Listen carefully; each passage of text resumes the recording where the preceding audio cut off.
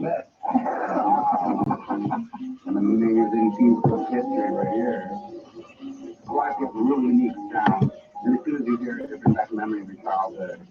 All the players, you see the fans, and you got candy, the elephants and lions and tigers and bears. Probably some of the sound pieces you really just you just need to know about this thing. First, I need to know how much it would cost to make it look pretty. Hello.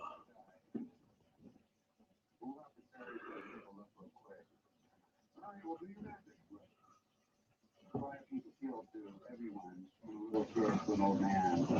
Most of them are automatons that will play pre-done music, but this one in particular was designed for music players. It's old. How you doing, guys? How you doing, Matt?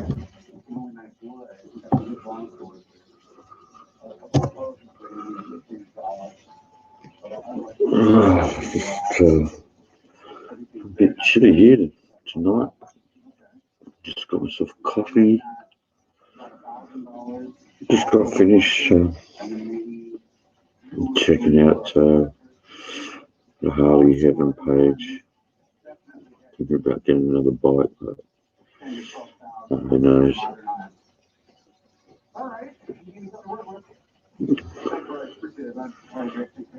I got to choose between a new bike or keeping my legs.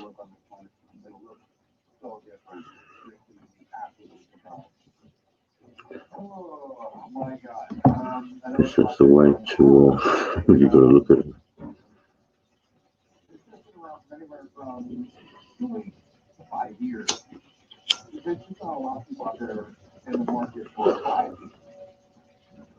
It sounds like there's a few $5,600 to make your boy like $2,000, and I might get $10,000 for it. Let's see if Andy's around.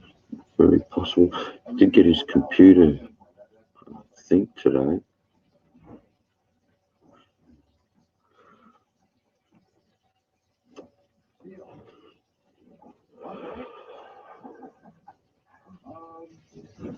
Now my problem, I guess. So let me go get you some mics. What? I see your 4,000 within an absolute noise to my idea. Sorry, guys, still on my first. Oh, we've got the trolls here. Is that you, BK, you crybaby? Throwing up the thumbs down already? Fucking child. Unbelievable. Some people get a kick out of doing that. I guess what's funnier is that they think it matters.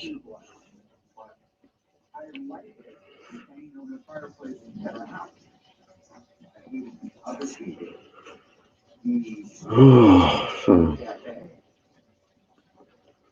got coffee extra strong, the only way to go.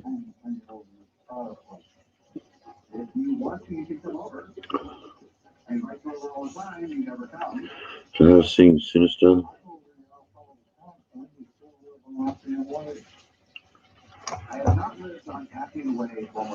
Haven't seen Chuck do a live stream for a while. I see he's still putting up vlogs here and there.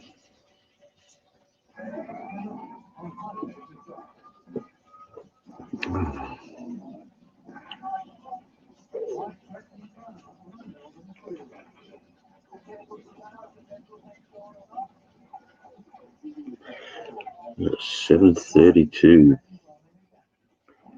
What time have we got in the US? Oh shit, 3 a.m. I don't expect to see too many Americans out and about. Could be an Aussie night.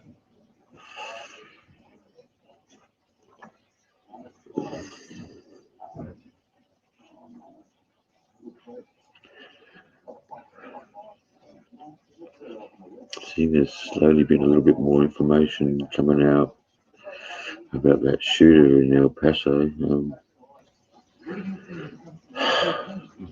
That's fucking crazy shit.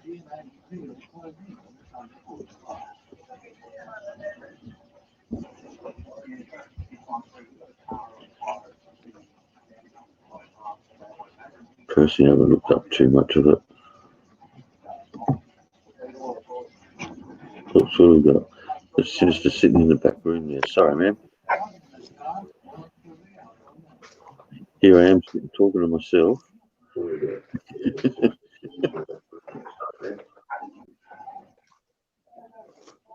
Here I am talking to myself. What's going on, mate? Not much, man. Just had a pretty slack day. Just cooked myself a barbie and had that, and yeah, just laid down, watched some fucking history shit, and yeah, just decided to feed the dog, go out, get a coffee, and bought 2 liters of orange juice. Keep me going. And yeah, I've got some apple and blackcurrant juice going at the moment, mate. I love juice. Oh man, that's good stuff too. Apple blackcurrant. Yep, and scoffing down some apricot chicken. Oh, I was just going to say too, I like the apricot nectar, man. That's nice. That apricot chicken. Did you got your YouTube muted? Yep, I just muted it, mate. Yeah, I just so I could hear the echo. Hey, Trusty, how you doing, mate? Hey, Ed, how you doing, buddy? We got. I don't know if you've met these guys, Sinister. Trusty's Ed, but not Trusty. Okay, Trusty's all right. He's a troublemaker from way back. Make a good Aussie, actually. Ed, yeah, he lives in the Philippines. We've got Matt. How you doing, Matt? Matt is a New Zealander. Actually, Matt, I was thinking about you today. And don't get fucking excited. I wasn't thinking you in that way. But I was listening to the radio and it had the old Split Enz song. Remember I Got You by Split Enz? Yeah. That's a fantastic song. And then while I'm listening to it, I just kind of remembered fucking how good they really were. Mm-hmm. I actually found a whole heap of my old CDs today, and I was listening to Hootie and the Blowfish.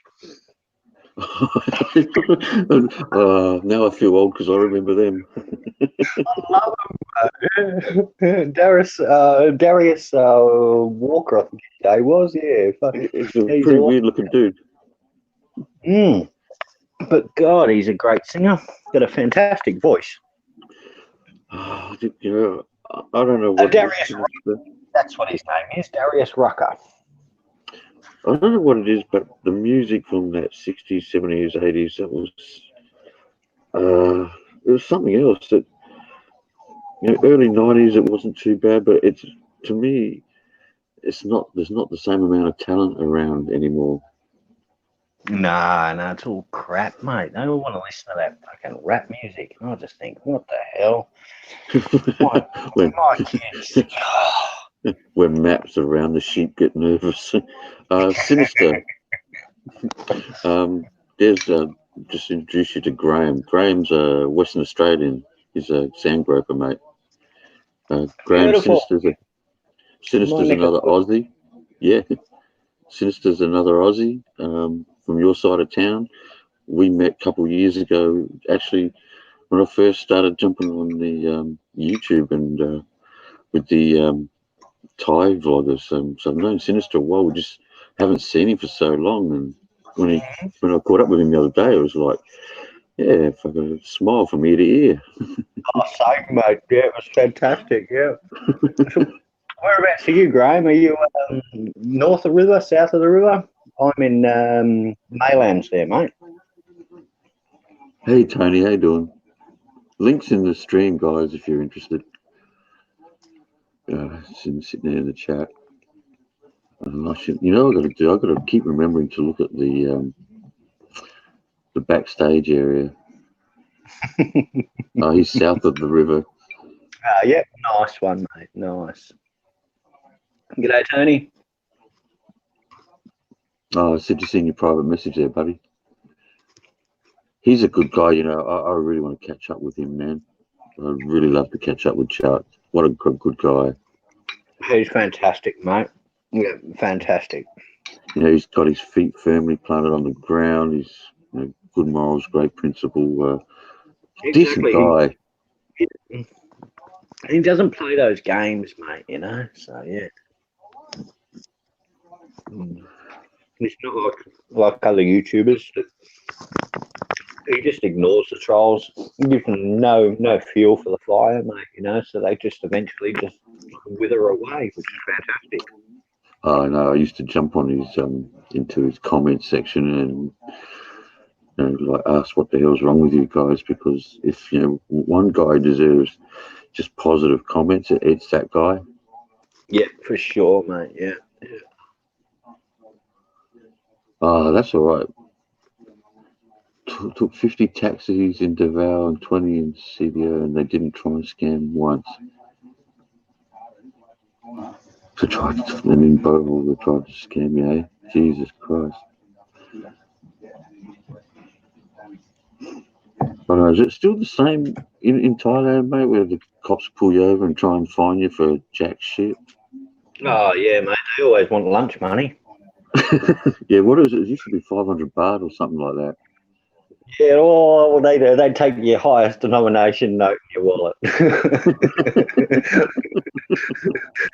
Sometimes they take a couple, but they only. Holy shit. This, I guess it's going to be anywhere, you know, anywhere you go Southeast Asia, anywhere third world country. I mean, there's going to be good and bad there, mate. Ah, yeah, that's it. Yeah, yeah. That's what I liked about Chuck. You know, like Chuck sees the positive in everything, and he'll tell you the good stuff, but he doesn't sugarcoat things. He will tell you what to watch out for, and, you know, He's straight up, mate. He'll tell you exactly how it is. You know, there's no in between with him. It's either good or bad. He'll just tell you exactly how it is, mate. And I really appreciate that. So do I. I think more people need to do that. And I guess what I like is he doesn't harp on about the negative either. He just tells you what it is and moves on really quickly. Yep. And Paige, man, does that girl ever stop smiling or eating? I have never ever seen her without a smile on her face. I've never seen her get upset or anything. Though I've seen her give a couple of dirty looks to Chuck, but nothing else. Yeah, I felt sorry for him a couple of times. He wouldn't be able to get away with too much with Paige. No. But I tell you what, man, I used to just almost have tears in my eyes laughing when, you know, Mum, or actually more so the father-in-law would refer to them as the kids. Yeah, Paul Red. Paul Red's awesome, mate. Yeah. Oh, yeah. Have the kids eaten? That was hilarious. Yeah. Soy mafia, mate. Yeah. Oh, shit, I forgot that term. Mate, I'll tell you what, that lady would scare the shit out of me. I wouldn't mess with her. Oh, I tell you now, mate. Hey, like I'm intimidated by her, and I don't get intimidated by many people.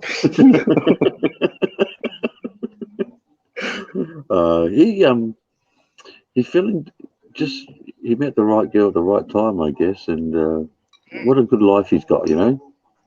Yeah, he actually met her. She was a waitress in a restaurant or a bar that he used to attend, and she actually turned him down half a dozen times before she finally said yes, she'd go out on a date with him. Yeah, well, I remember she was over there studying and living with an aunt, I think, something like that. Mm-hmm. But yeah, I remember she was pretty well put it on him straight away. She didn't want kids or anything, which I guess for Chuck was that was a bonus, really. He's already got 3. Yeah, I've seen the vid where he went over to see his daughter, who's in the military there, and they went to the beach and all that, and I have to jump into one of his live streams one day. He's got a brilliant life over there, mate. Because there's another guy here in Australia who's moving over there.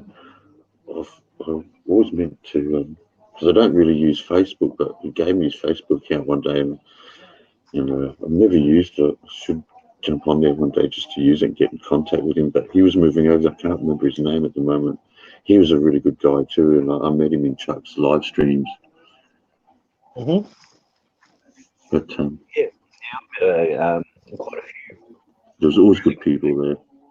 Yeah, that's it. Yeah, that was one channel that not many idiots hung on, you know.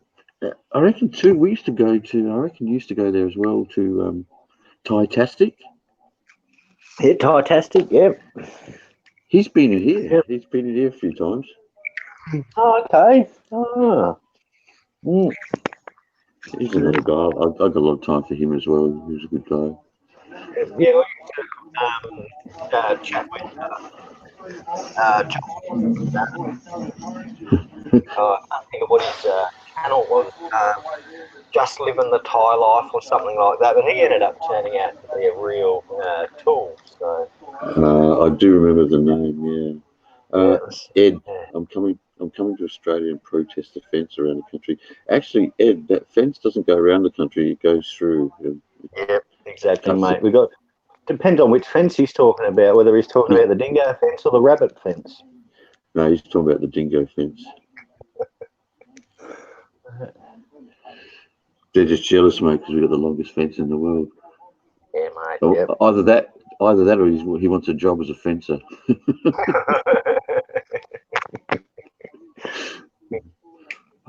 We talked about this.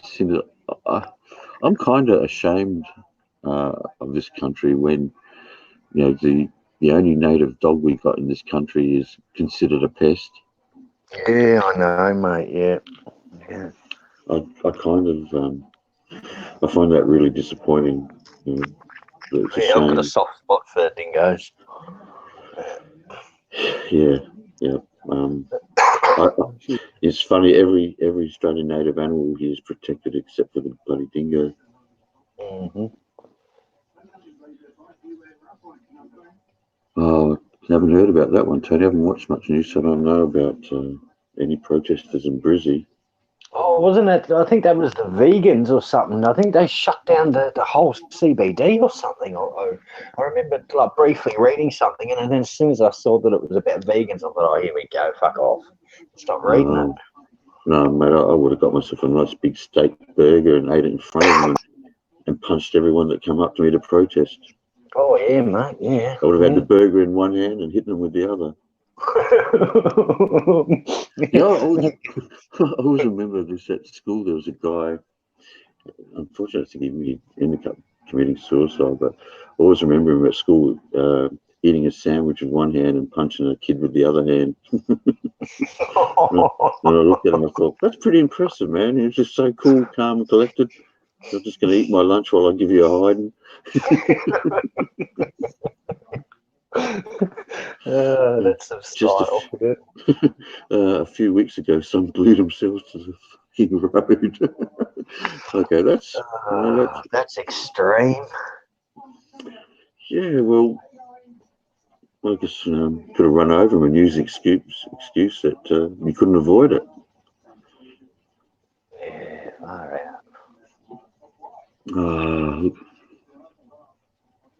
It's about climate change, I think. Well, you know what? This is what I don't understand. Well, sorry, maybe I should say this the other way around. This is what people don't understand. Climate change is a natural occurrence on this planet. It's been happening for fucking billions of years, and it will continue to happen. Whether we do or don't do anything, it will still happen. That's why we've had all these different ice ages. It's just a natural occurrence. Now, maybe we are having an effect, but we're talking a very minor effect. But at the end of the day, it's going to happen whether we like it or not. Yes, I agree. It's true, Ed.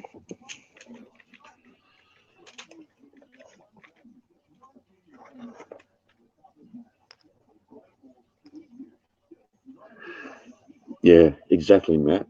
You used to call it global warming, then changed it to term climate change. And I found out where the origins of it came from. How's this, Sinister? I was trying to work out where it all started from. I thought maybe some scientists, had come up with some figures and then looked into it. It actually was a couple of students who did a thesis on it. Unfortunately, their theses got pulled apart, but the media got hold of it. Then I guess obviously some big businesses thought, hey, we can make some money out of this, and ran with it. Yeah. And so now they're measuring every little minute bloody degree or yeah, I don't get it. It's like those the school kids in New Zealand that exposed Ribena. Oh, okay. What was that one? I haven't heard. No. Far out. It would have been about 10, 12 years ago they exposed Ribena, because Ribena was saying that they had like XYZ times the amount of vitamin C than oranges. And when they actually did some testing on it, they actually worked out that it was a whole crock of crap. So they exposed the makers of Ribena, and Ribena had to backtrack and say that, yeah, okay, well, fine. It wasn't exactly true what we've said, but we are just as good as oranges then. Oh, gosh, Jesus. Climate change equals tax scam on the peasants. Well, trust you, I probably wouldn't have put it like that, but you're not wrong. And I've seen where, in Europe, they've lost a lot of money over it. A lot of money went missing, and it is a scam, though. It's kind of. Do you remember? I'll tell you one that was a real good one. Was when they used to talk about the hole in the ozone layer. Remember that? Yes. Yeah, they used to talk about that until I think it was a French scientist, a French physicist or scientist worked out that after doing this really big study on it, found that what it is the ozone layer around the Earth works like a pressure cooker. When gases build up, it'll open up like a pressure cooker to release those gases, right? Mm-hmm. And then as those gases are released, it will actually close back up again.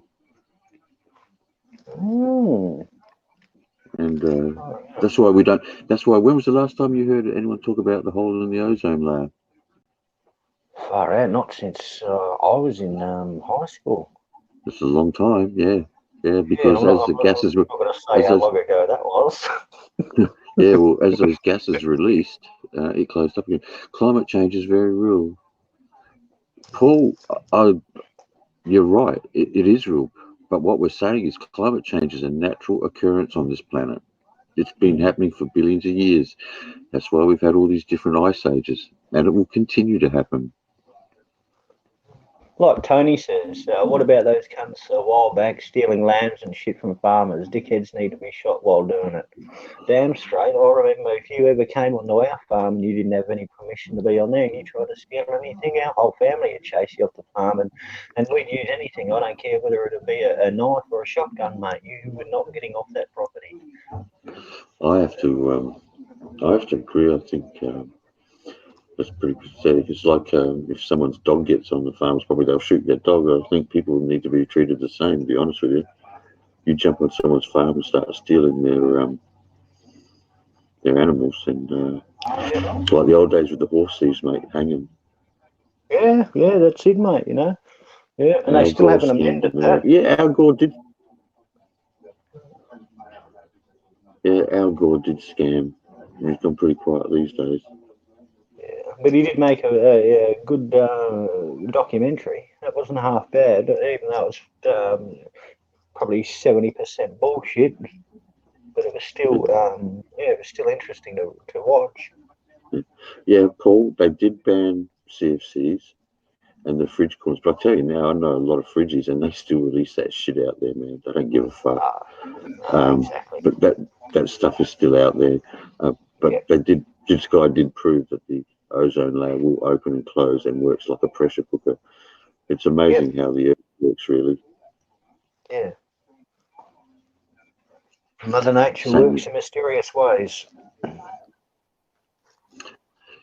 Yeah, well, we're virtually, eventually starting to work out a little bit by a little bit, but we've still only touched the surface, really, on what we do know about anything, Earth or the universe.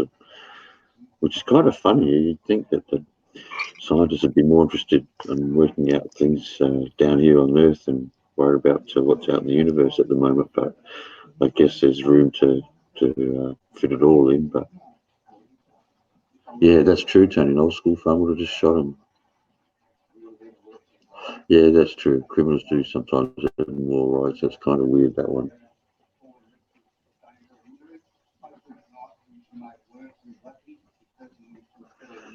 Exactly, Trusty. Exactly. Ice Age is just, it's a natural occurrence. The Earth will cool and heat up.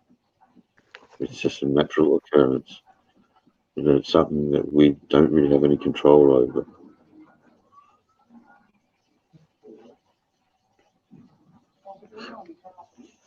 Yeah, I agree, Paul. You do have to specialise in science. That's why you have theoretical physicists and practical physicists, and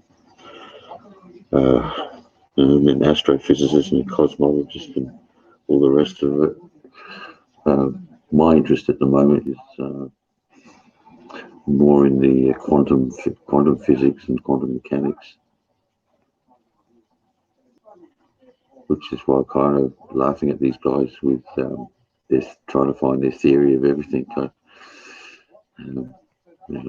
the moment, it seems that string theory, which I've been working on for a long, long time, still hasn't filled in the gaps between the theory of general relativity and quantum physics yet.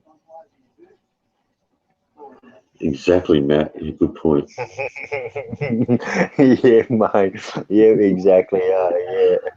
That's a very good point. Hey, how you doing, RJ? Have you ever tried to use one of those paper straws? No. Oh, far out, mate. I bet you can't. I bet you can't finish your drink with it. Just we got a guy here at the moment, Sinister RJ. He's an American lad, blind from birth, has his own channel. Yeah. He's a nice guy. I'll have to check his channel out. Yeah, check him out. Everyone, go check out RJ. She said does a commentary, guys. Pretty well discusses lots of different topics, but pretty well just does a commentary on things. Oh yeah.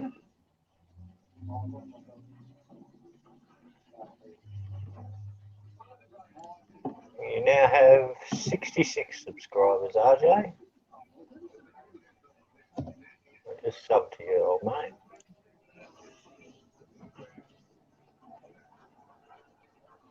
Oh, geez, man. I can't wait for summer again, to be honest with you. Oh, I know, mate, yeah. Half naked women running around. I mean, nice weather. Jesus, man. Obviously your missus isn't in the same room as you. No, we're actually split.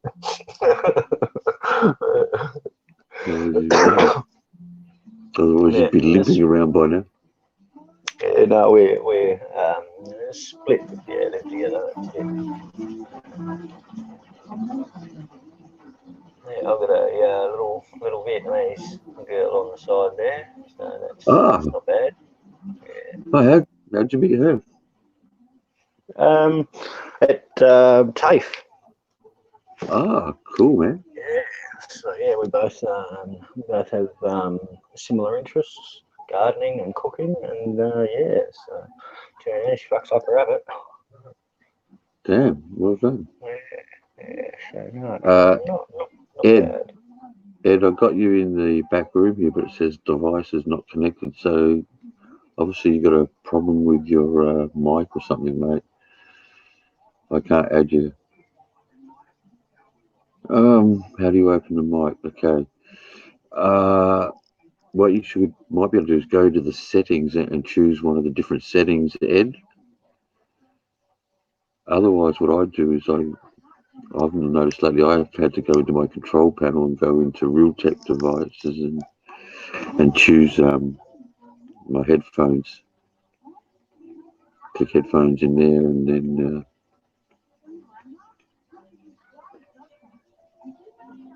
Not so sure why that's been happening lately. You used to just automatically pick it up and I'd be able to get in there.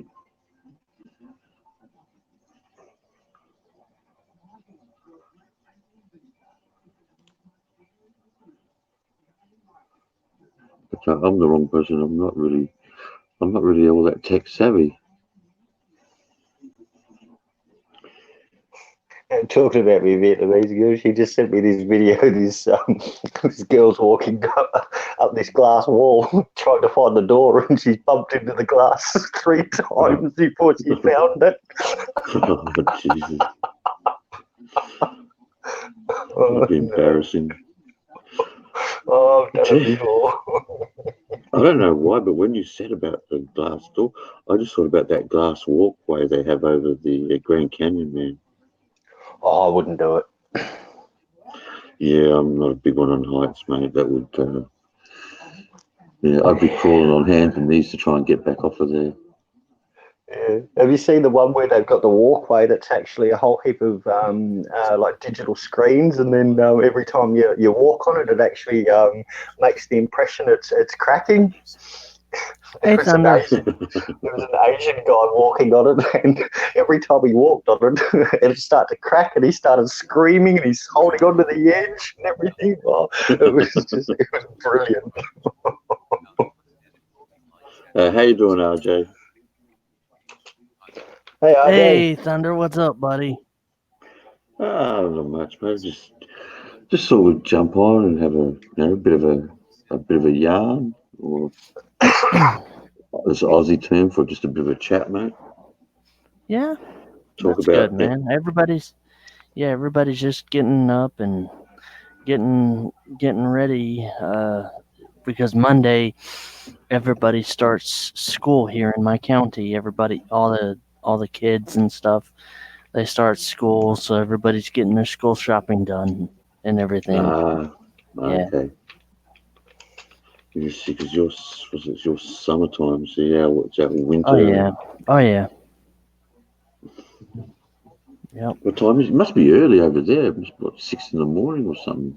Yeah, it's let's see. It's 6 in the morning, like 3:30. In California, they're on Pacific time, but where I'm at, it's 6:30. So. Yeah, I know. I got my world clock set to Cali time, so. So what are you doing with yourself? Crystal time? Well, one and the same. Yeah. Thanks for the for subscribing to my channel, y'all. I really appreciate that. I'm hoping to get to 1K here very soon, so I can try to get this bad boy monetized. But yeah, just been dealing with some crap, lately. RJ, mate, welcome to YouTube, because Yeah. you're going to have to put up with it. Oh yeah. All I can say is, for the most part, I know sometimes you have to address some shit, but for the most part, you just want to ignore it. And if you look at the more successful YouTubers, and Sinister will tell you this, the real successful ones, they ignore it, mate. Yep. Yeah, and a lot of guys are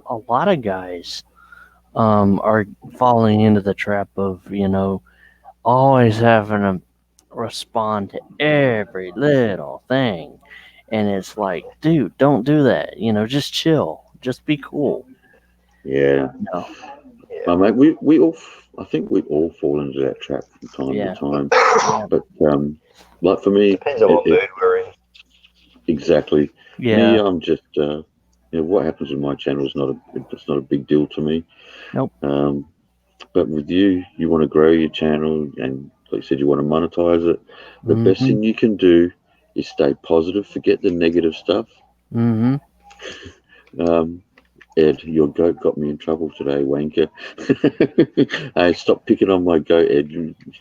Make sure you don't eat my goat either. Yeah, I gotta give a shout out to Ed Lepiot. I saw him in Chixie's channel the other week. I think it was sometime last week. He was in Chixie's channel. Ah, okay. Yeah. How you doing, Captain?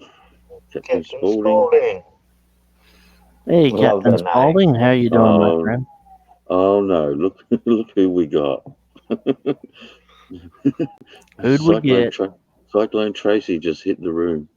Oh, Oh, for fuck's sake, seriously? Tell me what. No, just tell me why you fucking think he upset me. What didn't upset me? Why upset myself? Tell me what you think that it was that he said. Might have been.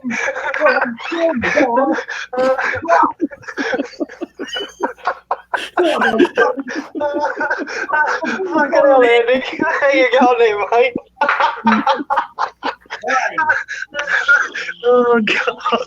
Oh, that's a great intro, mate. What the fuck?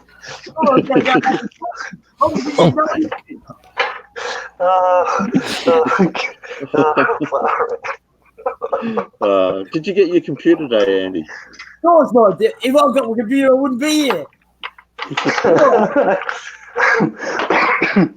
Go on, tell me what. Go on, tell me what you think. Fucking what particular word fucking annoyed the fuck out of me? I mean, I'm like, fuck this. I can't hear it. I don't want to listen to this shit anymore. But then I was in the fucking chat listening to that fucking ignoramus. But now I'm trying to work out what the hell you were on about, and now you've lost me, buddy. Well, what he said, it didn't happen. I know, but I'm about to wet myself. It didn't happen. What July 3rd, 1988 in the fucking search engine didn't fucking happen.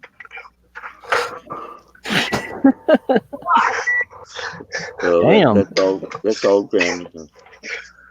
I should give you some background here, RJ. Andy and Popeye were having a discussion about. Andy brought up about 1988 when the U.S. military, or the Navy in particular, shot down an Iranian passenger plane. And Popeye said it didn't happen, and Andy got quite upset about that because obviously it did happen. Mm-hmm. My argument is that shit like that can happen, and it can be unintentional. Technology is not, it's not infallible. Right. 3 warships in the door, only one fired at them. Well, that's what I'm saying. Maybe the other two, like, you don't know. I mean, this is what gets me. What we don't understand a lot of time is when you look at the average age of kids. Well, I'm going to call them kids. Well, people in the military, they're only kids that are operating that machinery. See, Right. Ed is saying it did happen, Andy. Ed's on your side. He said it did happen.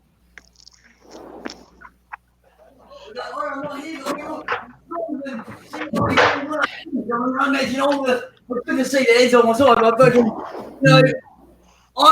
Andy, just take a Valium, just relax. Fuck, he needs to take 2 or 3 Valium. There you got Ed saying it did happen. I guess, RJ, what it comes down to, I guess the argument is that when we talk about certain countries and what they do, the bottom line is even us, like, say, the US, Australia, the UK, Germany, we all make mistakes and we all do the wrong thing. We don't always do the right thing. And we can be guilty as some of these other countries that we're always on.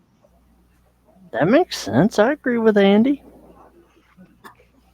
Because you often say this, and you're like, I swear you're stirring the pot or something, but fucking, I am not anti-American. I am anti-fucking, people that abuse human fucking rights. Well, I don't stir the pot. I just try and look at things from both sides, Andy. Like, okay, it happened. Was it intentional? I don't know. I can't say. None of us can say whether that was intentional or not. And Tony, between an Airbus and a fucking F-14. I'm just saying. Look, I don't disagree with you, Andy, but like I'm saying, technology is not foolproof.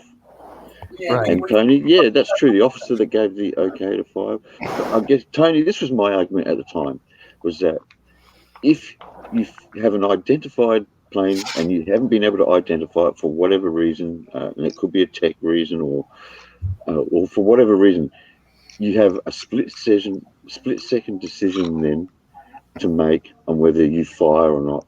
Because at the end of the day, if you don't fire and it is a threat, you could lose, thousands of people on your own ship. It was in Iranian airspace. Well, Ed said it did happen, but he's saying to you that it was an accident and they thought it was something else. I was watching a bit more about it today. Reagan actually apologised to the. I mean, no one openly apologised, but under I agree, Andy. Andy, Okay. read the chat because you got Trusty, another American here, saying, guys, hang on. He's saying, guys, most Americans believe whatever the official government story is. We really need to be more skeptic. Remember the Gulf of Tonkin, and that's right. No, that's right. And I just like that's what. I mean, I actually came on here to apologise to you and everyone for my fucking. Nah, you don't need to. I lost the plot. I mean, look, only because that whole Nenny likes, what I mean? With 290 civilians on the plane, 66 children, and he brings up, what about this? No, we're not talking about that. We're talking about fucking this. I mean it. He just fucking, see, but I still like him, even though I don't fucking sound like it. But I do, you know what I mean? It's fucking, he just fucking needs to get his head out of his ass, that's all. Well, that's between you and Popeye. You've worked that one out. Tony, wait. As far as I know, no one was ever charged over that. Is this the Andy you were telling me about, Thunder? Because I like him. Yeah, this is my mate Andy. He lives in Adelaide, just down the road from me. All right. We've known each other for over 30 years. And I think Trusty made the best statement here. We have to be skeptical because the official government stories that we hear aren't always the truth. And the Gulf of Tonkin was a perfect example. It would have been the last one, Trusty. Him and Popeye had a disagreement over it. Popeye said it never happened. Andy knows it did. And I guess Andy got quite upset about the fact that it didn't happen. Popeye said it didn't happen. I said that and just saying, I'm bringing up, because at the end of the day, all right, it's both tragedies. The Marine thing, a tragedy as well. But the 290 innocent civilians had nothing to do with it. No, I agree. Of course. How you doing, Warren? Oh, is Warren in the chat? Yeah, Warren's in there, yep. Hey, Warren, how you doing, buddy? Oh, that fucking Warren's here. Fucking that's it. I'm out of here. Hey, yeah, Oh, poor Warren. Oh, Jesus. Get your ass down to South Australia, you cunt. Oh, Andy. I would have been there today, but I've been so fucked all day, man. This is emotional shit just fucking drains on my fucking head. Andy. Yes. Have a coffee, mate. Have a coffee. I'll go get my Relax. coffee. I just popped up the cold actually, so I'll fucking. Yeah. I'm just gonna get the car back in. But we need to remember no country is innocent of anything, and I guess Trusty made a really good point with that the Gulf of Tonkin, and there's been so many false flags. I mean, to me, I still disagree with the Iraq thing because, well, anyway, the removing of Saddam because there was no weapons of mass destruction. I think that was just an excuse to go in there and hammer them, and all they did, to be honest. And this is nothing against the soldiers that went over there because they did exactly what they were told to do and did a great job. But at the end of the day, it made it worse in that area. It really did make it worse. That's my opinion on that. Well, Bush really had no business going in there in the first place. And you got to remember, too, we just come off 9/11. And, we did go in Afghanistan, and he thought, oh, well, I removed the Taliban. I'm gonna avenge my father. I'm gonna go in and remove Saddam Hussein. Well, okay, he did remove Saddam Hussein, but there was no plan to help the Iraqis, um, you know, raise up a stable government. I'm just going to answer Ed here because Ed said there was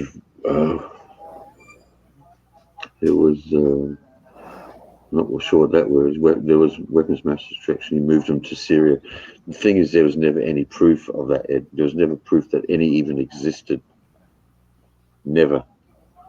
To me, I think RJ hit the nail on the head there. It really was a I'm going to do this one for dad type of thing. That's what it seemed like.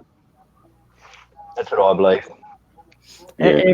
Everybody knew it because Saddam Hussein did try to murder George Bush Sr. Exactly. Yes. Yeah. That's And there's even audio clips of George Bush saying, "Well, Saddam tried to murder my dad." And you got to defend his dad's honour. yeah, that's all it I was. don't know. Well, I don't know if you could defend his honour because I don't know if any of the Bushes really had any honour, to be honest with you. Heavily into oil, that family, and have been for a long time. So to me, it was always very suspect. And as far as I'm concerned, I mean, Bush, our Prime Minister, and the UK Prime Minister, they're pretty well war criminals themselves, to be honest. They had no reason whatsoever, no right to remove the leader of another country like that. That's my opinion, anyway. Well, look at UK. I mean, look at how they've had to basically one of their prime ministers steps down, then they get this new guy in. I think Theresa May was one of the most incompetent prime ministers they've had over there because number one, she couldn't even get a deal. She couldn't even get a Brexit deal. The British people voted on it. Okay. Well, that's a good point because they already voted to get out of the European Union, and it seems like they're just stalling now. Yep. And it's sad because they, when people vote, they're under the expectation. Then they are under the expectation. Okay, I'm voting for this. Now do it. And it didn't get done. And it was Theresa May's incompetence. And now this new guy that they have in is more, okay, I am going to get it done. He seems like he's a get it done type of guy. Are you talking about Boris? Boris. Yeah, Boris. Boris something. Yeah, he was the mayor of London. He's a colourful character, but he seems to be straight down the line. Mm-hmm. Ed or Mark. But I don't know where this shit's going to go now with Iran. No. If I had to make a guess on it, I would say that America's going to find a way to hit them one way or the other. Oh yeah. Yeah. I think one of the real outstanding things, and I don't want to sound like I'm a big Trump fan here or not, but I don't have any issues with the guy. But one of the things that really was outstanding with him is when the Iranians shot down a what was it? That remote control bloody plane that they send over there. The drone, and the military wanted to hit them for it. And when Trump asked them how many lives they would lose over it, like Iranian lives, when the generals told him, he said it's not worth that many lives for one drone, which I thought was one of the most impressive things I've heard from a president in a long, long time. Nope. and he's very well, and he's very thoughtful. He's very thoughtful, and he's very like he's very deliberate. He doesn't It, like just on a whim just do something. He's very deliberate. maybe in doing something, but I'll tell you what, he does say things which sometimes don't seem all that deliberate. He just comes out with it. And I guess that's something I've liked about him. He's not politically correct. He Hmm. says what he thinks, whether it's not Yeah. always not always the smartest thing to do, but I think I personally appreciate that. Well, that's the reason why I voted for him because he um he s- believes what I believe about, you know, if you want to come to the United States as an immigrant, do it right or don't come here at all. And that's the problem. A lot of people want to cross the border from Canada into the United States or from Mexico into the United States and just think, oh, well, I don't have to do the paperwork. I don't have to do any of it. And all Trump is saying is, yeah, immigrate to the U.S. We are a nation of immigrants, but do it right. That's all he's saying. And you got some of these people out here saying, oh, Trump is anti immigrant. No, he's not anti immigrant. I'm not anti immigrant. I'm just saying if you want to immigrate to the U.S., do it right. That would be like if Chixie or one of you guys wanted to immigrate over here. I would say, okay, immigrate over here, Thunder, You know what but the do problem it the is? right way. I'll tell you You what know. the problem is, RJ. I was Hmm. in the US for a small amount of time, 6 months, Hmm. back before 9/11 and after 9/11. And Hmm. this is what I've seen is that the federal government have one rule, but the states seem to have a different because where I was, Hmm. and I guess that was in Oklahoma, and some of the states going back over towards the west coast there seem to enjoy having those immigrants come into the country, whether they were illegal or not, because they were doing the jobs that Americans didn't want to do. Hmm. So you've got this is what it seemed like to me. You've got the states working against the federal government in that. Hmm. I thought it was in Iranian airspace there. Andy, can you tell me where the Oh, drone was? look, I don't know nothing about the latest fucking internet. Oh, The you know, I don't drone. want. I don't know. I don't watch the news anymore. Remember? Anyhow, in this moment of break, hello, Sinister. How you going, Cobber? Hello, RJ. Nice to meet you. Nice to meet you, Andy. That was some entrance. That was some entrance you came in with, man. I thought that was classic. Well, sorry. It's not like it's almost bad. It's like, I apologise to you, Thunder, but apologies really should mean that you won't do it again, and I'm not sure I can fucking say that to you. No, we don't have to. I I might let fucking. Andy, everyone can have their say here and have their opinion. That's all good. That's how it is. Andy, let me That's just what I say love this, about brother. this channel, Thunder. Let me just say this. Let me just say this, brother. You're a lot like me. I'll tell you what I think, and I don't give a damn what you think. Well, I try to fucking not, what I mean, or maybe Yeah. I try to fucking, what I mean, because hell, he didn't actually hear what I really fucking think. Oh, fucking hell. Well, But I don't. You can have your opinion, Andy. You can go off, but as long as there's a line. We all know there's a line you shouldn't cross, and as long as you don't make the attack personal, attack what he Right. says. No, no. yeah, he says some subliminal things himself. Oh, of course he does. Yeah, and him and MJ are really good at bending the rules, but at the same Oh time, yeah, MJ1. Yeah. I mean, they're both good guys, but yeah, you're right.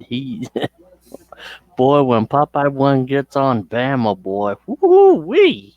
I try not. I know some guys don't like mentioning him. Bottom line is, Bama deserves everything he gets.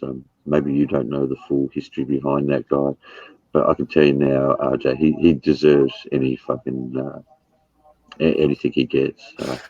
He's not a nice person, mate. And honestly, don't associate yourself with him because it will kill your channel. Honestly, Yeah, yeah, stay away from those sort of guys.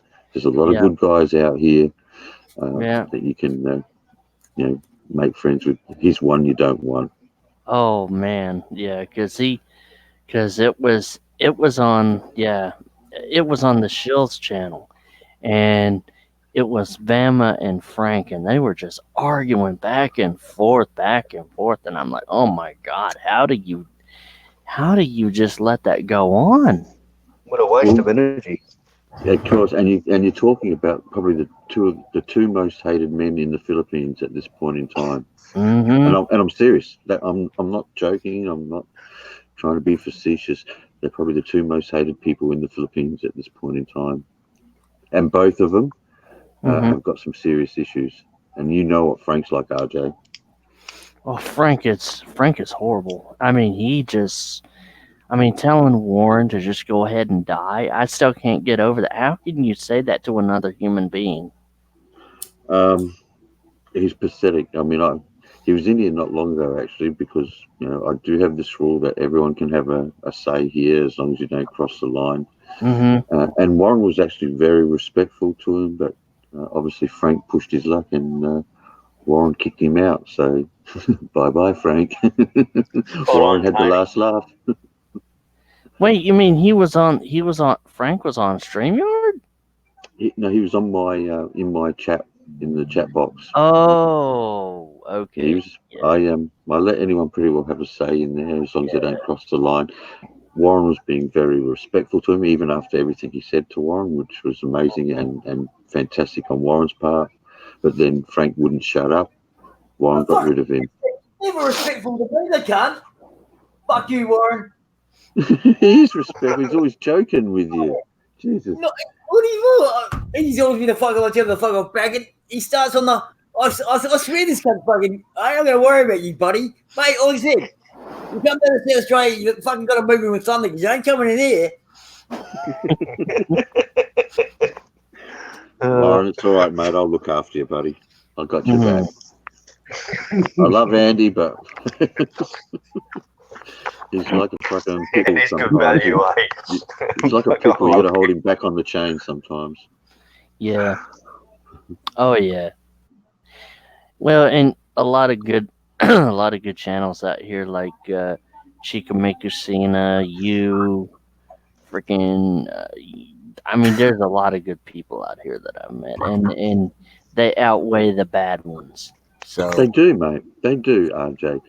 And like I was trying to tell you earlier, with your channel, stay away from the drama, mate. Leave that to the fucking idiots like myself. We don't give a shit, and whether my channel grows or not, it's not a big deal.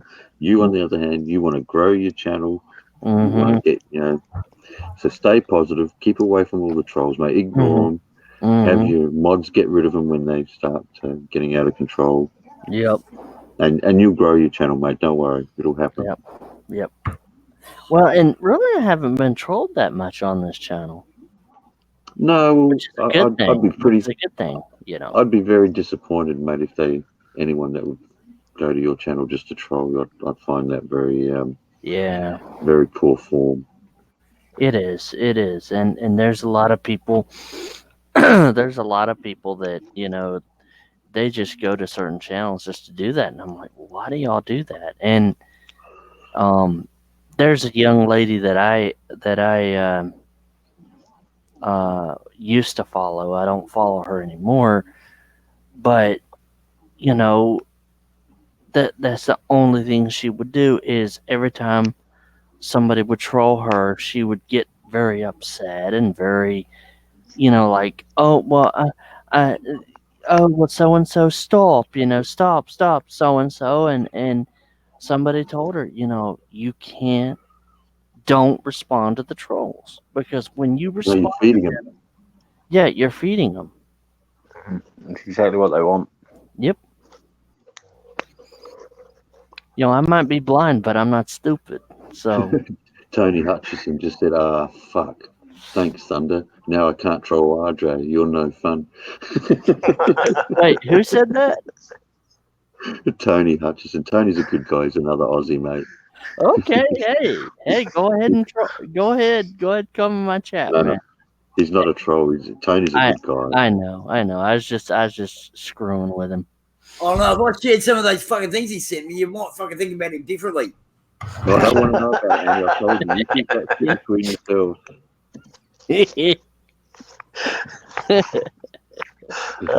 Fucking hell, Andy. And you've been trolling me since I started. Oh, so now the truth comes out. I like Ed. Ed's a good guy. Yeah, Ed Lippiet's a good guy. He's a great guy. Like I said, I saw him over in Shixie's channel, and oh my gosh, when Ed Lippiet comes into a chat, especially Chixie, she goes, "Oh, hi Ed, how are you doing?" Like, I mean, she just like, you would have thought the queen came in there. Well, he might be. He might dress up, mate, in dresses and high heels, so he might be a bit of a queen behind closed doors there, RJ. Yeah, I know, Ed, you're after my girl. I know that. Oh God. But see, these are the guys you want. You know, the guys that you can have a Oh bit of yeah. fun with. Oh yeah. Yeah. These guys, you can talk to these guys all day. Nothing Yeah, like the Aussie banter. No, that's right. There's a heap of good guys out there. Yeah. I know a guy in the blind community, not on YouTube, but we have our own community that it's not on YouTube, but I knew a guy named Chris West, and he was blind, and he was from Australia, and he ran an internet radio station, and he was the first one to introduce me to Kevin Bloody Wilson. And oh yeah. I used to do landscaping for him. Yeah. Should we apologise to RJ now, or?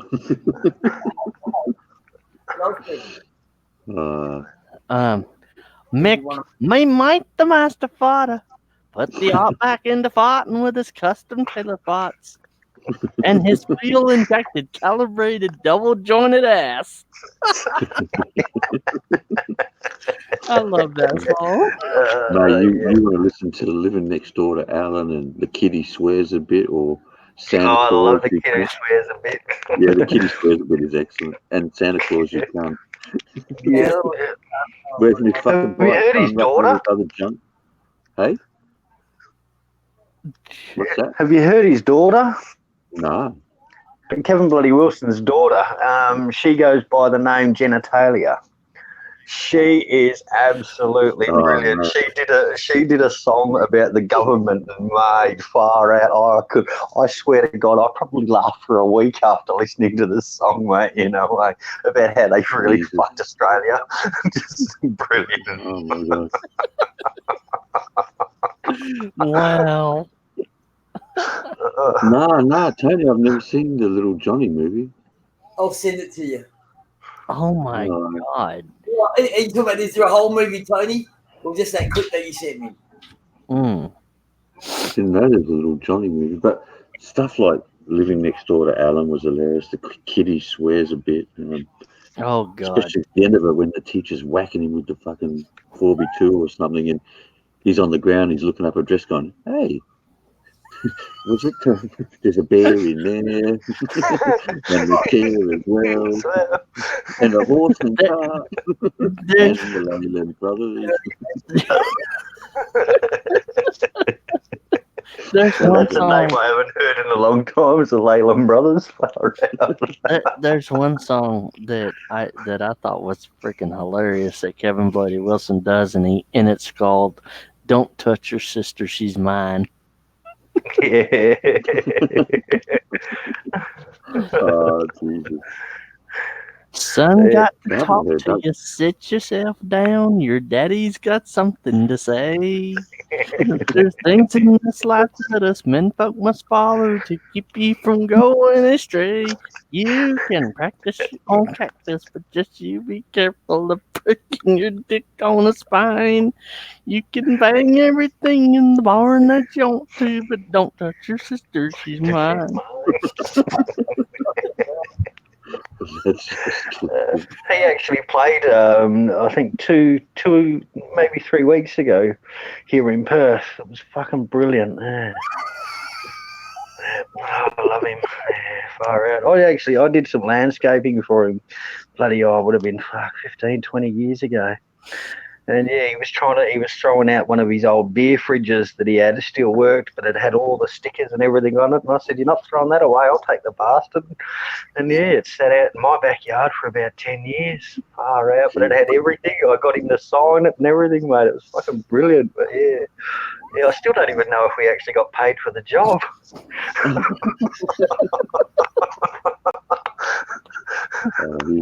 Oh God. these days, though. Another one I like is Rodney Rood. Yeah, but he's looking old and grey now, like the rest of us. But yeah, far out. He was sensational. I do remember Peter Cook and Dudley Moore and Jane Mansfield. She had lobsters up her arseholes. Up her arsehole. They had another one there because they got so drunk while they're doing it, and the one bloke's talking about, I fucking was walking around. I think it was a football game or something. He said, this bloke called me a cunt. I said, well, what'd you say? What'd you say back to him? He said, I said, don't call me a cunt, you cunt.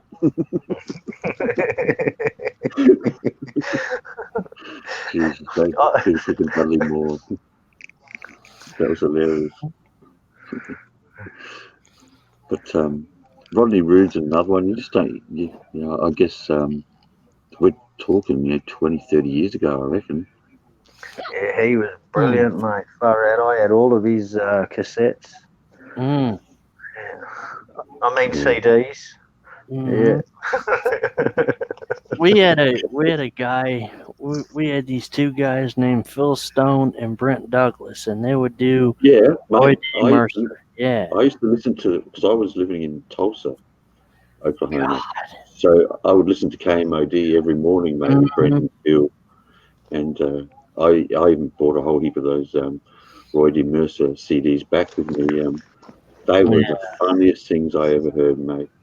I'm going to open a 55-gallon can of whoop ass on you. Yep. And you know what's so bad? Phil Stone actually passed away in 2012. Oh, really? Yep, he passed away. Oh, shit. Brent Douglas was the voice of Mercer, but he did this one call in 2008. You should look it up. It's called Horny Hound by Roy D. Mercer on YouTube, and it is funny as hell. I always remember that saying that he had, like, "How big a boy are you?" Uh-huh. And the funniest one I ever heard was when he rang up the wrestler Goldberg. Yep. Yeah. And he threatened to beat the shit out of Goldberg, and Goldberg's like, "You in what fucking army?" He said, "What did he say?" He said, "I'm not big, but I got one of them wrestling masks." Yeah, that guy's still wrestling even today. Actually, what I'll do, guys, can you still search YouTube while you're on here, Sinister? Yeah, I can, mate. Yeah, I've got it. I'm running you guys through my phone at the moment, and I've got my PC going at the same time. Okay. I'm gonna put it in here. I'll put the clip and have a listen to this, man, because this is the most hilarious. It's one of the funniest ones he ever did, actually. When he made this phone call to Goldberg, and man. Oh my God, it's fucking hilarious. It's probably one of the funniest ones he ever did. But he did so many of them too, and he'd ring up cops and prank call them, and he'd prank call ex-Marines, and the old "How big a boy are you?" I'm a wiry fella, but I'm only about 155 pounds dripping wet, but I'm pretty wiry. And Thunder, I'm gonna tell you something right now. I'm gonna get $455 out of you. I'm coming over there to Australia, and I'm whooping your goddamn ass. Yep. Do you know that when you used to buy those CDs, and I Mhm. had a lot of them, they actually gave you a credit card to make a phone call to them so you could suggest someone for them to prank. I'm going to open a 55-gallon drum of whoop ass on you.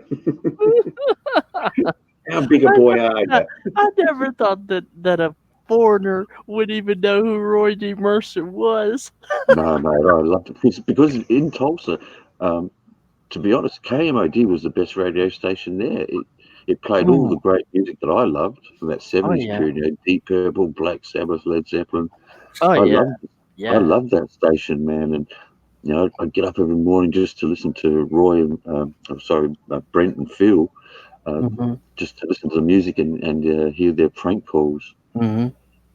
Um, that was bloody hilarious. And Mm. I'm ashamed I didn't know about Phil. So I do remember though at the time, all the big New York radio stations were trying to get them and sign them, but they would never move from Tulsa. They just they loved what they did, and No, but, no, and you could just tell they worked really well together, and it was like they loved it. They loved the gig. I mean, it was a good little gig. oh mate, yeah, it was even like in Adelaide or Australia, the radio stations here. I don't think I've ever heard a better station than KMOD. It was Mm. my all-time favorite radio station, and Oh Brent yeah, and Phil, oh yeah. they made it, man. They really did make it. So I'm Mhm. surprised you know who Brent and Phil is.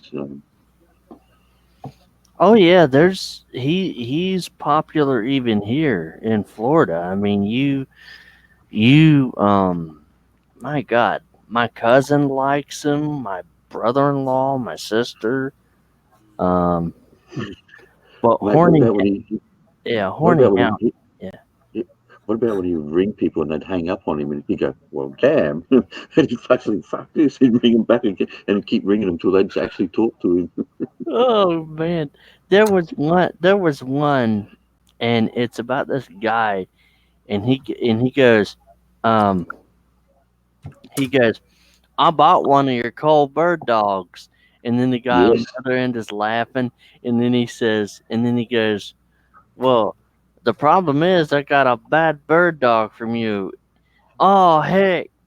Well, it wasn't from you. It was from an old boy that got him from you. I was down there in Shodos, got some shrimp and a cup of coffee, and I saw this big bird dog in the back of his truck, and I paid him about $300 for it, and I bought it.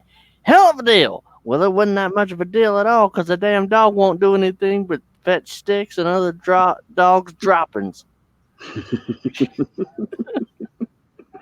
I Oh remember man. he rang up some ex-marine that worked in like a gardens where they grew flowers, and Uh-huh. he started to give this marine shit about being a pansy. And That was brilliant, mate. I just watched that. That was fucking brilliant. Hey, Goldberg. I'm gonna come down there and whip your ass. Well, I'd like to come see. I'd like you to come down and see. I'd like you to see that. And he's talking about you and one army. Yeah. You're not gonna pull any crushed glass out of your ass, are you? Yeah. You're gonna pull some of that crushed glass out of your trunk. Oh, mate, that was brilliant. I know that wrestling ain't real down in Mexico. Yeah. Come by here and I'll show you how real it is. He said, how about we tag team? He said, because I got me a mask. Oh, mate. Oh, far out. That was brilliant. And every morning they would do one of those sinister. Every morning they would prank somebody with that. Mhm. Oh, so those guys, like, they legitimately have their own radio show. Yeah. It was a Yeah. radio station, KMOD in Tulsa, Oklahoma, and they played like Black Sabbath, Deep Purple, Led Zeppelin, all the old stuff. And and halfway through the show, they would ring up somebody and thank them. Oh, mate, that was absolutely brilliant. My son Raymond. My son Raymond was down there about a month ago. He wanted to sign up for the Navy, and you told him he's too scrawny, and he need to go home and work out. Well, what he did is he got him about $55 worth of dumbbells and protein powder, and that ain't the worst of it. His little fat hamster Liberace was down on the floor, and he dropped a 20-pound weight on him, squished him. Oh, far out.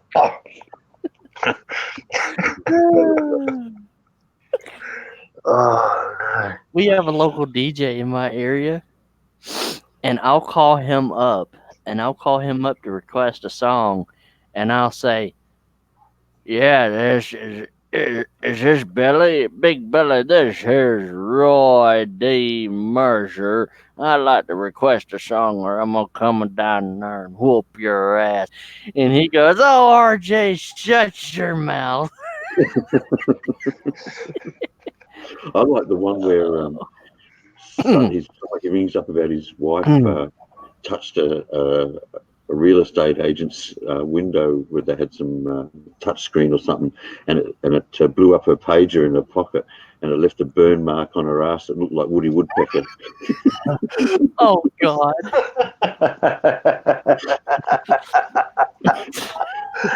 And then the cop, he gets this sheriff so fucking. He gets him so rolled up at the end when they're laughing about it. The sheriff's like, "Man, I thought we were about to have the fucking shit." Oh, you should have named this live as Giggling Schoolgirls, mate. Far out. That's how I feel, like a giggling The schoolgirl. giggling schoolgirls? What the fuck? Well, mate, like I said, he's done so many of them, and Oh well. It's one of those things that you couldn't have a bad day because you'd always start the day off with a big smile on your face listening to that station. Oh my God. I think the greatest 70 songs from the 70s were songs like Jim Croce, artists like Jim Croce, freaking Gordon Lightfoot. Oh my God. Cat Stevens, all those guys. I like Jim's I Got a Name. That's a great song. Oh, yes. Rolling me down the highway. Rolling me down the highway. Yes, sir. Moving ahead. Hey guys, Oh, I just have to mute myself. The dog wants to go outside. So you guys, you got the floor is yours. Mm-hmm. Oh man. Woo. Oh, far out, mate. Oh yeah, I know that, right? That's some funny shit, ain't it? Oh, mate, they in Australia, they now with all the political correctness, they would have banned them. Yeah. Oh, God. some little snowflake would have dobbed him in, mate, and said, "I got offended this morning." Yep. Of course. That's what would have happened. I mean, even here, my God, some of the stuff some of the comedians here are like funny as hell. Oh, yeah. I'm not talking about Jeff Foxworthy or fucking Bill Engvall. I'm talking about Peter Russell. Or Russell Peters. And he's an Indian comedian. His family's from India. And oh my God, when you start listening to him talking about living with the Indian father, "Oi, Russell, come and do the dishes." Fuck you, Dad. What the hell did you just say to me? Do I look like Ryan's mom? Somebody gonna get hurt real bad. He does it in such a funny way. You're like, oh my god! Like the comedians over here in the States, they are not politically correct whatsoever. Oh, mate, yeah. Gosh, they shouldn't be. Yeah. Oh, yeah. Bill Hicks. Bill Hicks is the fucking best. Best Bill. Okay, Oh, he's fucking back. Oh, no, here we go. Hi, Andy. Hey, this is awesome. I've been here the whole time. I'm getting be quiet as well, you got, you know. Yeah? Look, only something's, you know, what I say, fucking pure ignorance fucking annoys the fuck out of me. Yep. It does me too, man. You know? But apart from that, I do like to laugh. So I said, Bill Hicks, if you want to fucking see, most of my fucking favourite comedians are American. Like George Carlin, Bill Hicks, they both fucking say it how it is. Yep. Mm-hmm. And, you know, fucking dead though. Pity. Have you watched Carl Barron? Yeah, I'm not really. You know, he's okay. Don't get me wrong. You know, but it's not. Yeah, I don't mind him, mate. I reckon he's pretty bloody good, you know. Yeah, but he's a different sort of comedian. He's like one of those circumstantial comedians where like you have to be there, you know. I prefer fucking Kevin. Mm-hmm. You know Oh, so do I, mate. You know, so do I. Yeah, yeah. But I still like Strassman. I don't really like you know, for me, he doesn't. But that's it. The way the world go around. That's why, you know. Yeah. That's why these cunts are famous. Because fucking hell, most of the comedians I listen to, I think this ain't fucking funny. But that's just, you know. I like Dave Chappelle too. Yeah, he's good. Yeah. Joe Rogan. Bill Mhm. Burr. Bill Burr's not too bad. Fucking who was it? Fucking what's his name? Bruin. Is it Bruin? Fucking the dude sings. He does the hokey pokey. He does a fucking impersonation of AC/DC doing the hokey pokey. Well, fucking. Oh yeah, and doesn't he have that show, The Bruin Effect or something? Yeah, something like that. Yeah. I don't mind. Yeah. Like I said, most of my favourite comedians, you know, aren't Australian. They're probably, you know, American and British. I love Dave Allen. I really love Dave Allen. I like that Fluffy. Julius Iglesias, I think his name is. Yeah, Fluffy. He's pretty good. Yeah. The skit where he does about the Indian bloke that walks in and goes and robs the bank, and he comes out with a fucking computer, and he goes, "Did you show him the gun?" He goes, "I showed him the gun." He goes, "Why have you got the computer?" He goes, "Because they thought I was tech support."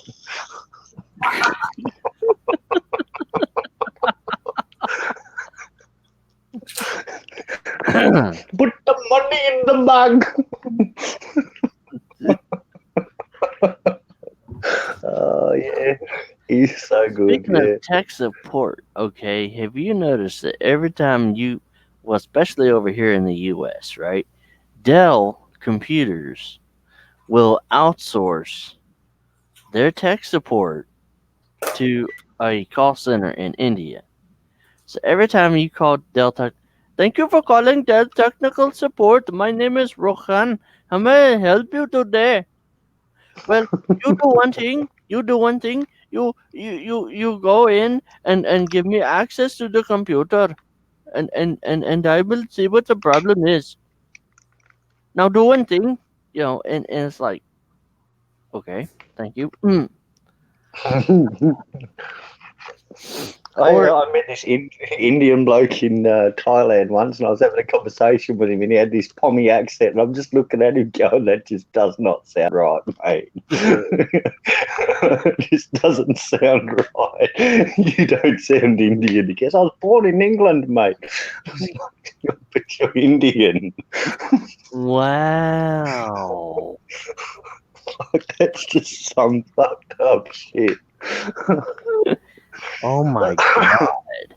Yeah, or the Indian tech support scammers. You know, there are channels out there. There are actual YouTube channels out there where they will actually scam bait these people. Like they'll call them up and they'll pretend like they have a problem with their computer, and then like they'll actually have a virtual machine. They'll have a virtual machine and they'll let the scammer access the virtual machine, and then they'll be like, "Oh, so do you enjoy scamming people, you fucking benchode?" And they get so pissed off, and they hang up on the scam baiter. I've watched a couple of videos where the scammers get screwed over by some smart IT guy far out there. They're pretty good. Yeah. Where they actually get control of the scammer's computer and then create all these fake files and everything for them, or lock them out of their own computers. Oh yeah. So, that is just brilliant. I love watching it. Oh yeah.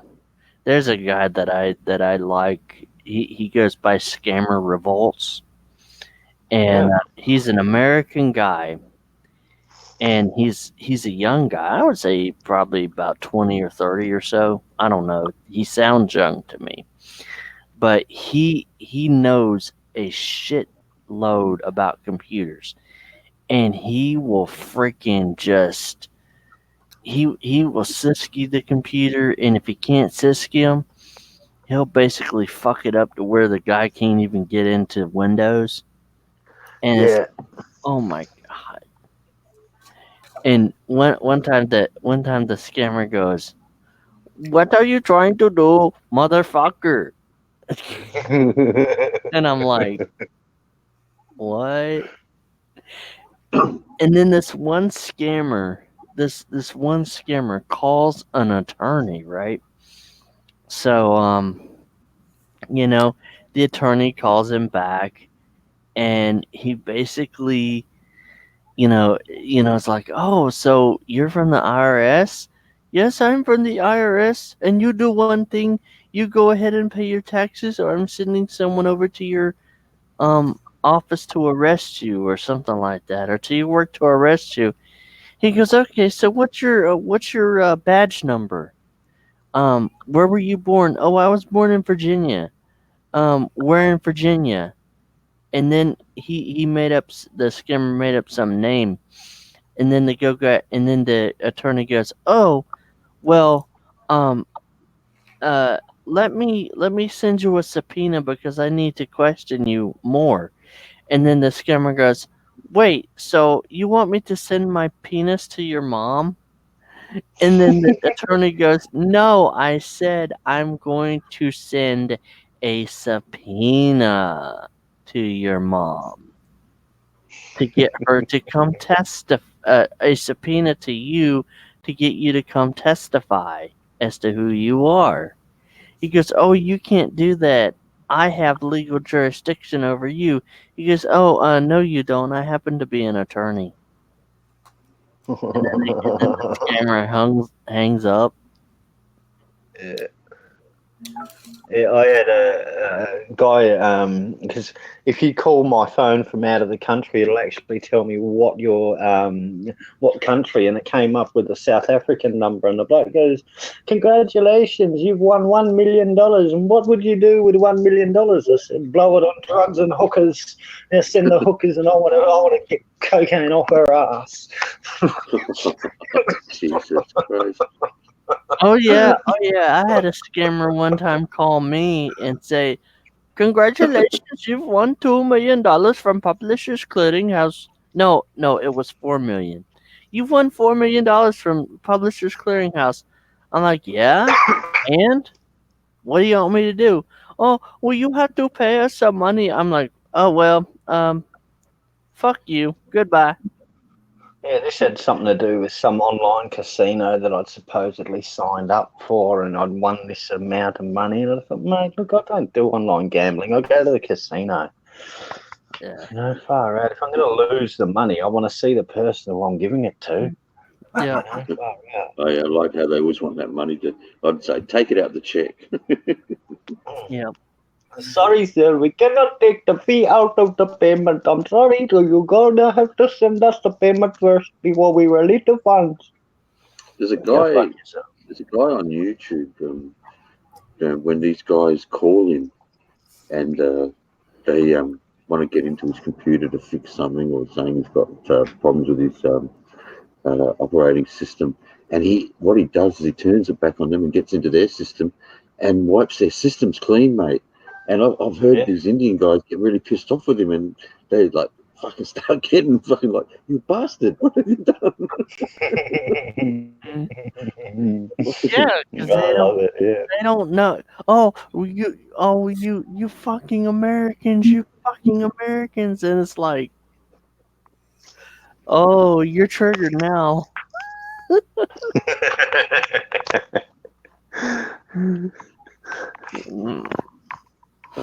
Unreal. I mean, it's kind of sad that people still get fooled by these guys. And Yeah. There's someone pretty cluey. I actually, you guys are joking about it. I watched a thing on YouTube. It was 60 Minutes, and they were with the police in the Philippines, fucking catching these fucking dudes in the act of ripping off Australians, because for some reason the Australians. Yeah, they went into the call centre. Yes, I've seen that too. Yeah, that was brilliant. It was brilliant to see him get fucking taken down. What happened? What happened was, they were just people, they were They had a fake sucking. call centre set up in the Philippines and scamming people in Australia. But Australian police and Philippines police got together and busted them, man. Oh, so were these Filipinos doing the scamming, or were they? No, they were English, I think. English and maybe Americans, Australian. Americans in English. Oh, something like that. wow. So they got busted. Oh, wow. And the dude that was in control, he'd actually talk to him, and they had the numbers written down and shit. He's like, no, I've personally never fucking done it to anyone. No, I haven't been talking to any Australians when the fucking information was there, because he came up and rung this guy up and told him he was going to invest and shit. Anytime, Warren. You don't even have to ask. Just ask for the link, mate. You're always welcome on here, buddy. Yeah, come on, Warren. Come on, man. I don't believe you, Warren.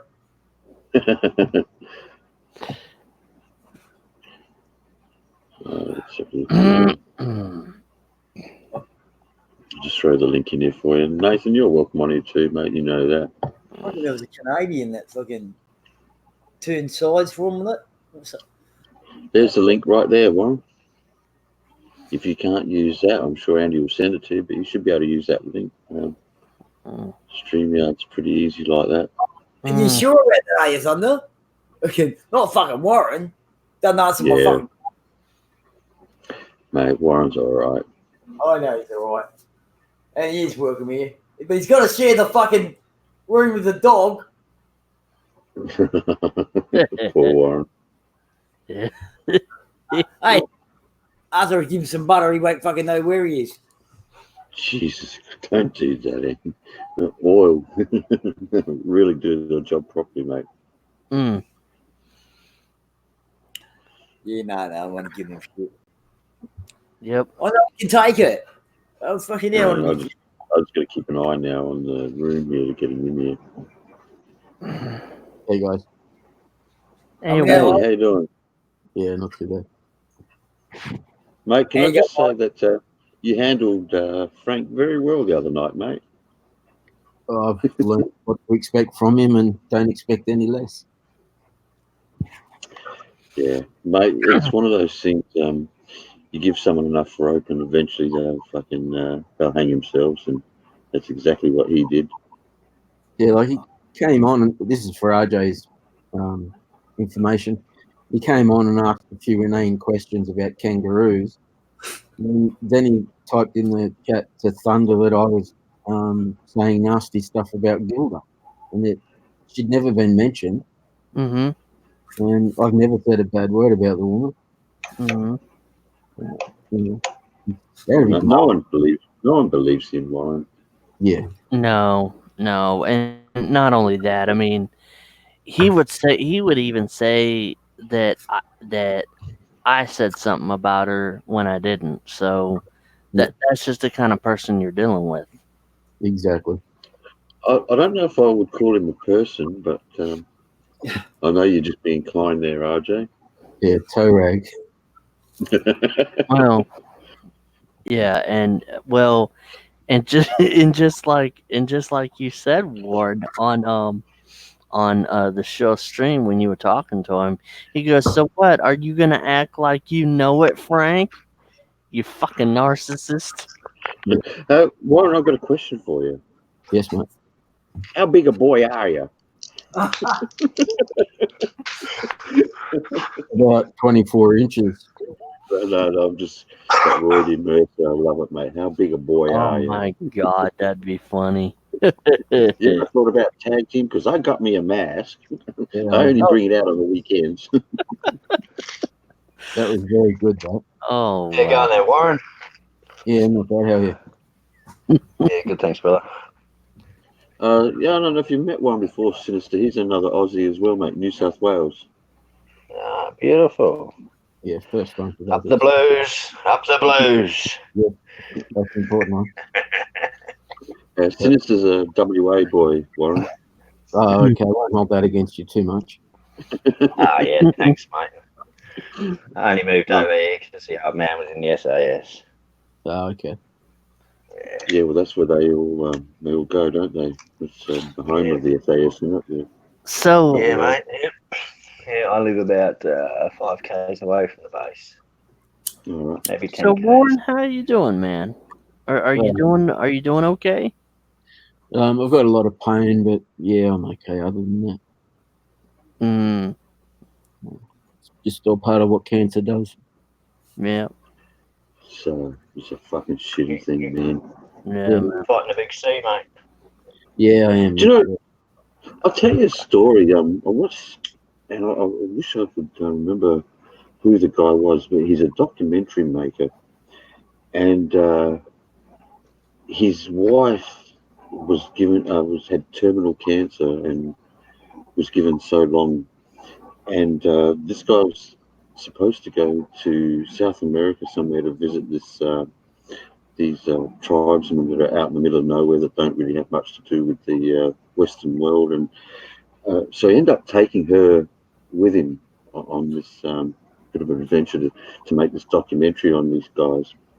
And when he got there, he's there with his film crew and his wife, and the shaman walked up to his wife and touched her stomach and said, "Oh," and told them that she was pregnant, and even told them what the sex of the child was. They didn't know this at the time, but it turned out that yes, she was pregnant, and she actually had a child that was a sex that he said it was going to be. But the weird thing was, he said, "Oh, you're sick." He took off into the jungle in the Amazon there somewhere, came back, gave her some shit. When she went back to the UK, the terminal illness, whatever the cancer whatever it was gone. No trace of it whatsoever. Far out. And this guy knew, the shaman knew by looking at her what was wrong with her, how to treat it. Like, what the fuck? And then when you hear that most of our medicines come out of rainforests, you've got to wonder what these shamans in these places like the Amazon really do know. Yeah, they know a lot more than we give them credit for.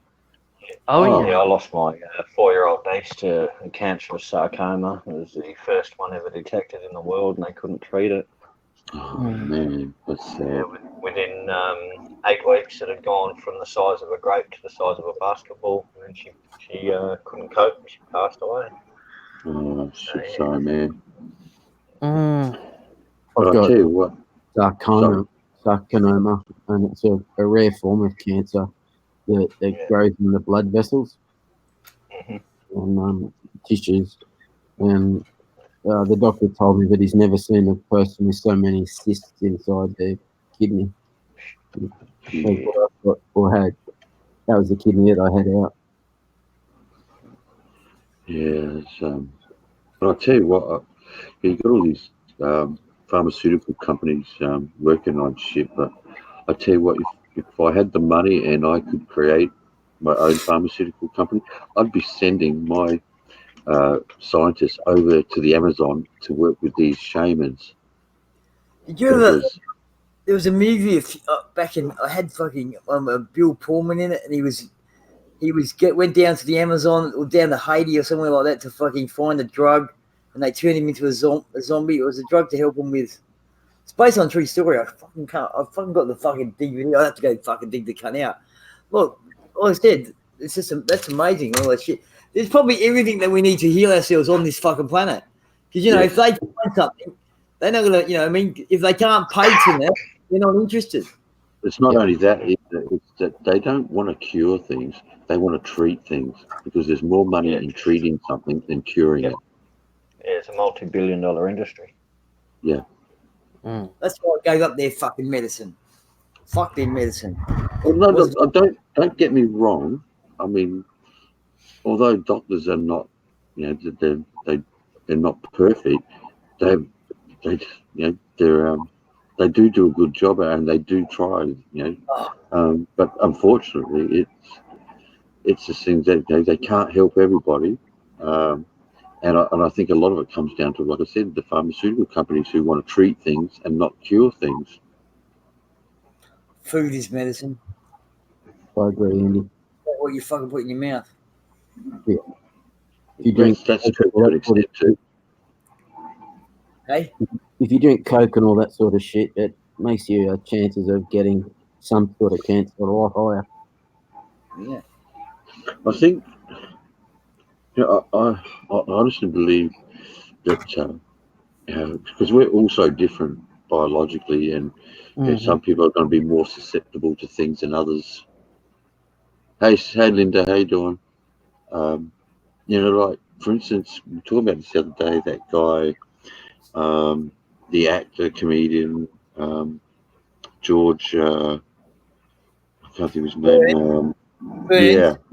Yeah, smoke a Cuban cigar every day, and lived until his 90s. Oh yeah. I think I've seen old women and old men that are in their hit 100, and they smoke and they have a drink every day, and I really think it's we're all individuals, and I think some of us are just more susceptible to some things. But I agree with what Andy says. I think there's a cure for everything out there, but the pharmaceutical companies don't want to know about it. Yeah, I agree. I mean, So I remember several years ago, there was a guy, he was like 109 years old, and he had worked at the same restaurant for like years and years and years. And he said that his secret was getting up, going to work every day. He just enjoyed working there. Yep. Out of the 12 people that I started at the same time having chemotherapy with, there's only 2 of us left. And that's because we're the 2 most active. I think there's something to be said in that too, Warren. Yeah. Some people give up, mate.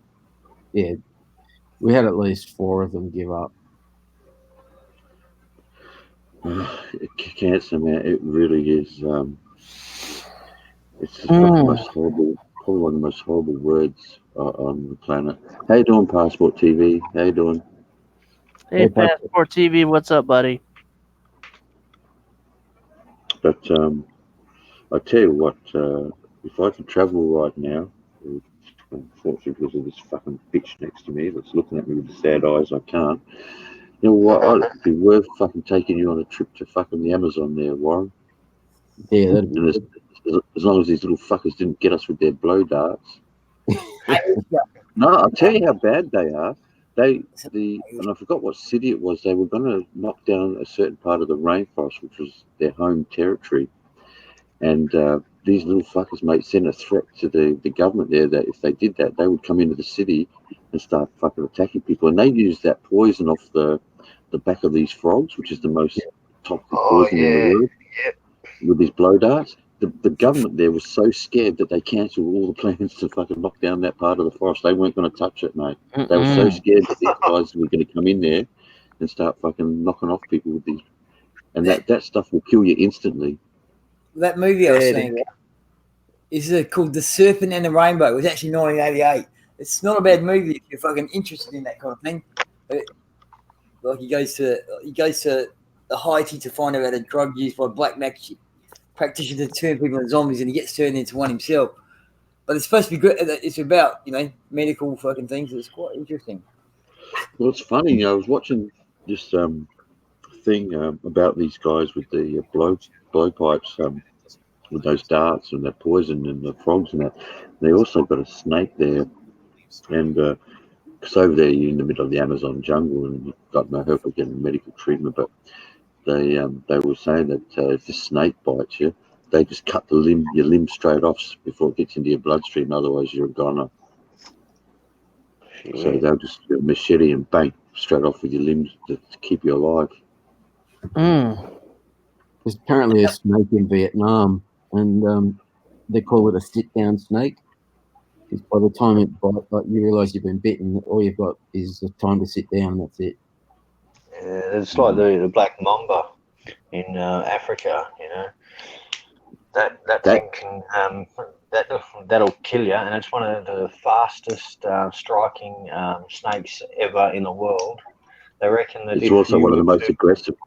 Yeah, if you were to have one next to you, by the time your mate had pulled you away from it, you've already been bitten half a dozen times. Yeah, well, I've seen guys work with them. There's a couple of guys on YouTube that work with them. They go and get them out of people's houses and whatever. And they said I think I watched probably the same channel, Thunder. Yeah. They said they're probably the most aggressive snake out there. Yeah, it is. Yeah, the tattoo guys. Yeah, mate. Yeah. Brilliant. They got balls of steel, mate. I've dealt with snakes for many years. I used to have pythons, mate, and I'm not afraid of snakes as long as they're non-venomous. But mate, you wouldn't catch me out there doing their job. It's kind of funny we're talking about all these snakes, yet the 10 deadliest snakes on the planet are all here in Australia. Yeah. A lot of them are located here in WA. Yeah, but the eastern inland taipan is the deadliest of all. But I don't think they're as aggressive. Say, like the black mamba is just insanely aggressive. I watched a YouTube video of a guy that was he was riding a motorbike. I can't remember what sort of motorbike it was. I've seen it. And a guy was behind him, and he had it on film. This black mamba had gone up and had only just missed this guy's leg, and this guy, they slowed it down, and oh my God, like I was watching this on my big screen TV, and I just started breaking out of this sweat, just thinking, oh my God, did I just see that? It lunges at the motorbike.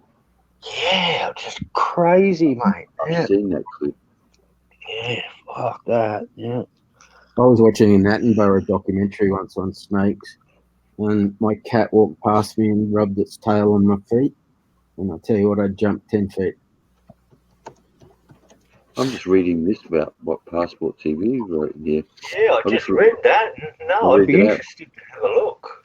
Anyone see the documentary about the scientist living in the jungles of Cambodia, I think, and he was bitten by a snake and he filmed his own death because he was too deep in the jungle to be rescued in time. Damn. Oh my. Pretty full on. Incredible. That is it. Yeah. But some snakes, and I guess we'll talk about the mamba and that. That's just one of those snakes that's just bloody. It's just so aggressive. It's incredible at how aggressive those snakes are. And same with the cobra. The cobra, maybe not as aggressive as a mamba, but it's the amount of poison that thing will pour into you. And they're big. They get up to like 20 feet long or something. Yeah, I ate cobra in Vietnam. I had snake bile vodka, had shot of vodka. Had a shot of vodka with the beating heart still in it. They just cut it out of the snake. Oh, mate, I'll tell you now, it's better than any Viagra you can get. Mate, you are a sick boy. There's no way I would touch that shit. Jesus. Oh, mate, I'll eat just about anything, mate. Believe it or not, if you go get bat, I don't mind eating bat wings as long as it's dipped in honey before it's cooked. And then, Oh, yeah, no. when it's deep fried, fuck, it's actually really nice. It's a bit like leather, but yeah, it's not half bad, eh? Yeah, No. eating tarantula. Well, Thunder, Done the bug my carts, coffee. eating from one end of the bug cart to the other, mate. No problem. Thunder, my coffee's about ready to get done. I'm gonna hop off of here, but I'll be back if you're still on. AJ, No can worries, you AJ. for 1 minute? I just want to tell a quick story, and I wanted you to hear it. All right. This is about 1988. I was working in Singapore as a chef, and a mate of mine and I, another Australian, we were doing the breakfast service, and we were talking about Australia, and these two Americans come up and go, "Hey, y'all Australians?" And, yeah, mate, we are, yeah. And he goes, Yeah. "Can you speak some Australian to us?" And I said, "Yeah, Longreef, Woolloomooloo, Redfern." And he goes, "What does that mean, goddamn it?" And it's like a real Texan type thing, imagine in cartoons. And I said, Longreef means hello, Woolloomooloo means goodbye, and Redfern means, how you doing? He goes, oh, okay. And then he goes, what do you do for jobs in Australia? And we clicked on just then that he's a complete dickhead. And he said, well, Barry used to be a poleman, and I'm a herder. And he goes, oh, what? And then we explained it. The poleman knocked the koala bears off the bridge with these big long poles, and then the herder herds them over across to the northern suburbs. And then we get kangaroos, we get koala bears, you name it. And this guy's just like full on chopping it up. And we convinced him to get a hotel in North Sydney. Oh my God. Yeah. And then the next morning, I'm out the front of the hotel waiting to get a taxi. And I hear this, hey, Aussie, Longreef, Woolloomooloo, Redfern.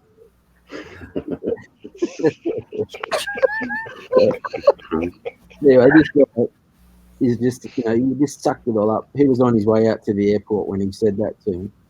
And so, can you imagine what he did to the cab driver who was driving him over the Harbour Bridge? He'd probably be going like, God damn it, they've already knocked the kangaroos and koalas off the Harbour Bridge.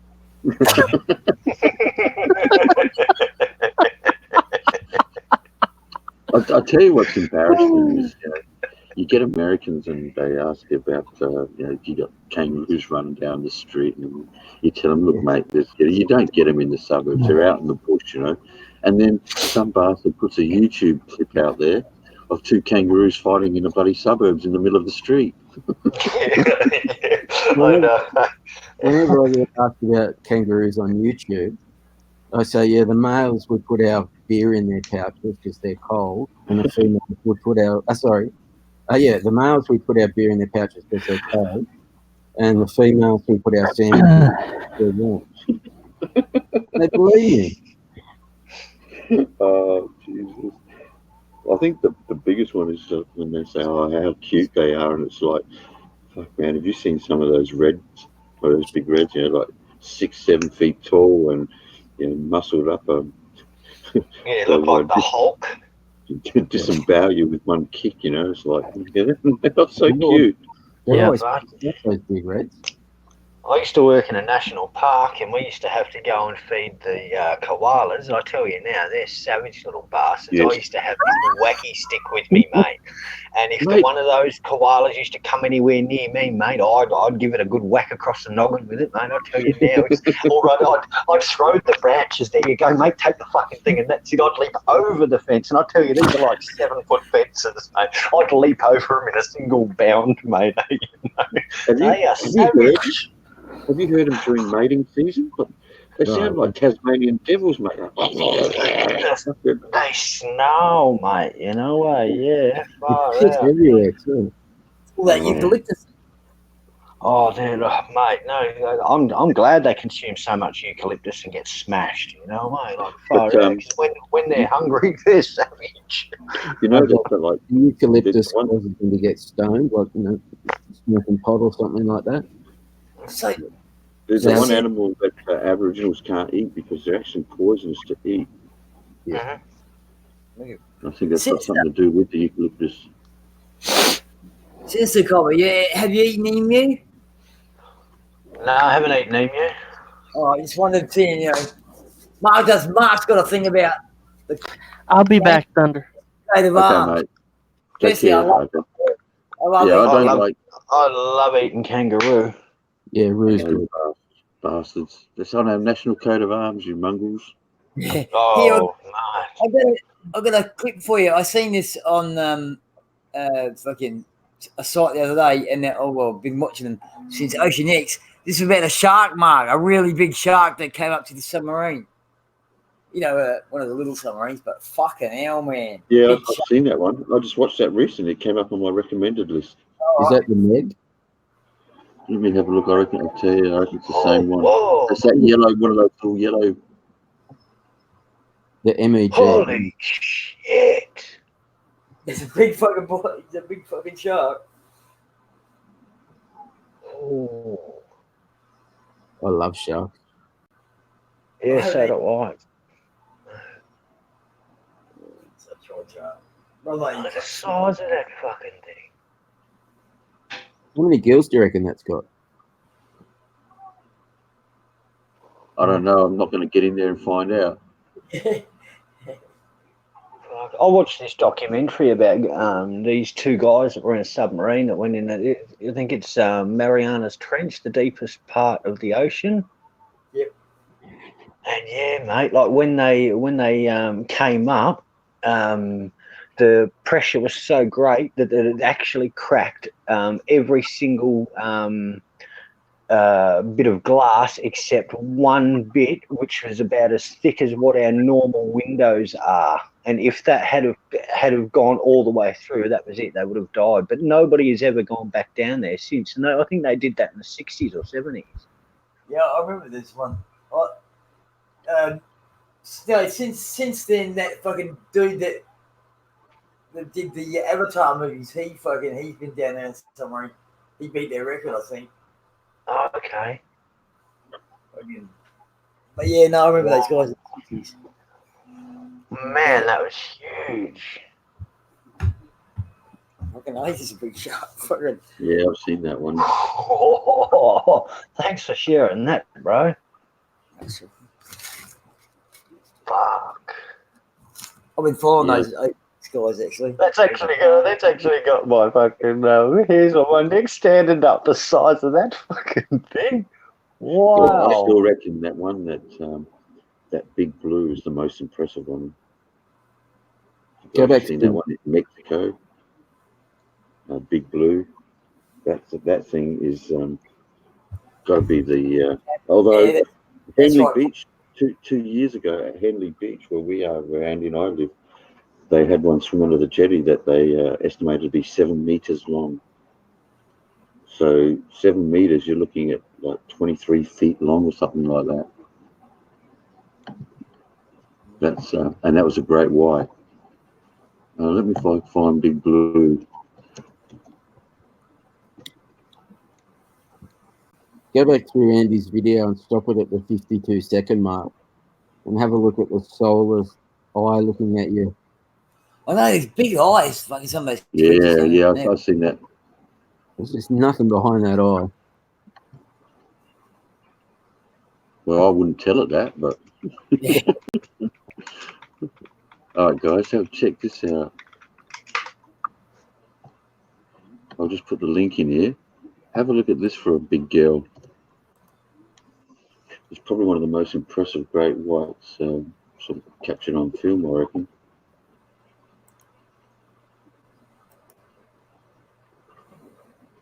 Remember we were talking about cage diving the other night? Yeah, That's the size I want to go for.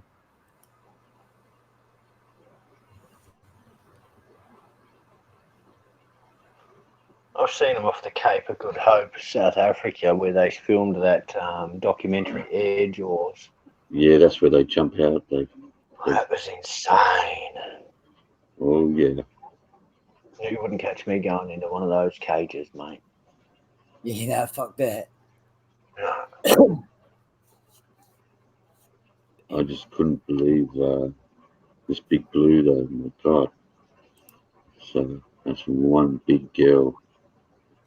When you see her next to the cage and the divers, And he's not even in the cage you properly. don't know. Like the guy on top, like what is he thinking? Well, I just answered that he's not thinking. He just dropped it. No way. Yourself. And he touches its fin. That's a big girl. Haven't you ever heard the saying, don't poke the bear? Mm. She's a monster though. She'd And have, to that's be, in Gulf of Mexico there somewhere. she'd have to be a couple of 100 years old. No, not that old. What do they? I think I'm not sure if they really know how old they live. He's pretty safe. I think they predicted she's probably 20, 30 years. They get pretty old though. Humans aren't their food source, realistically. Oh, they might look like a seal, but there's all that fish there to eat. Yeah. And they get used to being fed in the certain areas. Yep. I mean, hell. I mean, fucking, yeah. That's insane.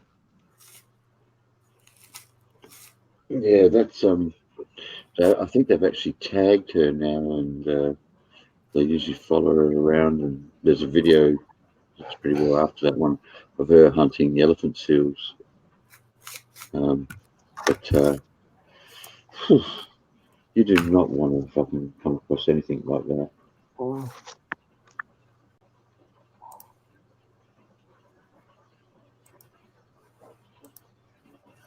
It's just insane.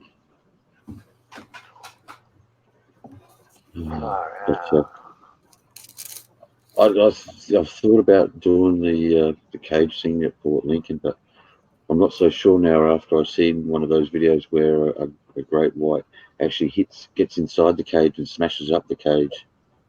I've seen a video where that happens, eh? Yeah, Stuff yeah. like that. Yeah, Paul, that's right. The people think they're the apex predator, but that's not true. The orca, the killer whale, is the apex predator.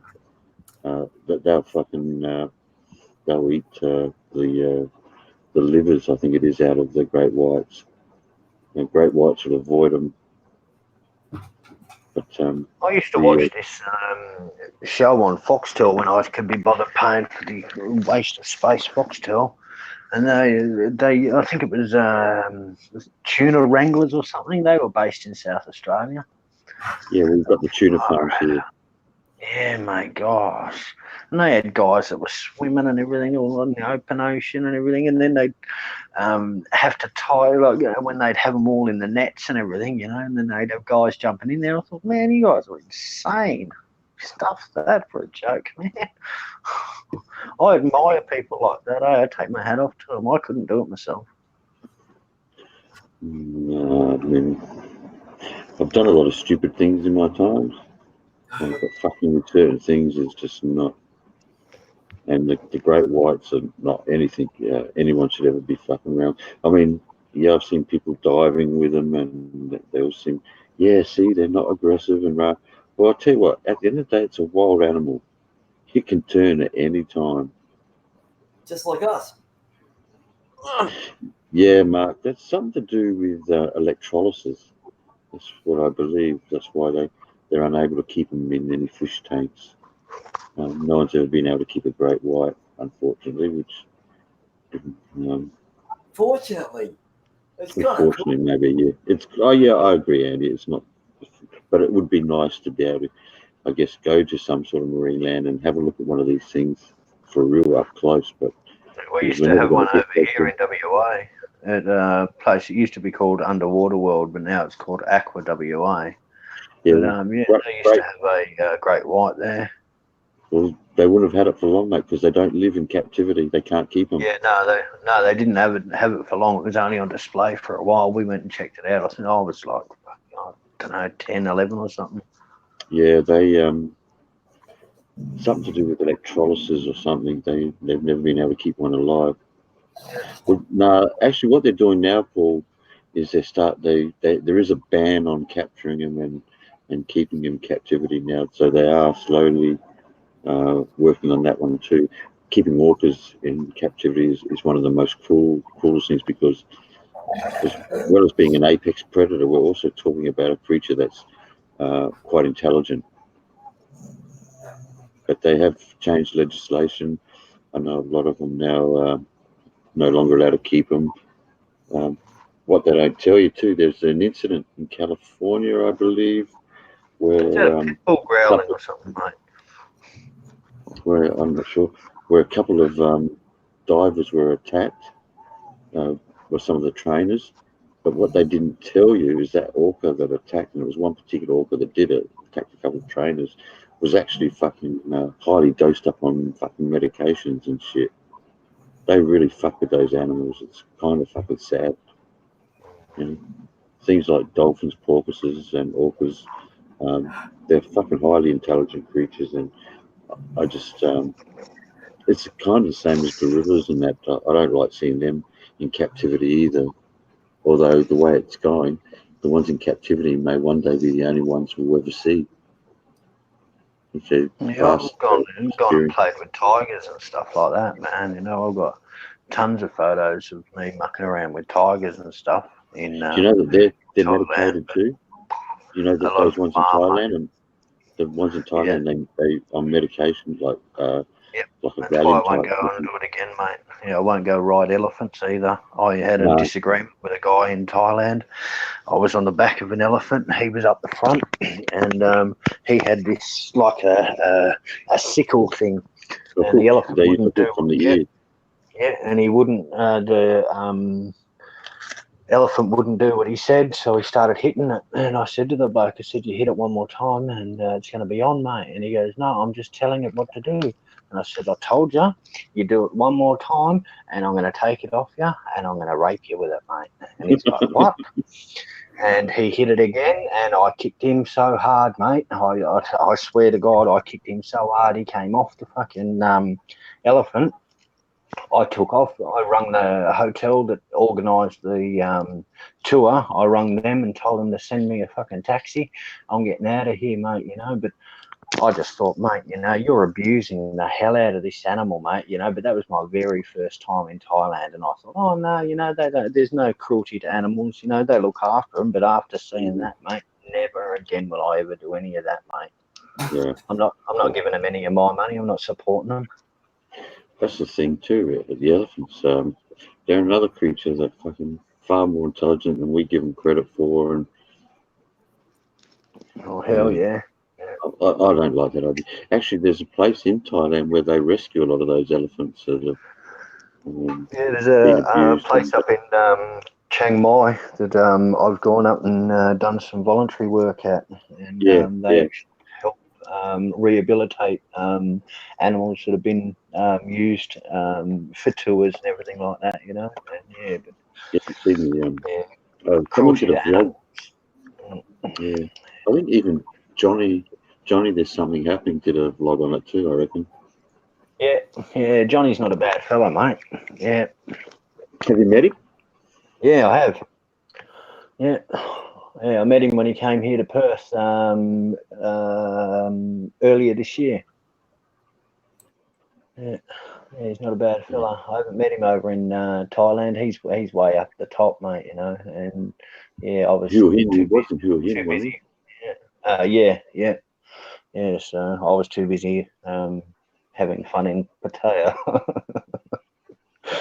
seeing the sights and doing delights. Yeah. So we just lost Warren. Warren was dropped off. I know sometimes Warren has issues talking with illness. But yeah, I mean, thankfully, our attitude towards animals is changing, but it's a little bit slow. I used to breed pit bulls, and but I don't have the facilities here anymore. And my old boy and old girl, they passed away. But yeah, I used to love my pit bulls. They're so misrepresented, mate. You know, I've never ever been bitten by one at all, mate. You know, I've never even had one snarl at me, mate. The truth of the matter is, Sinister. I mean, they are bred to do a job, but at the end of the day, and I know people hate me saying they're a product of their environment. Yeah, well, they're a mixed breed of animals that have got the perfect trait. You know, like the American army used to actually use them, and now they're banned on just about every base. Do you know what happened? Is it's because of a guy. I think his name was Don Painter, but I know his last name was Painter. What happened was in the 70s, a guy, Alan Scott, who's hey, how you doing, Paul? Good, thanks. How are you? Yeah, good, thanks. Just to say, I've got a bit of a hoarse voice at the moment, but so if you can tolerate that, all good. No worries, mate. There's a guy called Alan Scott. Tolerate that. It's your accent that we can't. JD Johnson. Yeah, I just lost the Ashes first test. You don't need to press me even more. I'd rather watch fucking grass grow or paint dry. Yeah, Sinister. I wish I had actually. Check out these. There's like I said, guy JD Johnson and Alan Scott, who were breeding up the American Bulldogs after they nearly went extinct over in America. And what happened was Alan Scott met with a guy in Georgia or something like that who had a fighting pit bull who's so-called champion, and I don't agree with dog fights at all. But Alan Scott's American Bulldog fucking tore the shit out of this fucking pit bull. So what you got now, if you look back before, say pre-70s, even early 70s before, to the pit bull you got today, you'll see it's a different dog. Because what that guy, was a guy called Painter who actually did it, actually went and bred the pit bull into the American Bulldog because the American Bulldogs were bigger, stronger, and had more drive. And that's why you had a lot of issues with the pit bulls, because they suddenly got bigger, stronger. Everybody wanted one. And you'll find that all through the decades, every time a breed gets popular, people grab that breed and you have more problems. It happened with German Shepherds. It happened with Dobermans. It happened with Rottweilers. It happened with Bull Terriers. A breed gets popular. Lots of people get it. Bad owners get hold of them. And suddenly you get problems with the dog because the dog's just a product of their environment. Yeah, mate. Yeah. I bred pit bulls and I had 5 kids, mate.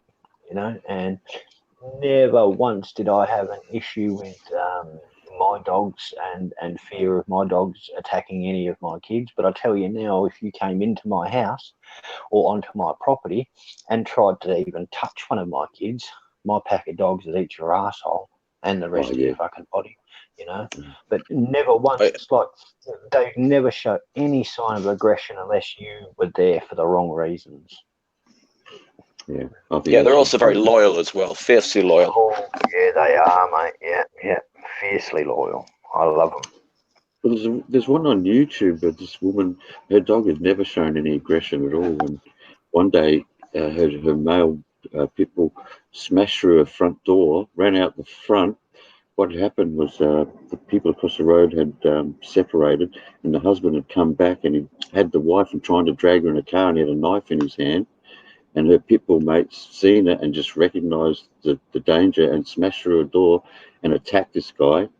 And when the police came, they said if the dog hadn't had attacked this guy, this other girl from across the road might have actually fucking been killed because he had a knife and trying to get her in a car. And but this dog had never shown any aggression until that one day, mate. And he seen what was happening and he recognised it, which is amazing, you know.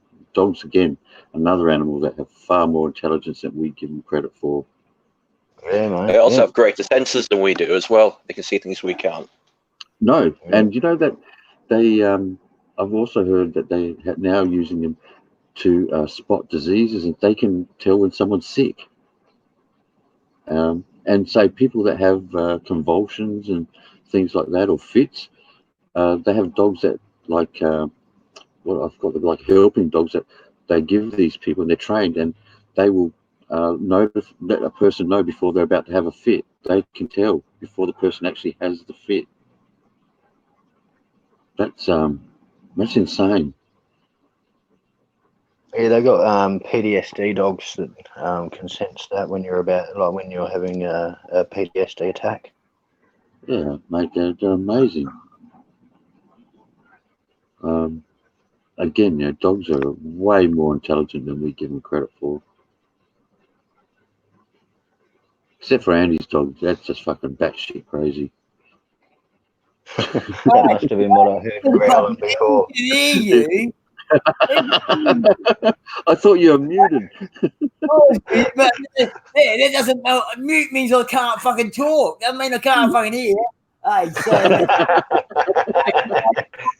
don't worry about fucking Mark. Hey, What sort of dog you got there, Andy? But going back, I reckon. What do you think, Mark? I've been told so many things. I mean, some sort of Kelpie cross, almost cattle dog like. Nice. he's fucking nice. He's beautiful, and he. It would be if Andy treated him like a dog and not like a person. Well, mate, you got to treat them like your best, mate. Because at the end of the day, that's what they are. hey, look. At least I know that. Hey, people come to my door and they go, "I ain't coming in there." Yeah. And then when you come in here, all he wants to do is show his love. Although, did you say? Yeah. I heard you say earlier. You heard someone growling. Heard something growling. That was him. Yeah, mate. Yeah. That's why I was like, is that a pit bull or something, mate? Yeah. No, he's probably growling at Andy. No, actually, my nephew's got two. I can't remember what they are. They're like really big dogs. They're like Dobermans, and they're the sweetest. And we're talking about Dobermans before, and they're the sweetest dogs. They just run up to you and just start licking you as soon as you walk through the door. And they're quite terrifying. We say large dogs, but they're so wonderfully friendly. Yeah. They're a product of their environment, mate. It's easy to. Well, he's had them since they were pups.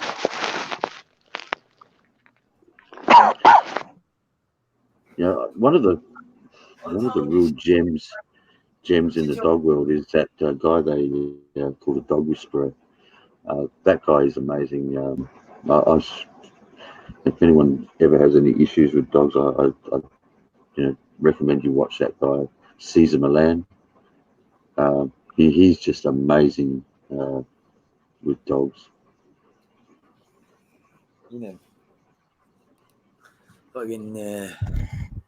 That's what Zar. I call him Zar. Fucking. What's his name? Fucking. Although I call him lots of things actually sometimes. ZZ Top. ZZ Top's my little ball of joy. Well, he's You not probably that call him fucking. a bastard at times too. No. He is fucking after. He's further than most of the fucking known world. He's just got his own personality. We talk to each other. I reckon he's starting to, I understand him. He really does try. I love it. I fucking see. But you told me once, remember? That whole, once you got your own. I mean, because I had family dogs, but once I had my own dog, a whole fucking different kettle of fish. I tried to tell you that for a long time, Andy. Oh, I know. Well, but I learn. Unlike some people we know. I'm not going to mention who. You fucking know who you are. Oh, hello, Gunner. Oh, no, I wasn't talking about you, Cobber. Yeah, look, mate. Fucking, if you got a dry biscuit in your hand, Gunner will sit.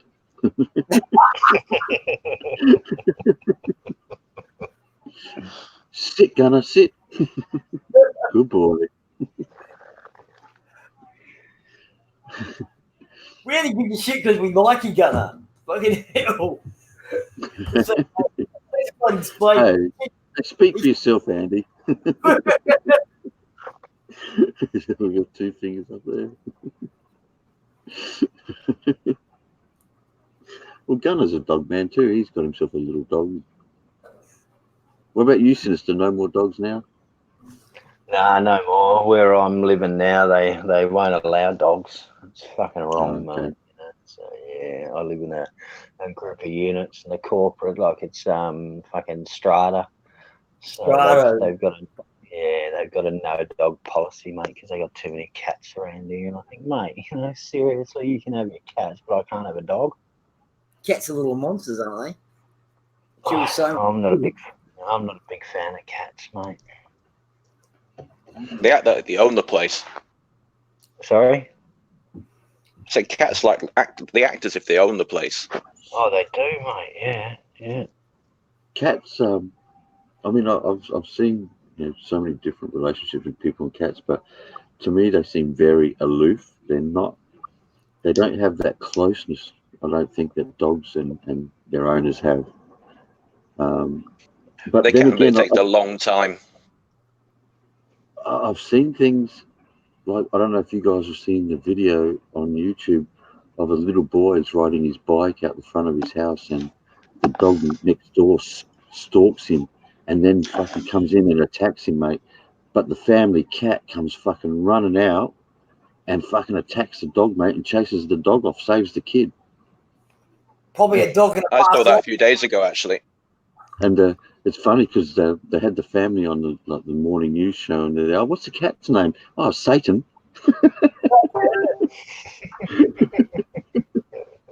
I'll see if I can find the clip, because it is an amazing clip, because I mean, this dog would have torn this kid to pieces if it wasn't for the cat. Yeah, I've seen it before. Like I've got some idiot trying to pair up with my phone. It keeps coming up. Some name that I've never heard of keeps What's trying the to name? pair with my phone. What's the name? Liam Savannah. Fucking trying to pair with my phone through Bluetooth, and it's kicked my fucking smartwatch off. I might have to Senator, I think you've pulled, mate. Yeah, I think I might have to get a chat with the fucking neighbours, mate. Like, I've rejected it literally 11 times, mate. Jesus. This is the YouTube clip. It's worth having a little bit of a look at. Leon Smith. I don't think it's... That's what it is. Fuck off. I'm going to bash on my next door neighbour's fucking door in a minute and tell them to fuck off. I'll take their phone.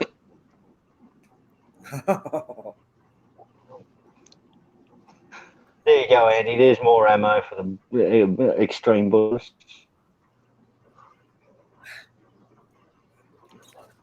Oh, I might be Buddhist, but I'm not afraid to throw a punch or two.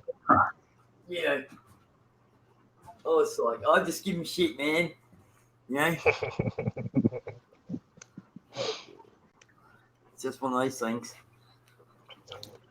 Problem is, the way I fucking talk and carry on sometimes, fucking, I don't think that's why I have to sometimes say it. I don't think people go. I love it. I don't think people go and fuck with them. You I know? actually love it, Andy. I reckon it's fantastic, mate. Did you check out that clip about the cat and the dog? Yeah, I've seen it. Oh, I didn't, but I've seen it before. I know it's it's right. pretty full on, man. Obviously, that cat was a dog in a past life. Oh, yeah, I have actually seen this one before. Yeah. Actually, have you seen the clip of that's the insane, rabbit right? chasing the? Have you ever seen the clip of the rabbit chasing the emu away? That's pretty fucked up. No, but I've seen a rabbit attack a snake. Wow.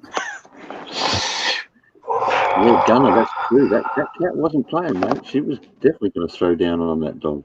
And what was worse, it saved the kid, and then after she seen the kid was all right, she turned back around and chased the fucking dog. She wasn't about to give up.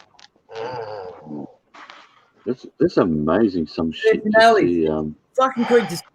I mean, I watched this thing today where this dude was on this island, he was laying back there, and there was all these fucking seals fucking all over him, cuddling up to him.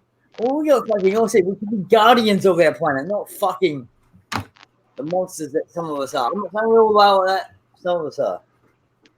Okay? How you doing, Nathan? Hope I didn't leave you waiting in the back room there for too long, mate. That's so good, man. Yeah, Amazing yeah, clip of that cat, eh? Yeah. Oh, that was insane. I'll tell you what, there's another one because in California they got a trouble at the moment with coyotes, and coyotes are coming into people's yards and eating their small dogs and cats. And someone's got this their security camera on at night, and their little dog is out there, and a coyote mate comes in and it grabs this fucking poor little dog in its mouth and goes to run off, but not realizing that the fucking next door neighbour's Rottweiler mate has seen it. It's come fucking running out. This coyote takes one look, drops the little dog, and it's off, mate, with this fucking huge Rottweiler chasing it fucking down the road.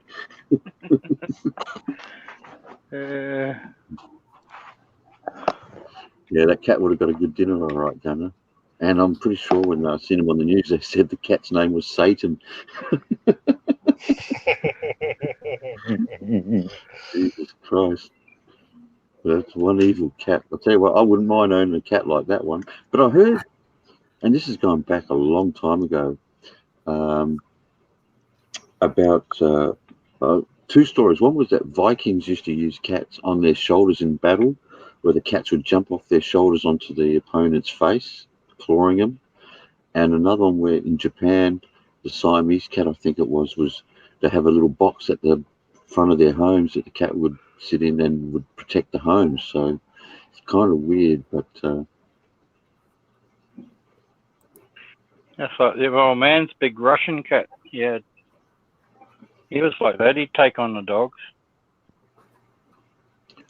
oh But man, I'll tell you what, he'd never take on the Labrador I had in New Zealand. The Labrador was just deadly.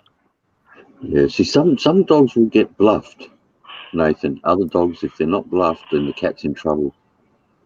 Oh yeah, well, the cat didn't matter what it was in serious trouble when it found out about this Labrador.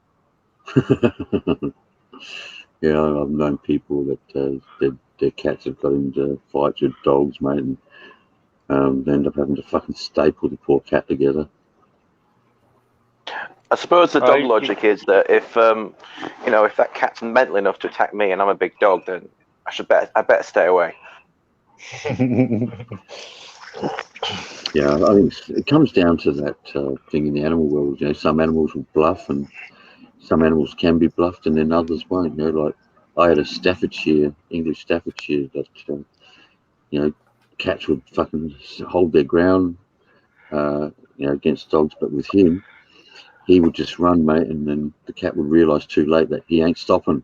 You know, remember one poor cat I got out of his mouth one day, mate. He had a fucking gravel rash. The dog had dragged it along the fucking the driveway and fucking just fucking shook the shit out of it. And, bloody hell. But see, some dogs will get bluffed, others won't. I might as well have it just kill them. Yeah. Just fucking grab them, shake them that hard, their backbone is fucking disjointed. Yeah. I mean, I don't like seeing any animal fighting, to be honest with you. And I'm never been a great cat lover, but I don't still don't like to see them fucking hurt. But that's just me. So, Paul, you, tell us about yourself, mate. You're kind of new to us. Whereabouts are you from? And yeah, the reason I go mute is because I'm coughing a lot, so I don't want that to, interfere the call. That's all. No, I'm English. No, I just got a throat infection. No, I'm from the UK and moved to Australia about 8 years ago. I'm married an Australian, live in Sydney. Don't know what more to say, really. No Filipino. No worries. Cool, Welcome man. to Oz, mate. Glad to have you. Oh, well, thank you. It's, I feel very welcome here. Just shut Look the door forward to behind joining you again in the future. What the hell? Make sure you close the door behind you. Eh? We say the same thing about the Kiwis. You can come, but close the door behind us. We don't want any more of you coming over. Just wait till all the chaps find out and start buying air tickets, then you'll be in trouble. It's funny, that, when we get guys from the UK or families from the UK, they either love it or hate it. It's one of those things where I agree, and it's often for the most petty reasons as well. Well, the heat, the weather, which is kind of funny when a lot of them come here because of the weather and they know it's nicer and hotter, but then when they get here, it's just too hot. And, a lot of them don't go home because of TV as well, which I think is a bit stupid. Serious? We don't like the TV, so we're going home. I've heard that. Actually, bloody whinge. Actually, the worst one I heard was a friend of mine who was from, back in the day. She was a girl who came over as a backpacker, and she got a job where she could stay in Australia, but she went back to UK because she couldn't find a bloke that she fancied. That was the worst of it. I thought, fuck this, I'm going to go and find some other people to hang around with. When I had my business channel, I taught a couple of young English girls drive, and I used to talk to the mother and father, and they were really nice people, and they just moved over from England. And the one thing that, they loved it here and intended to stay, but for them, I remember them, and it always stuck in my mind, they said, was the fact that they could have a life outdoors here. There's so much more they could do because of the weather allowed them to do that. Oh yeah, I completely agree. I mean, I live in Sydney, and there's so much outdoors I can do it. I could never do back in the UK, really. Yeah, a friend of mine said that he came out to Australia so we could see a blue sky for once. Well, my wife, when she goes to the UK, she can't stand it because everything's like grey and everything. Hey, how you doing, Simple Joys? There's another Aussie. How you doing, mate?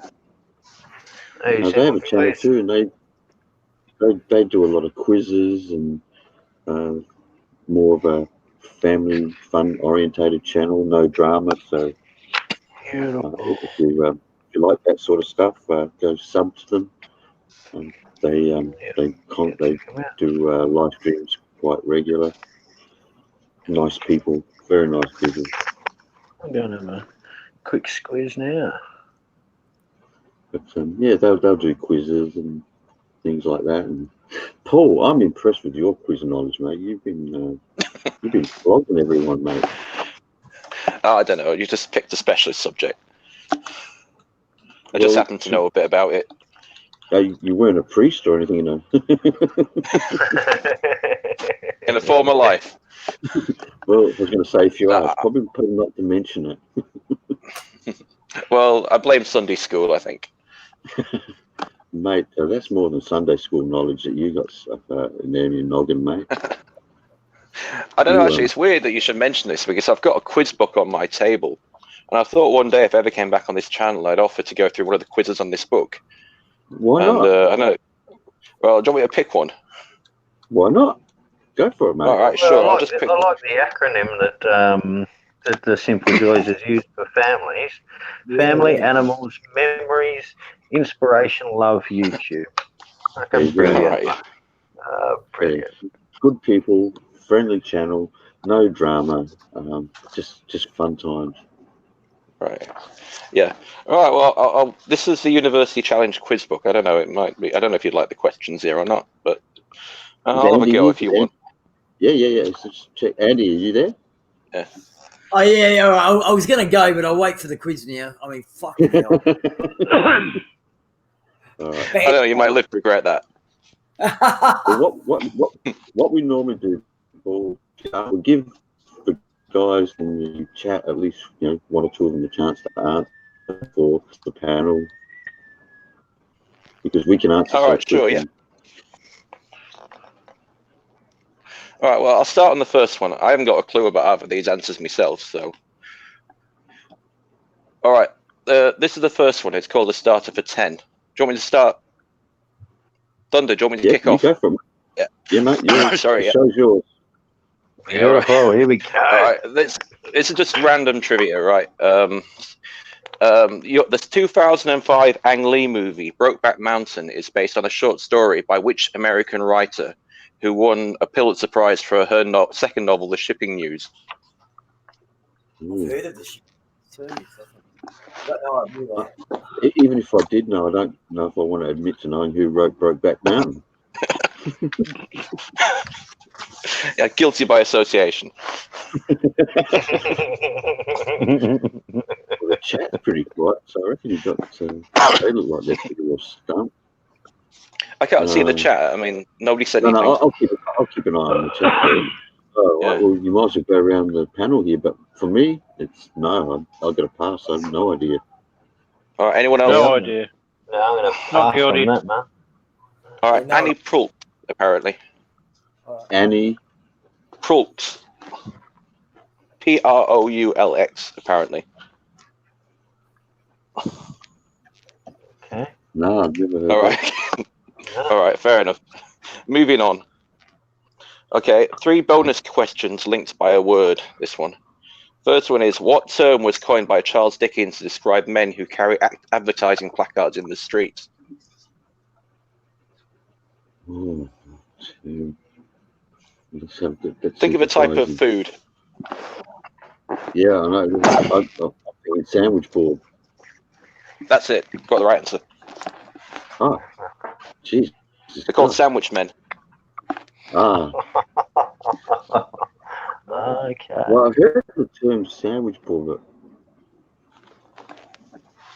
Sorry, I should let the quiz at the chat have a go. Sorry, the YouTube chat have a go before I announce the answer. But there you go. but yeah.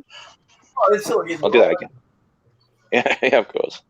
All right, next one is, which island group was named after the Earl of Sandwich by Captain Cook before it got its new name? What the fuck? I've got to take a guess here, but I want to let the guys in the chat have a go first. The chat's really dead, so no one's. Let's give them a few more seconds to answer. These quiz questions are going out like a lead balloon. All right, But no, they're pretty obscure questions.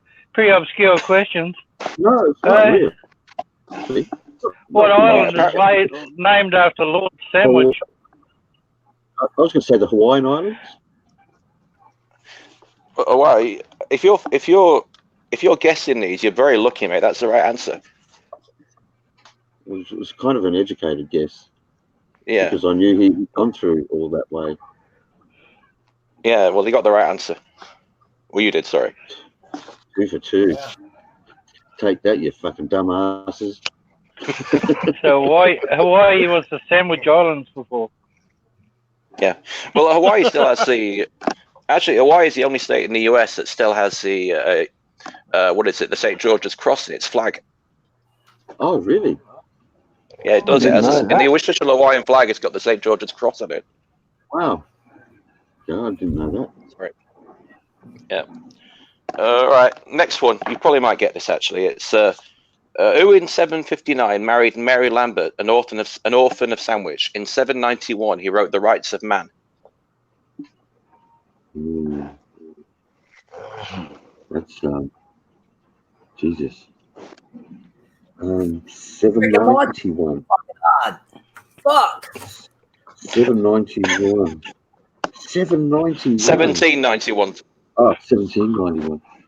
I can take a guess, but come on, you guys have a go. I guess. 1791. Fuck.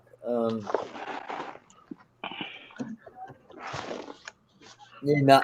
I'm gonna pass. I'm got no idea. Thomas Paine. All right. I know who Thomas Paine is. I've heard the name, but I would never have guessed it. Yeah. I'm trying to work out some questions that even I know the answer to without having to look at them. But no, you know what? Sometimes it's good to ask even the hard ones like that, because then we learn something as well. Go on. That's true. And anybody who comes on the chat thinks they're all bloody educated and stuff. Yeah. Keep them rolling. All right. Yep. Next one. This is the next one on the list. Which 2-word Latin term links a coastal city in southern Texas, a Roman Catholic festival honoring the Eucharist, and some of the colleges of Cambridge and Oxford universities? See, yeah, no, I think you were right. I think I should just go and go with sleep. No, hang on. The first that came into my mind is El Paso, but I can't link that to the English colleges. Well, it's not a Latin term as well. It says a 2-word Latin term. 2-word Latin term. I actually know the answer to this because I've heard of the colleges, but that's it. Went to Notre Dame's not Latin, is it? Notre Dame's French. Yeah, I thought so. No, I'll have to. All right, anyone in the... We're all passing. All right, yeah, it's Corpus Christi. Of course. Yeah. Well, I thought I read my fucking million years. It's funny, some of them seem obvious after you hear them. Yeah, true. But I mean, I unless you were like, you know, were a Roman Catholic or you'd been to Oxbridge, you probably wouldn't even fathom it, to be honest, without knowing the answer first. Well, I've just been thrown back in the Damas list, mate. Mate, I only got one of the answers right myself, so I never left. all right. Here's all right. Here's the next one. It's a biblical question, actually, a bit like last night. All right, Paul, before you ask this one, a couple of guys, a couple of times now. Once you say the question, can you just repeat it a second time? Because sometimes the guys. Yeah, I'll repeat it. I'll repeat it. Yeah, I'll repeat it. That's fine. All right. In which city on the shores of the Sea of Galilee did Jesus choose the disciples Peter, Andrew, and Matthew? Again, Galilee. In which city on the shores of Galilee, of the Sea of Galilee, did Jesus choose the disciples Peter, Andrew, and Matthew? Oh, this should be easy, man. Oh, shit. How many bloody cities can be on the Sea of Galilee? I've never even heard of the city myself. Oh, geez, now you just put it down. That's a real downer here and that. Simple Joys has put in Damascus. I don't think this is Damascus. It may be. I think that's a bit north.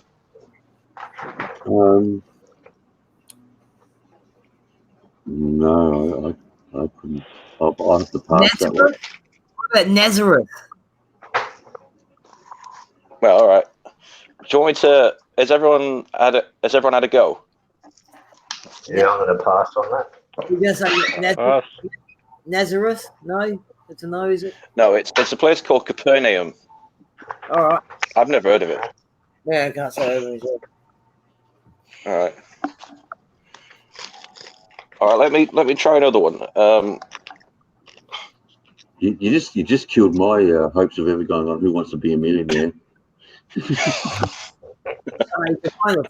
Actually, if you ever watch the TV show, this is based on University Challenge. It's mental about how clever the people are. You know, and I think I'm fairly bright, and those people, you know, they piss on me. No, let me start the next one. Understanding, no. Let me have a go with this question anyway. San Andreas, Liberty City, and Vice City are fictional cities that are among possible settings of which popular entertainment work? Oh, that's Grand Theft Auto. Yeah, Rockstar Games, Grand Theft Auto. Exactly right, yeah. I couldn't think of it.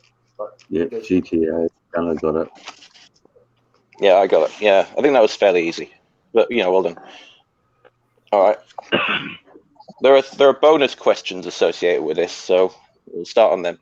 Which son of the Titans, Cronus and Rhea, ruled the underworld with his queen, Persephone? This should be an easy one. No. Clash of the Titans. It was in. He was one of them. Yeah, there was him and. Yeah. One of the Titans. Somebody cup, Don C. Can somebody my cup? I'll repeat it again. I'll repeat it anyway. Which son of the Titans, Cronus and Rhea, ruled the underworld with his queen, Persephone? Poseidon. No, Poseidon was the sea god. Yeah, he was the sea. Yeah, I think. Yep, Simple that's the answer. Got it right. Yeah, but you can also have as an answer Pluto, Pluton, or Dis. Okay. And they're all valid. Well done, Simple Joys. Hey, Rain Man. Hey, John. Geez, these are good questions, though. Yeah. This is another one, actually. What collective name is given to Tisiphone, Megaera, and Alecto, who would rise from the underworld to pursue the wicked? Which That's collective name is given to Tisiphone, Megaera, and Alecto, who would arise from the underworld to pursue the wicked? Well, hounds?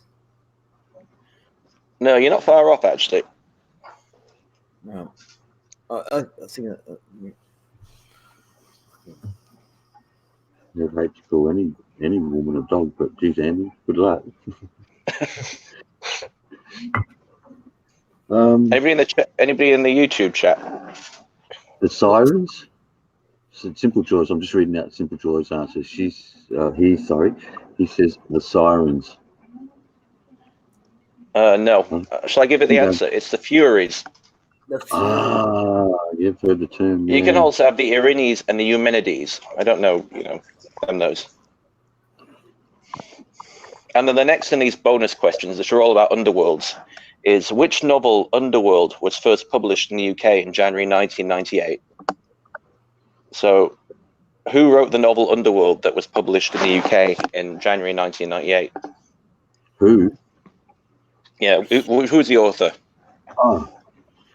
Underworld. I'm guessing that's the vampire werewolf fucking. Yeah, possibly. I don't know I've never read it.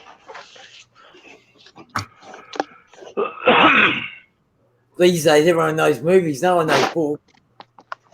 Yes, it would be. I'm waiting for the chat. Is it someone called J.K. Rowling? Lucita? No,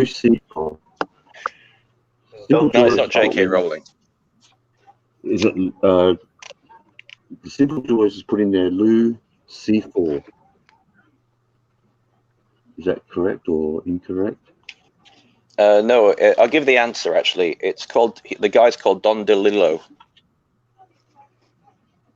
I've never heard of him. Yeah, no. Lucifer. Jesus, Simple Joys. This is how I feel when I'm reading these as well. Damn, that's some pretty good questions though, and honestly, it's probably a few. If I didn't have to mention, we might have got a couple of extra ones.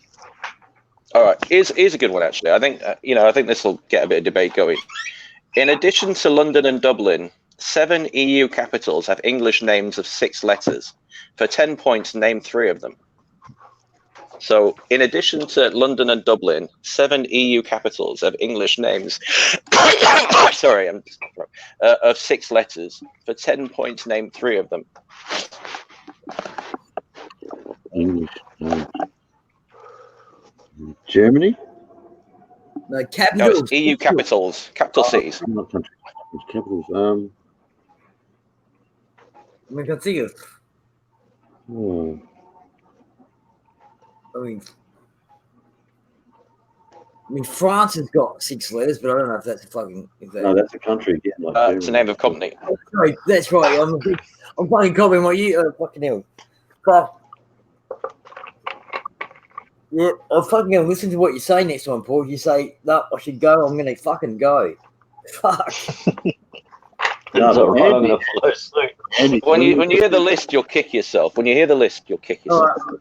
Let me give me a bit of extra time while I fucking think about this. Fucking, it's all capital. But remember the key there is EU capitals. So Trying to fucking think of what fucking the countries I can't think of their capital cities. Fucking hell. EU. Cardiff one. Cardiff's got 7 letters. It's got 7 letters, and it's not the capital of the EU country as such. Oh, not if you miss the Moscow's not part of the EU, are they? I don't think they are they? No. I meant Cardiff in the way the Americans spell it. Fucking. No, not country, guys. It has to be. Moscow? It's capital. It's the capital of a city. Well, Someone's got Moscow. Yeah, I reckon it's gonna take us too long to fucking. Someone's got Moscow in, yeah. Well, I think. Yeah, Moscow's not an EU capital. Russia isn't in the EU. I can't think of fucking one. All right. Gunners. Any other answers in the chat? Athens. Yeah, that's one of them. Athens? You've got 2 of them, Prague and Athens. You just need one more.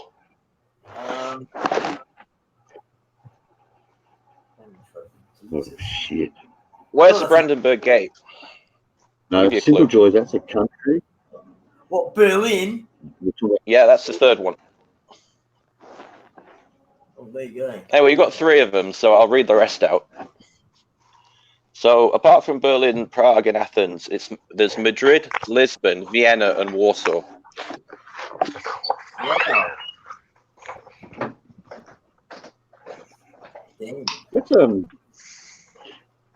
That's a trickier question than It is tricky, actually, but I mean, they're all places we've heard of. So, Yeah, no. Like I said, it took my brain a few seconds to go, stop thinking about the country, think about the fucking capital. you know. yeah. My problem was I could concentrate on thinking cities in one or capitals in one country. My Yeah. head was sort of taking in the whole Europe, and rather than give myself a headache, I just gave up. All right, there's 3 starter questions 3 bonus questions associated with this. All right then, and they're all on physics. So Thunder, you like physics? You might have a good shot at these. Yeah, but I never said I was good at it. Neither am I. All right, first one is, what name is given to the physical law which states that the heat current due to radiation emitted from a surface is proportional to the temperature of the surface raised to the 4th power? For fuck's sake. No, that's you tricked yourself. Thermodynamics. No, it's actually related to thermodynamics, but that's not the name of it. Okay. But you're fairly close, actually.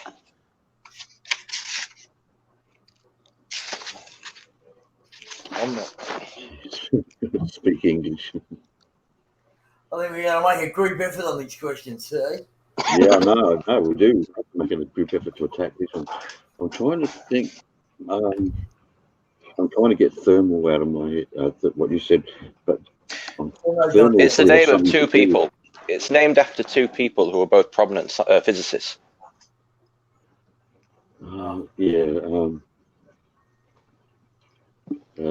Sheldon Cooper.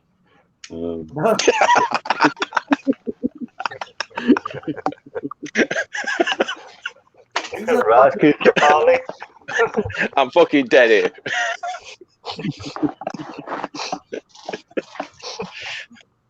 Come on, he won a Nobel Peace Prize. Yep. Hey, Heidi, how you doing? I hope you're well, Heidi. Oh my god. It's time to fucking see what happens. Figure this out. Can you read the question out again, please, Paul? I'll read it out again. What name is given to the physical law which states that the heat current, due to radiation emitted from a surface is proportional to the temperature of the surface raised to the 4th power? It's named after 2 physicists, obviously be part of dead physicists. Yeah, they'll both be dead now. I'm going to have to pass myself. Yeah, nah. No, all right, fair enough. Yeah, if nobody knows it, all right, it's called the Stefan Boltzmann law, or just known as Stefan's law. No, I didn't know that. Never heard. Right, yeah. Never heard of it. Yeah. We aren't Should we physicists. move on from the physics? Yeah, should we move on from the physics questions? Well, no, keep going, dude. That's fine. Yeah, physics is fine. All right, okay. All right, the next one. In terms of Boltzmann's constant K and the temperature T, what is the average translational kinetic energy of a molecule of an ideal gas? Oh, Make him fucking stop. Make him fucking stop.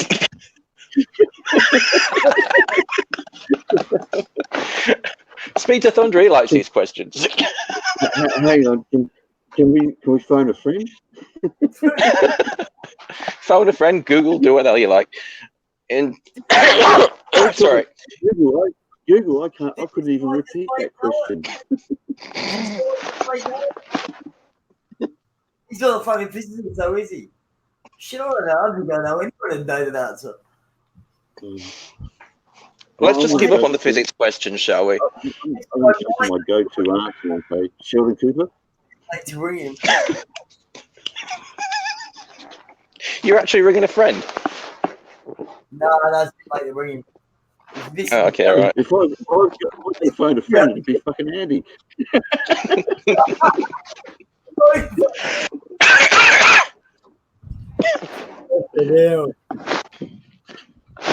It's just scary shit. But we've got to get one right. You might get the last one right. You might if you've heard the word. Oh, I'll give you the answer for this one, unless there's somebody in the chat who knows it. It's 3/2 kT, or 3 halves kT.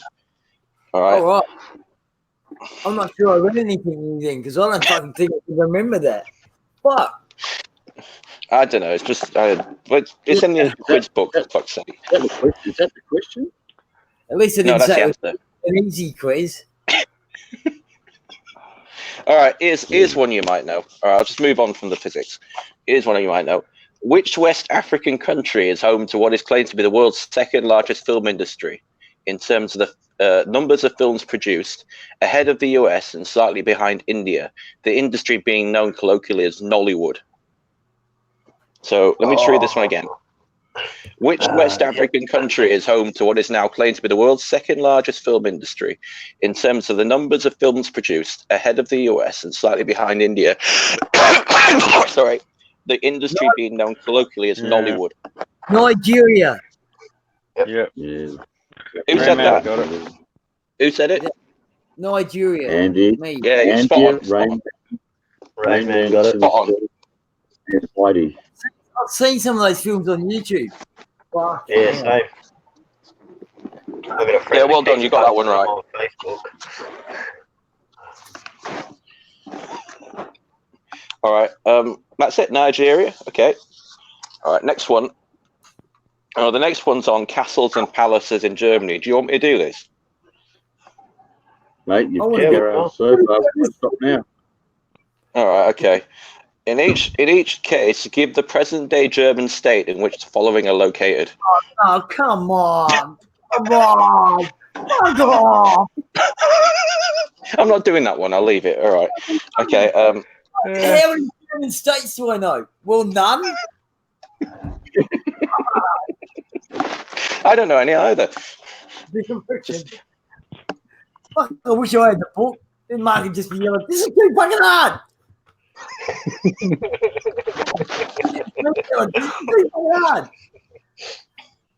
All right. Here's one. All right. These are 3 basic questions on ancient history. How about them? Huh? Yeah, we can do 3 that. questions on ancient history. How about that? Oh, okay, good. All right. Oh, to me anyhow. You're on the book. All right. Which country, then under Persian control, was invaded and captured in 332 BC by Alexander the Great, who was told by an oracle that he was the son of the country's chief deity? Egypt. Yeah, I'd probably lean towards that too. All right. Yes, absolutely right. Egypt. Well done. All right, then. Next question. Sorry. Which dynasty ruled Egypt after Alexander's death and was named after the Macedonian general who became satrap or provincial governor in 323 BC? Adopting a royal title. Ptolemy, was it PTL? Ptolemy or something like that, isn't it? Oh, fucking Ptolemy. I can't talk first, so sound it right. Oh, no, you've correct it. It's Ptolemy. Ptolemy, this dynasty. Well done. Well done, Andy. Andy, do you do like quiz questions in pub teams and things? That's really good. No, we just some fucking subjects I know better than others. Yeah. Yeah, All right, like then, okay. Yeah, well done on that one. Our next one, it's the third on ancient history in this list. Who became queen on the death of her father Ptolemy, Ptolemy the 12th, in 51 BC, and reigned successively with her brothers and her son, was the last of the Ptolemaic dynasty to rule Egypt. Cleopatra. Cleopatra, she was Ptolemy. Yeah, Cleopatra, the seventh. Yeah, Cleopatra. Well done. All right, then. Let me find another one. Oh, no, you don't have to. Have you had enough now? No, Have you had enough? No, I'm just thinking about your throat. No, you know what I mean? You don't want to be fucking, stretch, that sore throat too much. Fair enough. All right, your starter for 10. From the Latin meaning to bind, what word can mean both a horizontal line drawn above a group of mathematical terms, or in physiology, a ligament that limits the movement of an organ? Brace. So let me read it again. Brace. From the Latin meaning to bind, which word can mean both a horizontal line drawn above a group of mathematical terms, and in physiology, a ligament that limits the movement of an organ? Oh, ligament. Ligament. Oh, my God. Can I use it? Tendon? Is it tendon? Anybody else in the chat? Any answers there? All right, it's called the vinculum. Oh, my God. Go on. I never heard of that. My what now? Where? What's really sad is I didn't even know that one to forget it. I didn't either, actually. And the next questions are about lace. I think I'll move on. You don't have to clear the whole book tonight. You know that, don't you? You always tomorrow, right?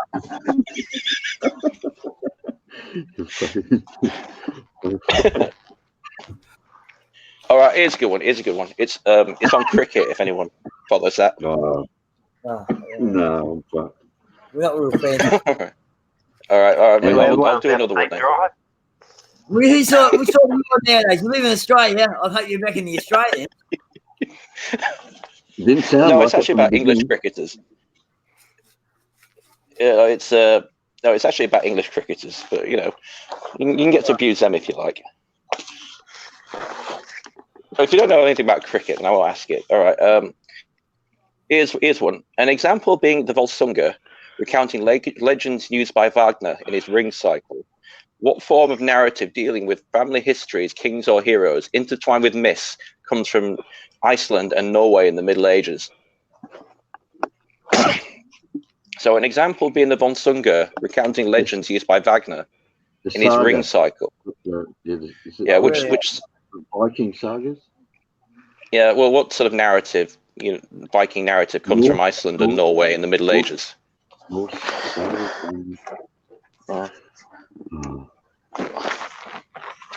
need to find the answer myself because I don't know it. I think I know this one.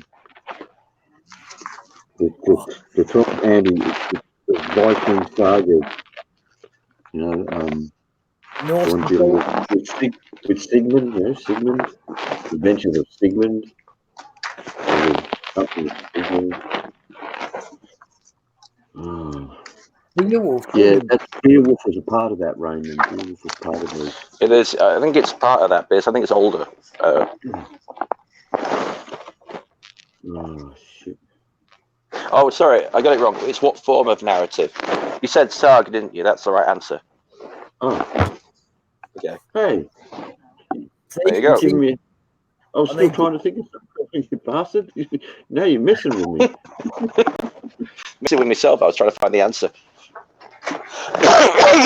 Sorry. Oh, no, that cold sounding really bad, Cobber. That sounds so bad. I'm afraid they might catch it.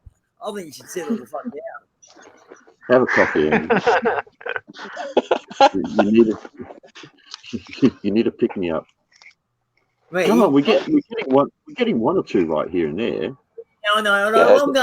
I'm going at the lunch with me dad tomorrow. I don't want to be, it's like I fucking wake up late and I miss it. He'll fucking go berserk on me. What are you talking about? You do that every time anyway. No, I don't. I'm always well, not every time. But... That's all I say. Fucking hell. Right. I'm ready to take York. All right, here's one you should be able to get. All right. What is 1/2 plus 1/3 plus 1/4 minus 1? So what is a half plus a third plus a quarter minus 1? 3/4. Yeah, 3/4.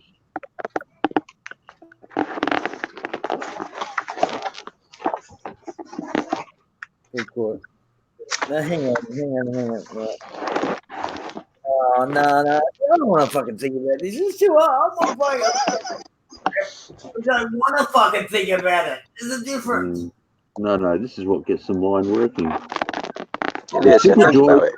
I don't want to put 0 in there.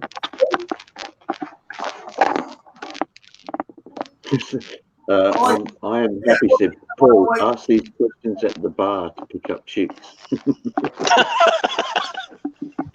All right. Well, the next one will be what's your favourite chat up lines. All right. All right. Hey, baby, nice shoes on the fuck.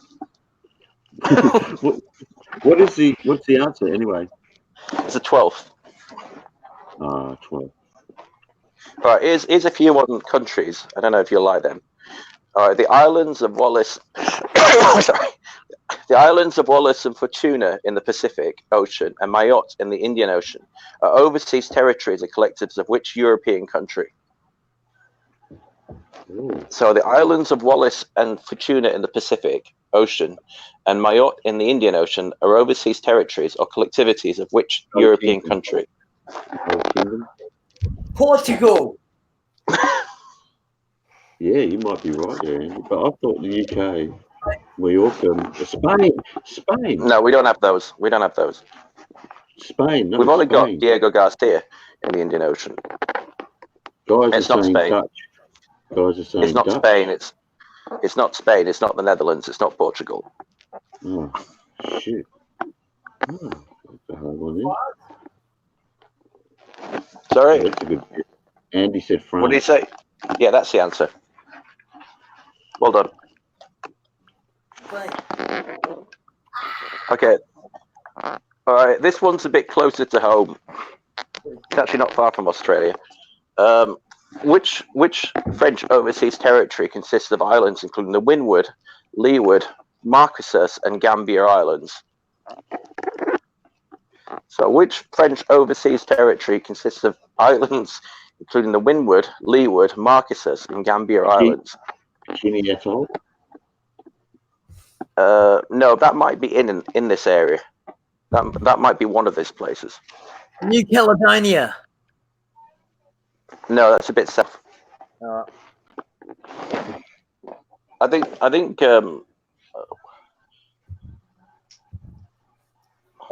a Tuvalu. I think that's part of it as well.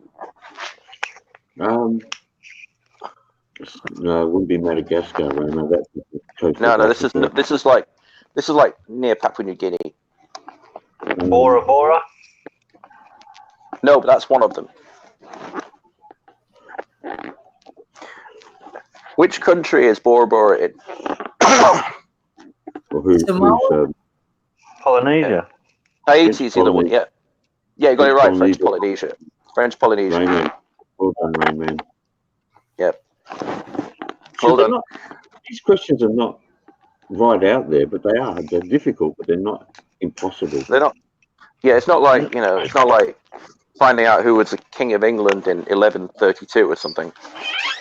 I'm probably more likely to fucking know that. Not that I do know. Harold. I think it's Harold. No, hang on. It couldn't have been Harold. Sorry. No, it wouldn't, because Harold was before William the Conqueror, 1066. Yeah. So it would have been. Harold was pre-1066. Yeah. All right. Here's another one. This is the final set on overseas territories that belong to France. All right. Which Saint Bartholomew and the northern part of the island of Saint Martin are French overseas collectivities in which body of water? Bahamas.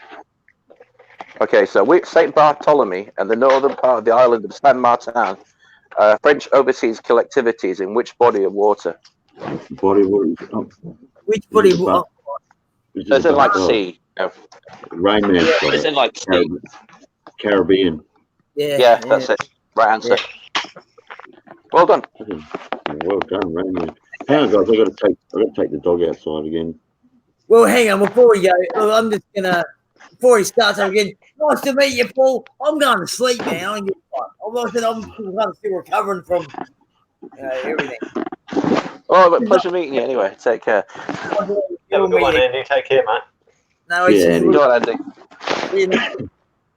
See everybody, have fun, and just one Same, thing. same to you. More in the cricket, Paul. Yeah, well, thank you. We'll need it. When you back for you back for Australia, right? My wife is trying to push me towards Australia. Come on, you might. Well, most of I mean, I could probably answer. Come on. But I'm just you don't pick your team; your team picks you. Yeah, that's true. Yeah. I'm surprised. That's why I'm a Leeds United fan. I can't change it now. It depresses the fuck out of me. Hang on, guys. I got to take the dog out. So you guys got the panel. See you later, mate. All right, see you. Cheers. All right. So, are we all ended up for the quiz? I'm happy to keep going, mate. I haven't done anything so far. It's all right then. All right, here's a good one actually. I think everyone can get this. All right then. All right, your starter for 10. That's how they start the questions in this competition. A geopolitical and economic organization founded in 1967. The acronym ASEAN stands for what? Australia's in it. Australia's a member of ASEAN.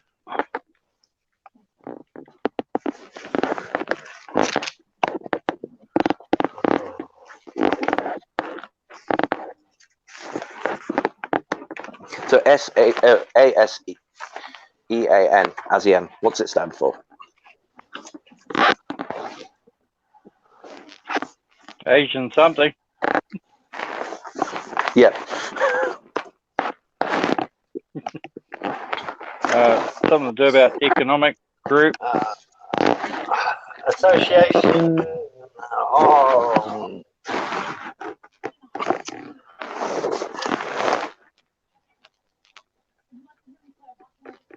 Something Southeast Asian. You're nearly there. You've actually more or less got it right. Anybody in the chat? Oh, it's you're more or less there. It's Association of Southeast Asian Nations. Yeah. All right. They've got 3 questions up. All right. Well done. All right. The next one is one of them is about the Old Testament, so I'll read that one out. Sorry. According to the Old Testament, the witch ordered by Saul to summon the ghost of the prophet Samuel to foretell the outcome of Israel's battles against the Philistines. What was the witch's name? So, according to the Old Testament, what was the name of the witch ordered by Saul to summon the ghost of the prophet Samuel to find out the results of Israel's battle with the Philistines?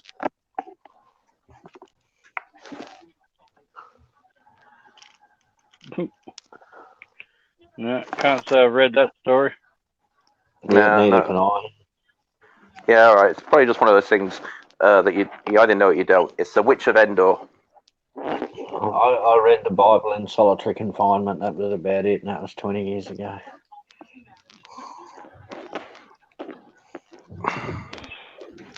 Yeah, I don't think I've ever read the Bible. My mum's quite religious. She used to highlight bits of it with a marker pen.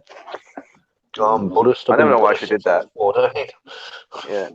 And then I got into a bit of trouble. Did 5.5 years in prison. Oh, I think you mentioned this before. Yeah, it's tragic. That's how long have you been out for? Was this a long time ago?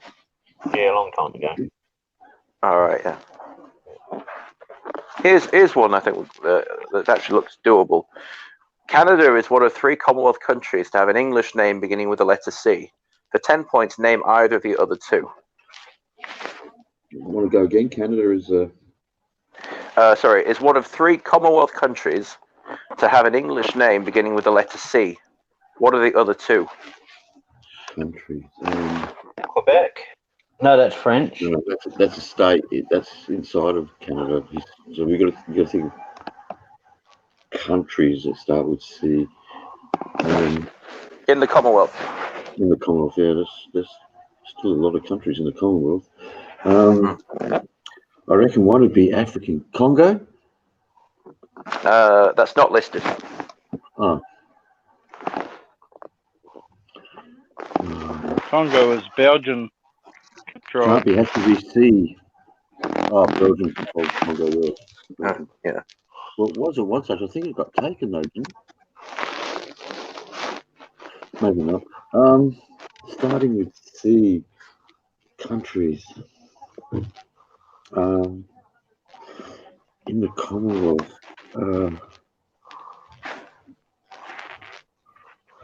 Trying to think of Commonwealth countries. There has to be an African one in there somewhere. Yeah, there is. Yeah, one of them's African. One of them's African. They got a soccer team, real good soccer team. Cameroon, there you go. Gunther. That's Cameroon. one of them. That's one of them. Yeah, that's one of them. Can't be China. China, Simple Joys is not in the Commonwealth. Someone put Chad. No, it's not Chad. It's not an African country. It's a European country. The other one's a European country. So we've got Cameroon, guys.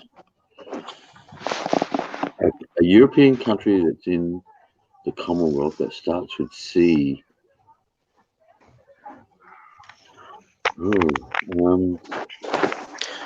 I'll give you a clue. It's split between two other countries.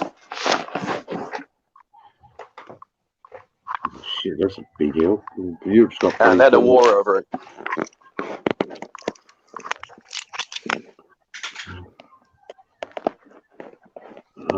No, it wouldn't be that. It wouldn't be Czechoslovakia. No, it's never in the Commonwealth. It was Commonwealth, guys. Czech Republic was once part of the Soviet Union, so I think the Commonwealth. I'll give you a clue. It's an island in the Mediterranean. Oh. Yeah. Yeah, I know. What is that? Crete. Crete? No, that's not. That's a part of Greece. Yeah, what's that city that used to have in the old ancient world had Syracuse as a city there? What's that island? It's under Italy, isn't it? No, it's a bit sort of east of it. Underneath, but a bit east. Yeah, that's the one I'm thinking of. Capital's Larnaca. Cyprus, yeah, that's it. Yeah, that's it. Well done. Oh, Rayman got it. Rayman's cleaning up today. Hang on, I'm happy got it too. Sorry, guys, I've got to keep an eye on that chat too, because I know that Paul can't see the chat, guys. Yeah, I've just got the chat running through my PC now. Yeah, because in the ancient world, one of the cities, I don't know what they call it now, but it used to be Syracuse.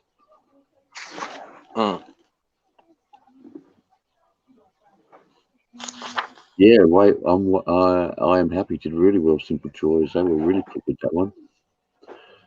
But at least we got them in the end. Yeah, we did actually. It was it was a question of elimination. Let me just go and find. There's supposed to be a bunch of starter questions associated with this. All right. Now you tell us. See, that's sinister. Oh, come on here! I'll make these guys look like monkeys. I never said that. I'm trying to find questions that even I might be able to answer, and I can't answer most of these. It's one of those quiz books you look at and you think, "Fuck, I'm stupid." All right, here you go. Here's a good one. Here's a good one. In George Orwell's 1984, what room held the worst thing in the world for whatever was confined there?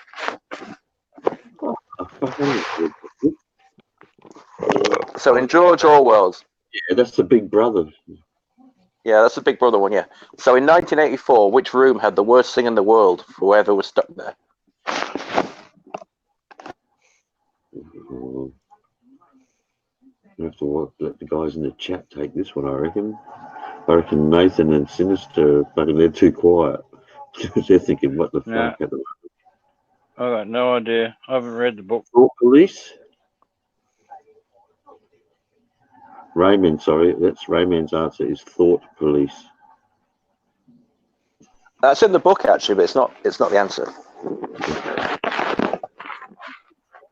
They've got that famous quote, it's called double plus good. That's not it. They have their own language, so you know you can't say excellent anymore. You have to say double plus good. Double plus good. I don't know. I didn't invent it. Says, if anybody wants to try a much easier trivia, please feel free to check out our weekly trivia shows with new themes and prizes every single week. Yep, I've All right, then. up to you guys. Yeah, let's get him on the chat. He'll probably answer some good questions. All right, yeah, the room. It's called Room 101. Room 101. The answer. Yeah. Yeah, I've never read the George Orwell book. I didn't know No, about it. Theme. No, well, the TV show called Room 101, wasn't there? Where people talk about the things they hate. I don't know if anyone else ever saw that. Didn't know that. It's quite an entertaining show, actually. Hey, RJ. How you doing, RJ? I'm pretty sure, mate, that everyone All right, is then, already done, mate. But thanks for the thoughts, RJ. You need to be throwing your own channel out there, buddy. Try to pick up those numbers. No, if you guys don't know, RJ is an American lad, blind from birth, has his own channel that he's trying to build up. Wasn't he in the chat earlier? He was in the chat earlier, yes. That's the RJ that was here earlier. I didn't actually realise that he was actually blind. I thought that was just his name. No, RJ blind from birth. And he uses a reader, from what I believe, and yeah, he does a bit of a commentary. I've got a really good friend of mine who's legally blind. Well, what I like is that RJ has a positive attitude and a lot of honesty from the lad. No, seems like a good sort. Yeah, he seems a good bloke. Listening to him earlier. Jesus, I'm not so sure that he's going to need help with that. I'm happy. I'm sure he's got that under control.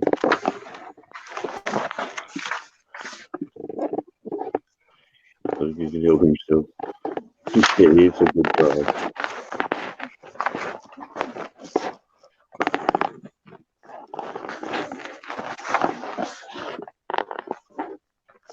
Yeah, what's going on, Paul? Is it really that easy to find starter questions? Oh, I thought I put the book down for a second. Oh, actually, there was one. What city called? Sorry, the city of Yangon, formerly called Rangoon, is the capital of which country? What's that? Say that again. The city of Yangon used to be called Rangoon. Is the capital of which country?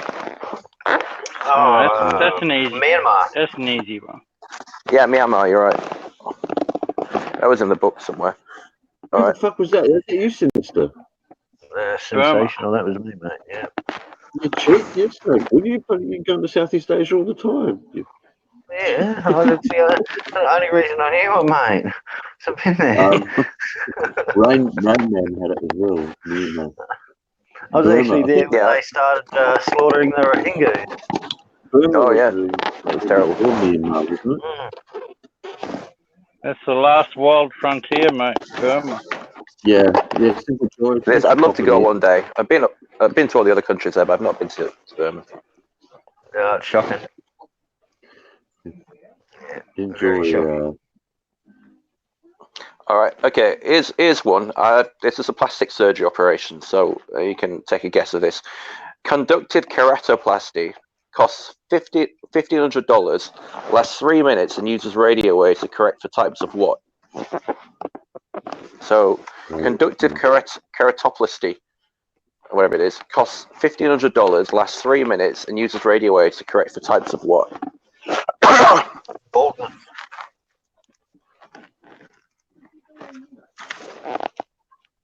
Oh, Jesus. Actually, it's not plastic surgery. It's I'll just say it's something to do with the eye. Oh, if you said laser, I Eye would surgery. pick the eye. Yeah, but what does it actually treat? Stigmatism? No, it's not astigmatism. Septum. Rayman says septum. No. LASIK. Sorry. LASIK. No, Lasix? it's about what it treats. I'm happy just writing their penile erection.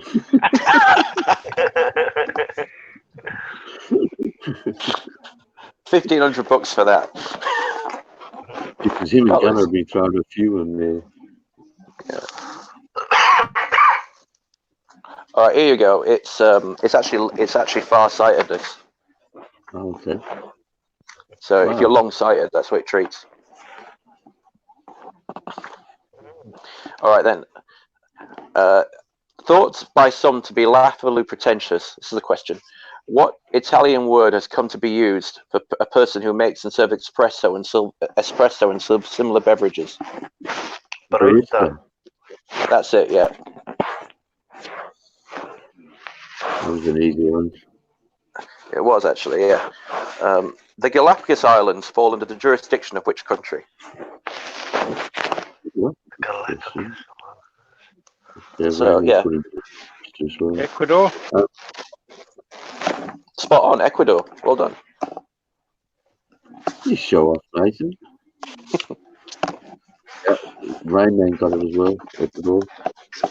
Yeah, I didn't know it myself, but apparently, I can imagine loads of people knowing it. I mean, lots of documentaries about the Galapagos Islands stuff. All I know about the Galapagos Islands is they got big turtles. Well, that's true, they do, yeah, and penguins. All right, here's a good one. The Soviet troops are assisting the people to regain their independence from imperialism.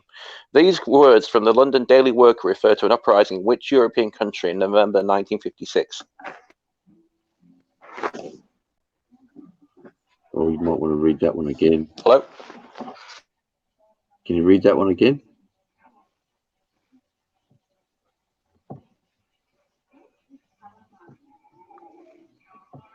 Hello?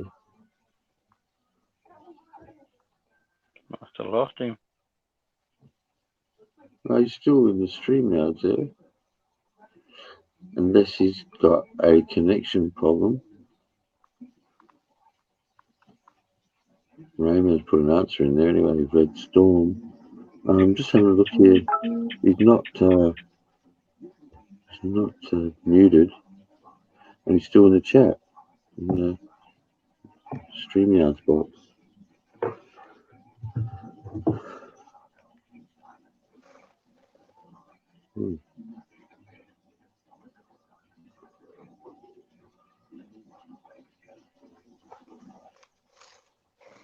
We lost him. Must have. Yeah, there he goes. That's his connection.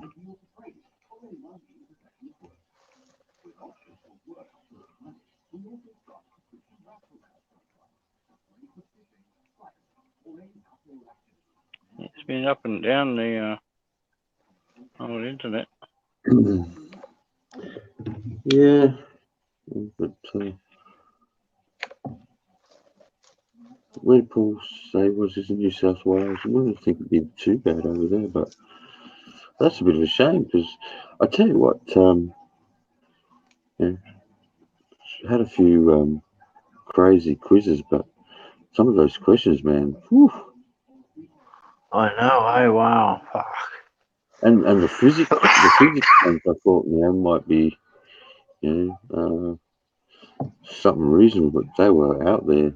Jesus Christ, you need to be Neil deGrasse Tyson to answer them. Actually, I should have got his phone number. I could have phoned a friend. That's right, yeah. Although I have to admit, I still need to talk to him about fucking Pluto. That was a skunk move. But I do, when you hear him talk about it, you can understand why they did take it off the list. But I don't know. It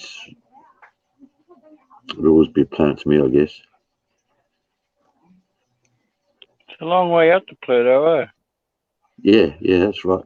And I think the issue with it, Nathan, was that there's a lot of moons that are bigger than Pluto, and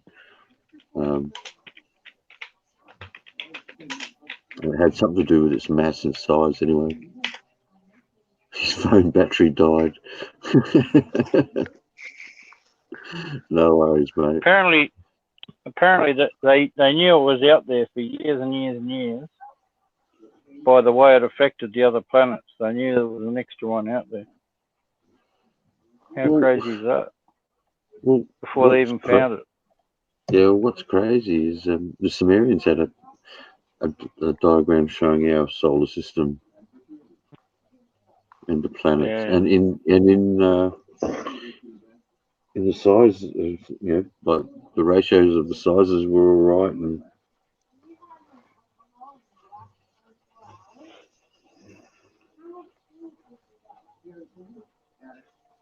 I know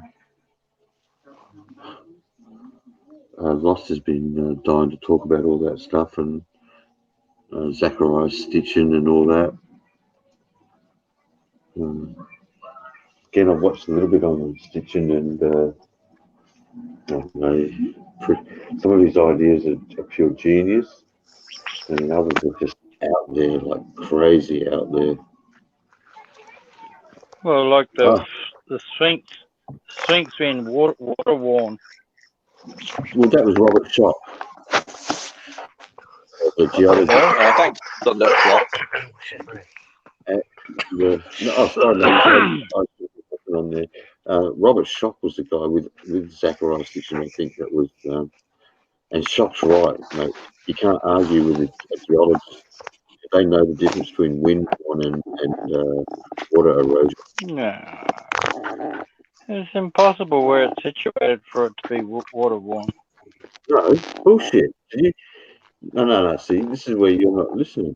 They're saying that the Sphinx is older than what they're saying it is, because 10,000 years ago, when in that part of Egypt, it was a rainforest, and there would have been more than enough water to water erode it. So the climate was different then. They're saying is that because of the water erosion sign, the Sphinx is twice as old as what they're saying it is. They didn't have global warming back then. I'm not saying it's been warned in time. Actually, did it rain more? It rained more. And there was a big lake on the top of Africa for a long time. Way back. Well, there was water, and I don't know if the Sphinx, again, if the Sphinx is as old as they say it is, then the pyramids could be that old too. But I'm not so sure about the pyramids, because there is some records, I guess, for them. But I've heard that they were used as pumping stations for water. That's what they're designed, because none of the pyramids were actually tombs for any of the kings. No, but they've got shafts. They got shafts that point to the Orion star system. Oh yeah, they're all lined up as astronomical instruments. Yeah, those shafts that go deep into the center of the fucking pyramid, they line up to a star system at a certain time of the year. And that's Orion. Yeah, that was done deliberately, because when they line up, that means the Nile's going to flow. See, that's the interesting thing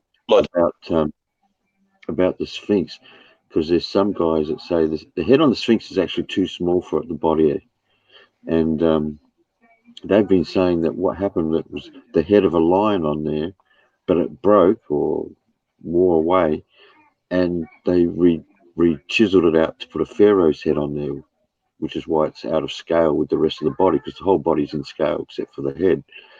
And it's kind of funny because if the Sphinx was built when Robert Schoch and Stitchen are saying it was built, it actually would have been pointing at the Leos, at the star sign Leo,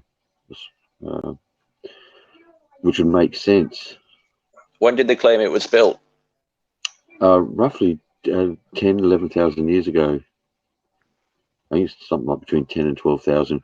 And their guess for that is because that's when the climate was there for it to actually get some water erosion signs. But that wouldn't mean the Egyptians. It wouldn't be the Egyptians who had built it because their civilization was a lot more recent. Well, that's the thing, you know. But the other thing is they took out an American. How you doing, Val Don? And yeah, we do sleep sometimes. They took a forensic artist out there, one of the top forensic artists, and when he did the picture of the face of the pharaoh, the funny thing is it came back with all the features of a black African man. Not a Caucasian. And there definitely would have been a time in the African history where, because you always hear about Nubian women and Nubian warriors back in the day, so you would think that at some stage they might have dominated that top part of northern Africa. I think King Solomon, wasn't King Solomon black African, or I'm not sure. Are you guys even there? Oh yeah, sorry. Yeah, oh, possibly. I don't know. I always thought it was Jewish, but I might be wrong. No, I'd say Solomon you're was probably right, given the location. Yeah. Everything come down the Nile. Yep. Well, the Nubians had a very old civilization, didn't they? But I don't know how old it Right. was. Yeah. So there was a forensic artist who worked for Los Angeles crime labs or somewhere in the US, and when he withdrew the face, he said it was the face of a black African male. So again, that might lead to older civilizations than we know of. Because I mean, was it Göbekli Tepe? Somewhere in New Turkey or something, that city now they found underground that they're excavating at the moment. It's older than anything they found before, I think. What, is it a part of Troy or something like that? Because that would be a lot more recent. No, not part of Troy. Kind of a mystery because modern archaeologists believe that civilization is so old, and they believe that at the time when this would have been built, that the only people around there were hunters and gatherers.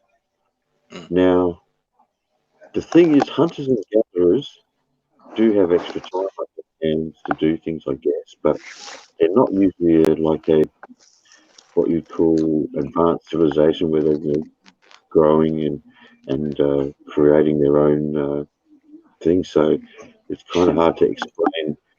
You need agriculture to have a civilization big enough to build massive structures.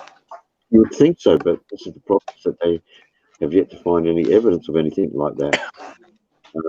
Actually, there's I don't know if you know of the two really old cities. I mean, I think the two oldest known cities in the world are in India, Harappa and Mohenjo-daro, and nobody quite knows who lived there. Nobody knows much. Around the Middle East, Iraq, Iran, where you have Mesopotamia, and that seems to be where what they would call the cradle of civilization, in and around that area. Yeah, but in cities, I can't tell you much about them. I've never really, but I know that there's some pretty weird Indian books out there that talk about some weird shit, like they're debating modern day topics that we like, UFOs, and they're talking science in these books that are thousands of years old. Well, I mentioned yesterday in the chat about a book called the Mahabharata, which is an old Hindu text and they had like massive airships that were used as massive weapons, nuclear explosions, and all sorts. That's I've seen that shit. That's hard to explain, isn't it? Well, I think every religion has its own sort of like super vehicles, magical things. But yeah, those are quite hard to explain. Well, with the Bible, yeah, I definitely agree, because to me that's for the most part it's a bestseller. There's very little historical fact in it, other than maybe some Indian texts are really interesting. The Sumerian texts are just out there because, like I said, the Sumerians was a 5,000-year-old civilization, and they got diagrams of our universe. Our solar system with all the planets. Even the rings around Saturn. They were very advanced astronomically, the Sumerians. They had a rather sophisticated way of calculating astronomy that nobody else. And we got a number system from them in a way. How did they know that shit? And, I think they were just very clever. More than, and a lot of people don't realize this. Bible stories like the Great Flood and all that sort of shit, Noah's Ark, and they all came from Sumerian stories. They're actually Sumerian stories. Yeah, well, they're actually from a text called the Epic of Gilgamesh. That's right. Yeah. Which is one of the oldest books ever written. One of the oldest stories ever written, and it's pretty much where they copied the Bible flood. A lot of it, yeah. The stories they stole them straight from there. And also stories about Egyptians as well. Which like if they're doing that sort of shit 5,000 years ago, and they believe that's the oldest civilization, whatever.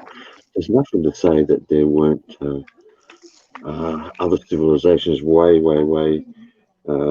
before them as well. And it wouldn't take much of a natural disaster on this planet to wipe out a whole civilization. It wouldn't even take a natural disaster. I mean, civilizations sometimes die due to wars or climate changes, and then if people leave, there's lots of reasons why it happens. Yeah, I mean, there may be more to the story. Atlantis, like you mentioned earlier, definitely. We'll look at what's that city? Venice. It's slowly going underwater. 1,000 years from now, 2,000 years from now, 3,000, it may not be here. Well, I think they're actually looking at it happening in the next 100 years. See, they're actually putting massive pillars under the, to try and prop the city up. Jesus, I know. I mean, yeah, we're talking about that city disappearing in the ocean within people's lifetimes. Yeah. But I have currently rising at 3 millimeters a year. Far out, that fast. Yeah, but that's enough to start wearing away at the buildings. Yeah. A lot of the buildings are already underwater. Yeah, that's crazy. And they'll just erode away. Well, they have found whole cities now on the sea floor. That obviously once there's one off India. There's some amazing ones. So, and what's under Antarctica? That's what I'd love to know. Yeah, so do I. I've always been fascinated by Antarctica. Well, it's a continent unexplored. We've pretty well explored most of the known world, but there's a whole continent under the Antarctica that we've never seen. Have you ever heard of Lake Vostok? I have heard. Yeah, I don't know where from, but it's a lake under the Antarctic ice. Nobody's ever seen it. It's a lake that's subglacial. It's underneath the Antarctic ice. It's been like that for hundreds of thousands of years, millions of years even. It might well have a whole different ecosystem of life to everywhere, to all the other oceans. What's funny when you say that, like a whole lake? Usually where you find large bodies, say for instance it was above ground, or not iced up, around bodies of water is where you're going to find civilizations. Around rivers, lakes. So what, is it kept warm by the volcanoes? Because they've got a few Happens volcanoes in ice. underneath all that ice. Yeah, I mean, look at Iceland. They have volcanic eruptions under the ice every year. Yeah. But there would have been a time, definitely in the history of this planet, where that would have been, green and wooded like the rest of the planet. How you doing, Popeye? No, here's that arse hat. Popeye, how are you, mate? Definitely would love to know Hello, what's under there, Popeye. mate. I'm not sure. Unless we invent something that can scan through all that ice, we'll never know. Well, the thing is, the Russians have already been drilling through the ice, but they don't want to. They don't want to pollute the river with microbes from the surface. So they're stopping at a certain point until they can get some sort of very clean and non-polluting way of actually getting into the water. Geez, well, good luck to them. Might be waiting a while for anything like that. I'm kind of surprised because when people usually start getting into that, they don't usually care about what they're doing. But I guess we're starting to learn a little bit. Well, I think the thing is that if they find microbes under the water that are just the same as on land, people know that they broke it. That they broke it deliberately. Yeah. Yeah. The lakes. But One they've thing, got to work out this. Sorry, go on. The lake is one thing. I'd love to know, like the flat areas of the Antarctica, like where there's just land underneath. I'd love to know what's there or was there. Be amazing if they did. I think they do like scan it through radar, satellites, and things. I don't know if there are maps of that. Yeah, I'm not so sure what they would pick up either. I don't know if they have the technology to do that. I'm But they're not pretty sure expecting civilizations. They won't look for it. Yeah, Popeye. Yeah, we're not saying. Yeah, we're not talking about messing with it. Just saying it'd be interesting to see what is under the ice. Oh, they would have diamond drilled it for sure. They would have diamond drilled it with bloody, picked up core samples for sure. Well, they Straight can through pick the up ice into the solid ground. I'm pretty sure they can pick up core samples, but they can't go beyond a certain depth without polluting the surface. The thing is, too, you got to, what's it? 1 in a billion chance that you actually drill down and find something other than ground. I'm talking about there's possibly cities underneath that ice. Ancient cities. So it's like that question we had the other day about where the largest pyramid is. Where is the largest? It's in Mexico, pyramid? isn't it? That's right. Yeah. Teotihuacan. Most people would think Giza, but no, Giza is not the. You've got some large ones all around the world, actually. Even I think places around the Middle East, somewhere or close to the Middle East. Turkey is it? I think Turkey might be a place where they've got something like that as well. Yeah, I've got a friend that just left Giza, and he said that was sensational. He absolutely loved the place. He said, apart from the hagglers, the people that wanted to drag him in every shop, but he said that place was just fantastic. So he was lucky enough to knock that off his bucket list. Well, that would be awesome. I'd love to go one day. Some ones that I'm curious to in that area. Actually, did any of you ever read, I don't know if you ever came across these books when you were a kid, but all those books written by Eric von Daniken. Yeah, Chariots of the Gods. So, yeah, all those sorts of things. I mean, it was widely discredited.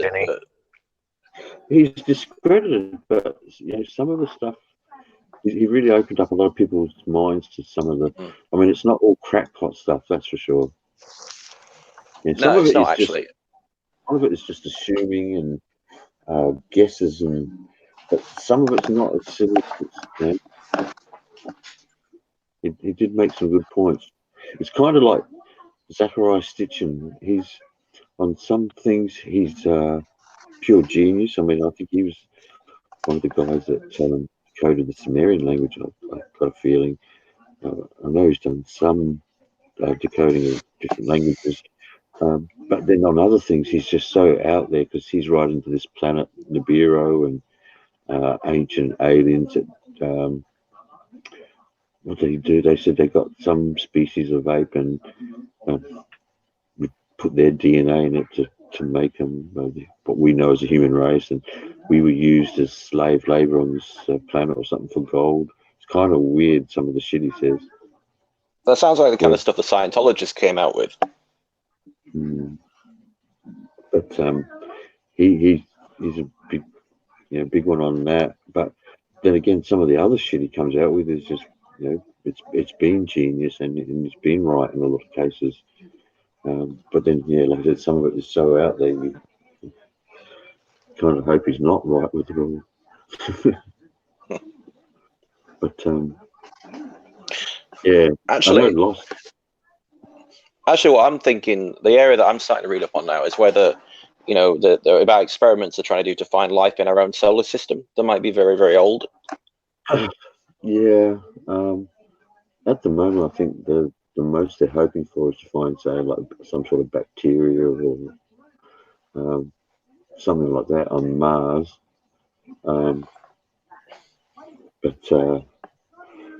Well, there's also the possibility of life in oceans and on Europa as well. I'm assuming that because see they classify life as something different than most people. When you say life, they can some sort of alien, intelligent alien, but to them life is a microbe. Yeah, it's basically anything that lives. Could be anything. Could be an amoeba. We started off with a couple of billion years of microbes to start with. Yeah, we did. A billion years. But I'd be surprised if there wasn't. They didn't find something like that. Even on Mars, some sort of microbe or.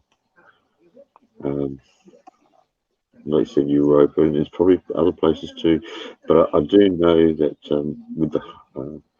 with their exploring and the Hubble telescope, and that, they have found some planets. I'm not sure even know how they can tell, but what they would call Earth-type planets. Yeah, they have. They found a load of them. Yeah, same difference. Tell you what, if aliens are true, all right, whatever the hell can survive the rigors of traveling through outer space, mate, ain't no human.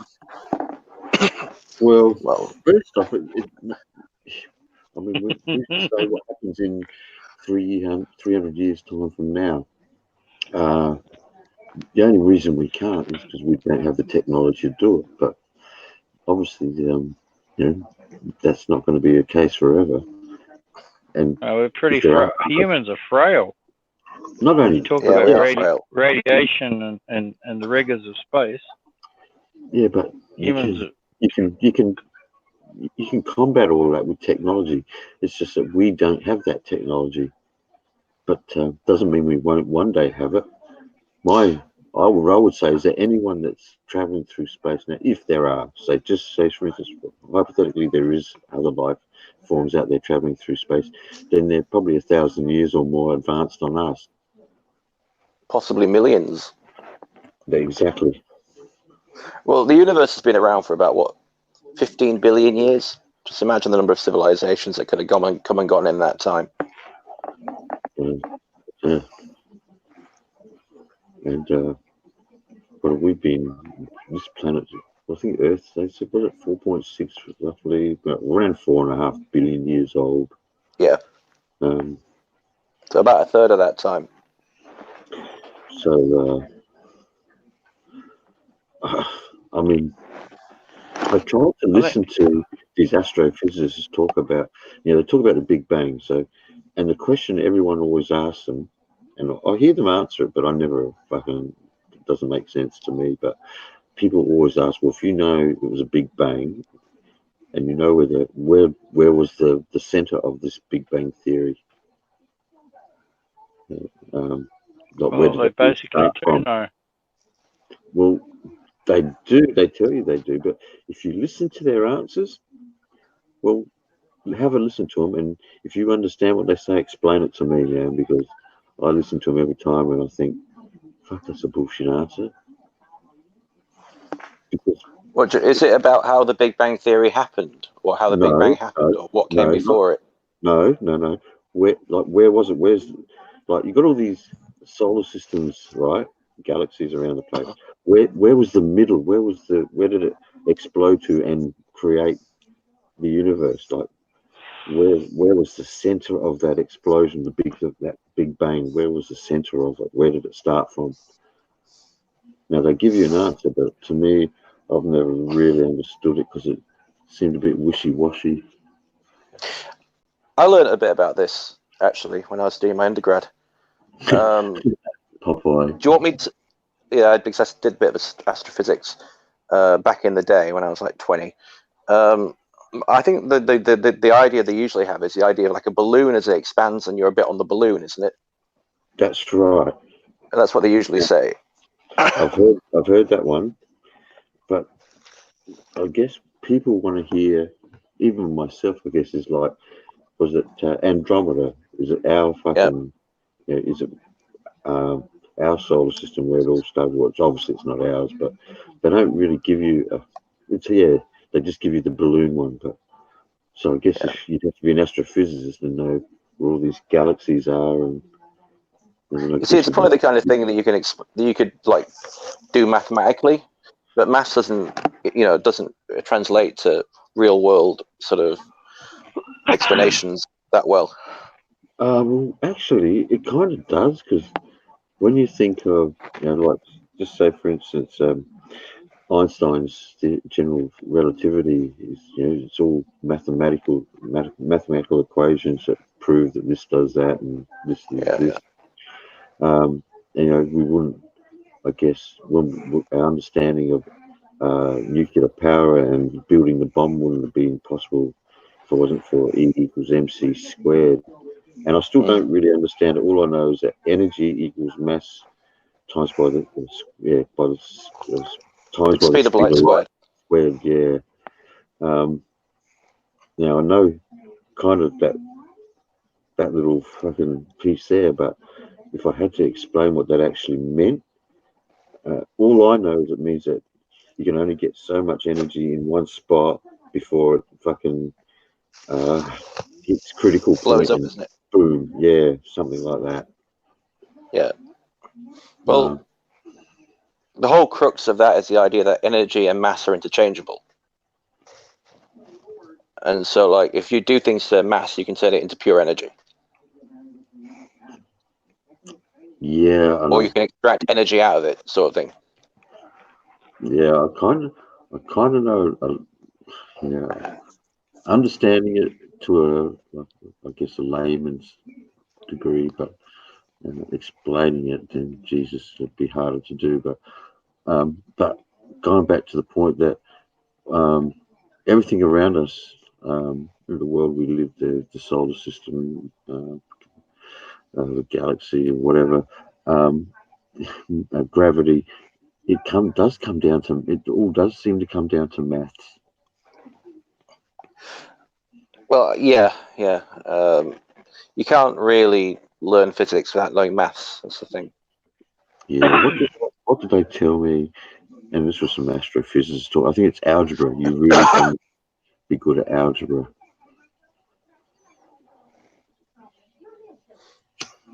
Not just algebra, but calculus, linear algebra,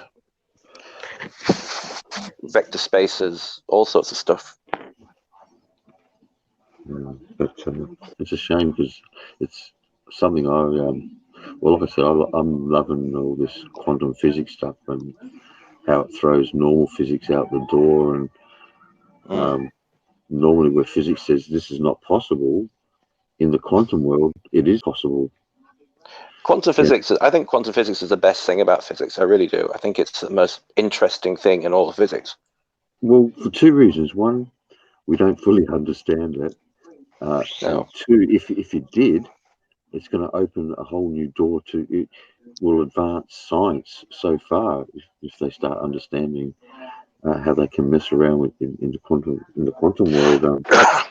Well, in the general relativity theory, Einstein states that you can't move faster than light. Nothing can travel faster than light.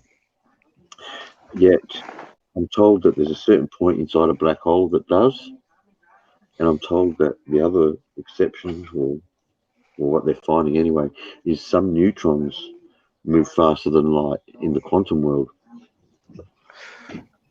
yeah, they did find. They did say that they found some evidence that neutrinos travel faster than the speed of light. They measured it from one end of the world into another end of the world, and they kind of sent them in a big beam. But I think that those results are being disputed. Though I wouldn't say that that's been confirmed yet. Yeah, see, the one when I was heard talking about it happened at that Hadron Collider or something, where they find, the guys working on that sort of shit, they found that they were disappearing, like going into another dimension and then reappearing again, which is really freaky. It kind of defies all the laws of physics that we know, which I guess it's the same as with string theory. The guys have been working on that. That's supposed to be the theory of everything that links normal physics to quantum physics, but guys like that much. Quantum entanglement. Yeah, that's weird. I've seen that page. I read that page, Nathan. Yeah. It's weird, but it's kind of weirdly intuitive as well. No, weird as in trying to understand, like, what the fuck, Yeah.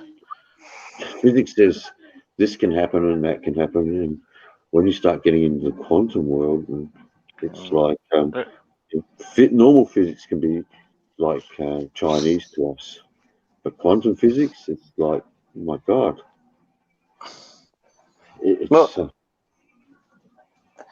It does, and there are things that happen at the quantum level that have no relation to the world as we see it. Just completely different things. But I mean, there are applications of it. I mean, your mobile phone has a lot of quantum physics in it at different levels. Transistors that use computers. Those nano. GPS. Sorry.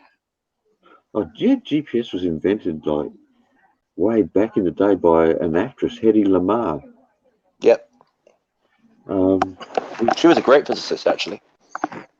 Yeah, I'm not sure what she was, but I know she was an actress, a pretty famous one. But yeah, she developed some of the first radar. But I watched this documentary. It was kind of weird, but they had these nanofibers, which they reckon at the moment they can only find length, but hopefully that with their technology they'll grow a lot longer so they can use it like cable. And this stuff is lighter and stronger than steel, and it's like by 1,000 times or something stupid like that, In this other case, this guy who's working in the quantum mechanics world, and he's invented. He's into that teleportation stuff, right? Which is real Star Trekky. But I think it's a River Sign.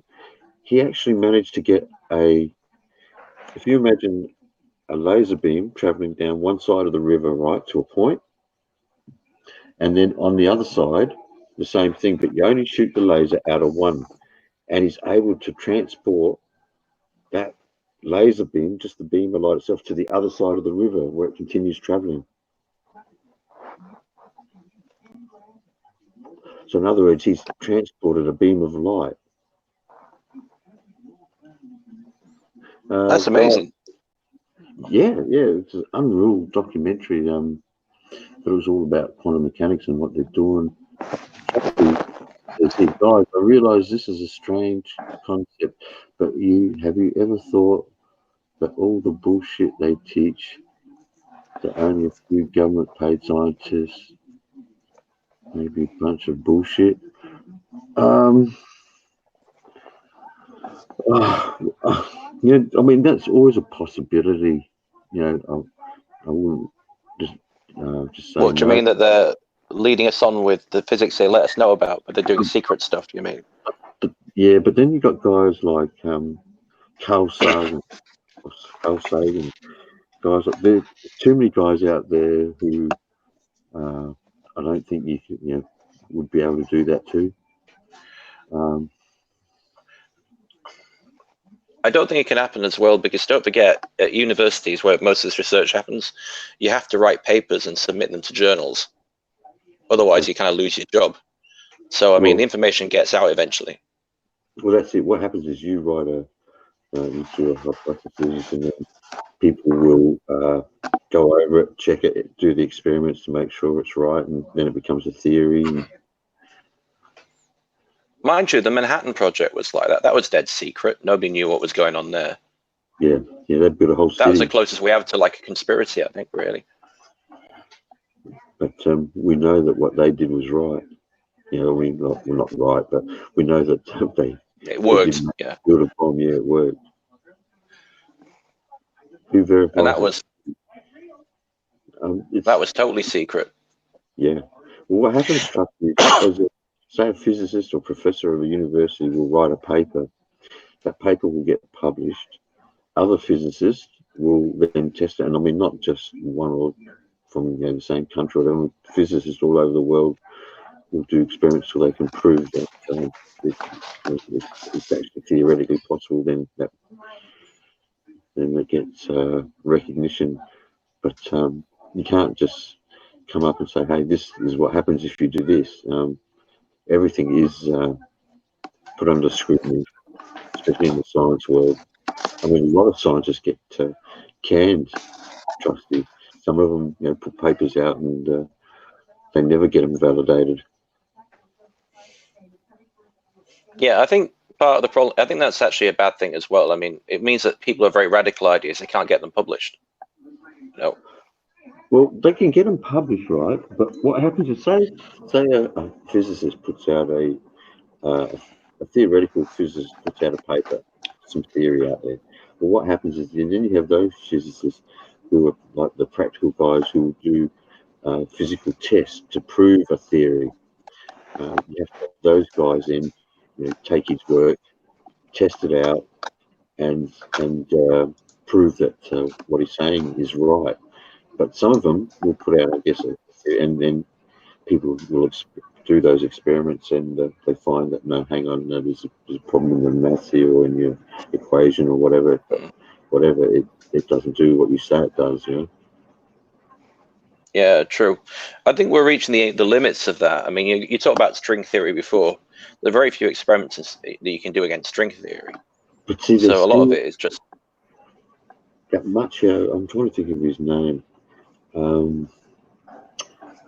He's famous. He's Japan, looks Japanese, but he's an American physicist. Michio Kaku. That's it. Yeah. He's a string theorist, just like. That's his research.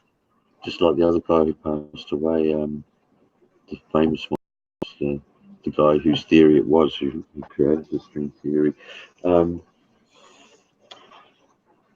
They call it a theory of everything, trying to link both up, and that's like link the physics world up with the I'm feeling tongue-tied. We're just talking about it, the quantum physics side of things, and at the moment they haven't been able to tie the two together. I don't think they will until they build really, really fancy new particle accelerators. I think we won't know for ages. I don't know. It's kind of funny, the Higgs particle was predicted like way back 50, 60 years ago or something stupid like that. And like Peter Higgs. And just now they've found that, okay, they've found it or believe they found it. But they found it because they built a machine just to find it. They built the Large Hadron Collider. They built a machine just to find the Higgs particle. I don't know if they did it just to find. I think that was a bonus, wasn't it? I think there was No, that was the reason. That was the reason. But I mean, there are other things they're doing, like supergravity and supersymmetry. But I mean, the whole point of, but the reason why they built it is to find the Higgs particle. Okay. Or to find if it exists. If it doesn't exist, you know, don't you? But it costs something like $11 billion to build, and $1 billion a year to run. So I mean, people ask me, you know, should that money be better spent on other things? You know, and I can't say it's wrong. No, I can't say it's wrong either. I mean, that's how we advance. You know, that place is small compared to the one that they started to build in Texas. But what's that one called? I'm not sure, but what happened, I think Bush, or I'm not sure what president it was. One of them, in the early, would have been in the 80s, I guess. One of them put a can on it and stopped it. Otherwise, the one in Texas would have been bigger, and yeah, they would have been the guys. I mean, Tyson, Neil deGrasse Tyson always whinges about it, saying, you know, how he thought it was the worst thing they did, that, you know, considering the budget of the US, that what they wanted was really, as much as it sounded a lot, compared to the budget they got. Yeah. And the same's happening with NASA. They're taking the budget away from NASA. Well, I think the days of massive particle experiments, I think, are over. I don't think countries will spend that much money in future. Well, they don't have to. They got one now.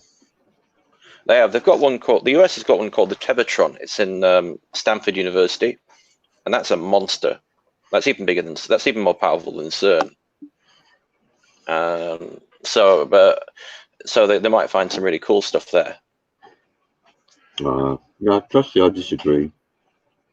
We don't need to start over and question everything. I mean, question everything, yes, but not start over. Didn't the Americans start building a really huge collider? Yeah, But, yeah, they did. It's called the Tevatron. Yeah. No. This is one in Texas. They never. Oh, built right, yeah. it. Okay. They started never completed it. They started to build it, and then the government stopped the funding. It was wildly expensive. And it was going to suck something like more than a third of the country's electricity in one hit. Wow. It wouldn't surprise me. I mean, they've got to keep those magnets cold. Bend all the particles around.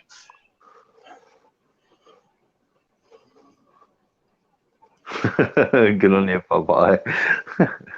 The truth is out there. Get Mulder and Scully onto it.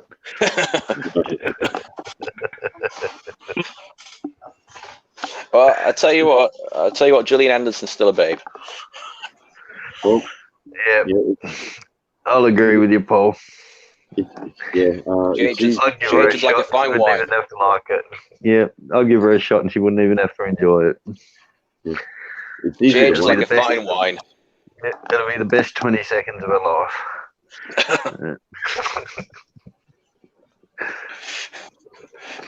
It's crazy what these scientists are doing. It's easy to think they're just mad scientists, but I tell you what, this is the stuff that leads to you know, technology advancing. You know, everything we got today comes out of the military, or, you know, from a lab, like Silicon Valley. But, you know, what technology the military got? They're usually 10 years ahead of us. Oh shit, yeah. Well, look at all the new stealth planes they're building. Like every year they come out with another stealth plane.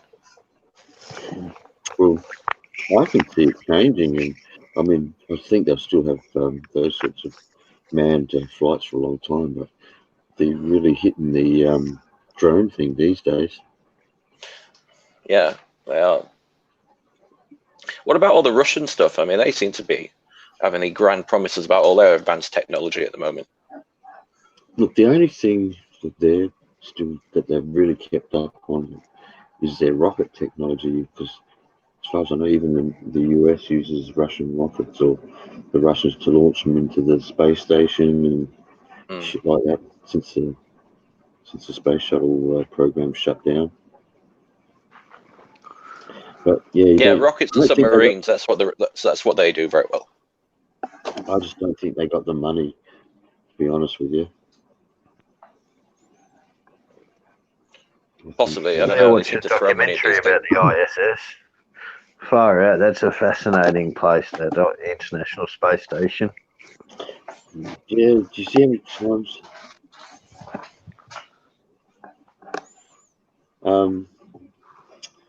What was it? One where like they're showing you how every now and again they have to get ready to evacuate it because they're worried about getting hit by space junk. Yep. You jump on, Popeye. Yeah, I just put a link in there, but it's the wrong one. I must have copied and pasted a different link in there before. Well, there are lots and lots of things in space now. I mean, that can hit you, Oh, so you especially there's a low Earth place, orbit. I think it's a place that might be in Texas. I'm not sure. Where they monitor all the space junk, and I've seen a map of the stuff that they're monitoring. Mate, we've made a mess out there. No, we make a mess of everywhere that humans touch, mate. You know, we got passionate fingers. Everything we touch, we fuck. Yeah, I well, think there's something like 10,000 different things floating around out there. this map looked like that. It was insane. Yeah, and they got these a military installation that actually monitors every piece of space junk out there. And every now and again, they've got to move the space station and get it to just sort of move itself out the way of, to avoid space junk. And sometimes, like one time, a piece got through without them knowing about it, and they picked it up at the last moment. And yeah, the astronauts all had to sit in these pods that are ready to be shot back down to Earth. Luckily, Have any of you seen that film Gravity? That film's Yeah, all I was about just that. about to say with George Clooney and my missus. Sandra Bullock. I wanted to see Yeah. it until we. So you know about my missus being an actress then? Oh, you picked well. That's all I'll say. Yeah, mate. Yeah, I pulled well, mate. You know. Do you want to like do one of those courses on the internet for all the incels? You might be able to teach them something. Yeah, I'd like to watch that movie, except that Neil deGrasse Tyson said it was the most bullshit. Like nothing was factual, and he pulled it apart. So Probably, yeah. Yeah. I don't watch many movies, but you know, I actually didn't mind that. Yeah, You've got to support your missus, haven't you? Yeah, exactly right, mate. You know, so yeah. is it Family worth first. it or what? Is the movie Yeah, I worth think it is worth. Yeah, I think it is It's a worth. great seeing. film. Really good film. Yeah. No, I won't watch them. All right, you wankers. How you doing? Attention on. Hello. Let me Fuck, I tell thought you. I turned my camera off, Popeye. I didn't know you could see me.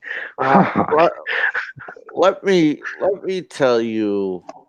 Let me tell you all. You sound like a fucking PBS special that only a stuffy old British bloke would fucking rub one out to. What is your fucking problem? I am this the morning? honorary stuffy old British bloke on the panel. All right, congrats. He's saying, Popeye, that you didn't just rub one out, you rubbed two or three out then, mate. Oh, dude, I actually have a problem. I rub one out at least 10 times a day, man. Do you like massive wrists? I can imagine it now. Popeye and his little dog there sitting together, fucking. No, fucking hell! You had to bring the dog into They it. call me the Bionicle Man.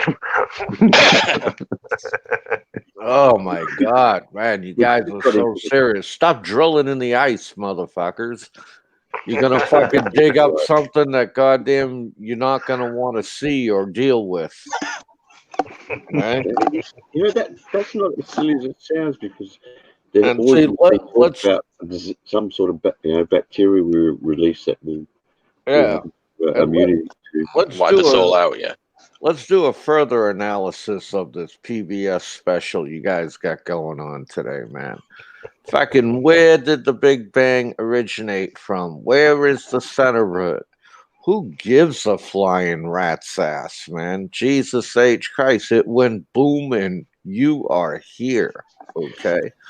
You know, you're probably right, but it's I guess curiosity, human nature, curiosity. Curiosity killed the Hey, cat. Lost, how you doing? And It's, also, I agree, but we like coming dealing back. with minutiae. It's just the human condition.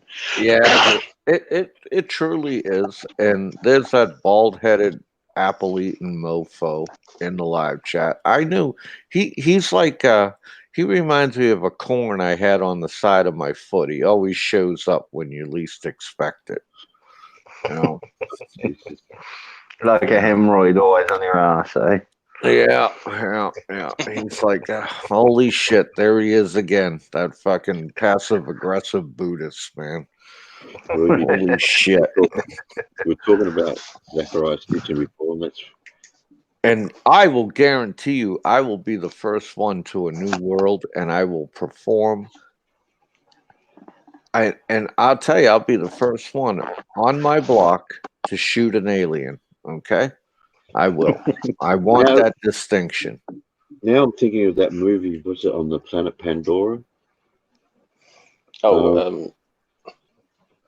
Avatar. Avatar, yeah. I can imagine Popeye being that guy leading the Marines out and fucking kill the locals. And Oh, I would so kick some ass, man. I really would. I really would. I'm telling you.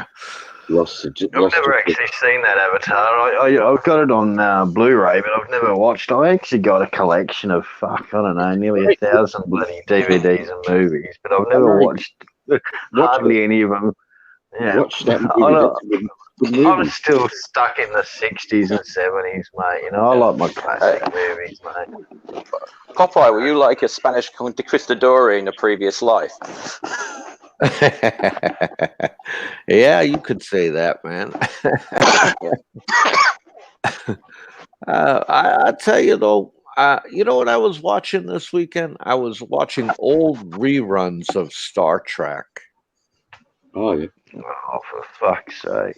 No, Yeah. Star Trek was the start of it all, and a lot of the stuff that we've seen on Star Trek that we thought was that's just too far fetched, is just practical everyday technology now. Star Trek was actually the first show to actually have an interracial kiss between a black woman and a white bloke. Yeah, Oh, and well done. You know what studios put that out? There's a studio owned by the first woman to own her own studio, Lucille Ball. All right.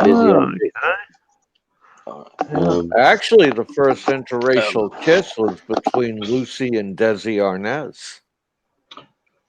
Was it really? Yeah. Well, you need to back up a little bit there, Bubba. Okay. No, but the interracial, I think it's like between a black African woman and a Caucasian. But you could definitely say, that was interracial too. Desi Arnaz. Yeah.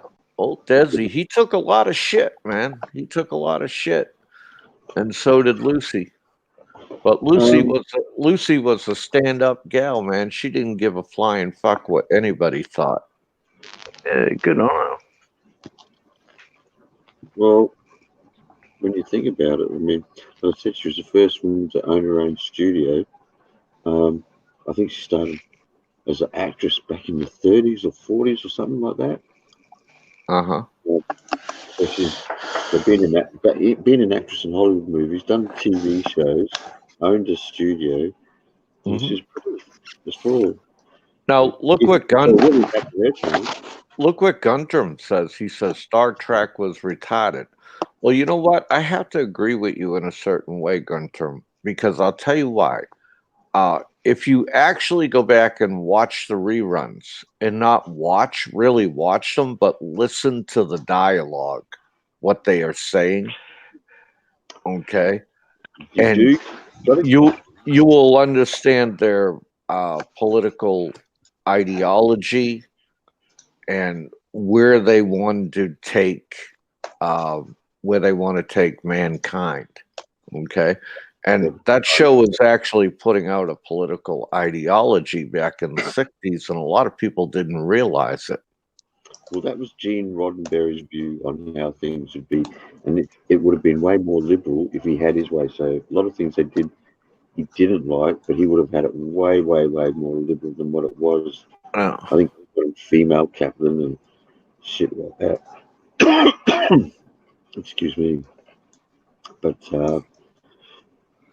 I don't think people weren't thinking back like that anyway. Back in those days, Popeye, they weren't. Oh, you'd be surprised how Hollywood itself really thought, even back in the 40s and they only ran it. They didn't run for 50s. very long. They didn't stay on TV for that long. Actually, mostly what we see, they thought it was on for a long time because they just kept throwing reruns. It became more successful afterwards. Now they've taken Star Trek to the point where they're promoting all the gay rights, fucking, girl on girl relationship, man on man relationship. The last Star Trek movie, finally come out and showed that one of their main stars is actually gay in the movie and actually gay in real life. And they're pushing this ideology, they're pushing their agenda through the movies. And this is something Hollywood has always done. Yeah, I don't have a problem with the gay community. My oldest daughter's gay. Oh, My best mate's gay. That's not the point. I don't care if you're gay.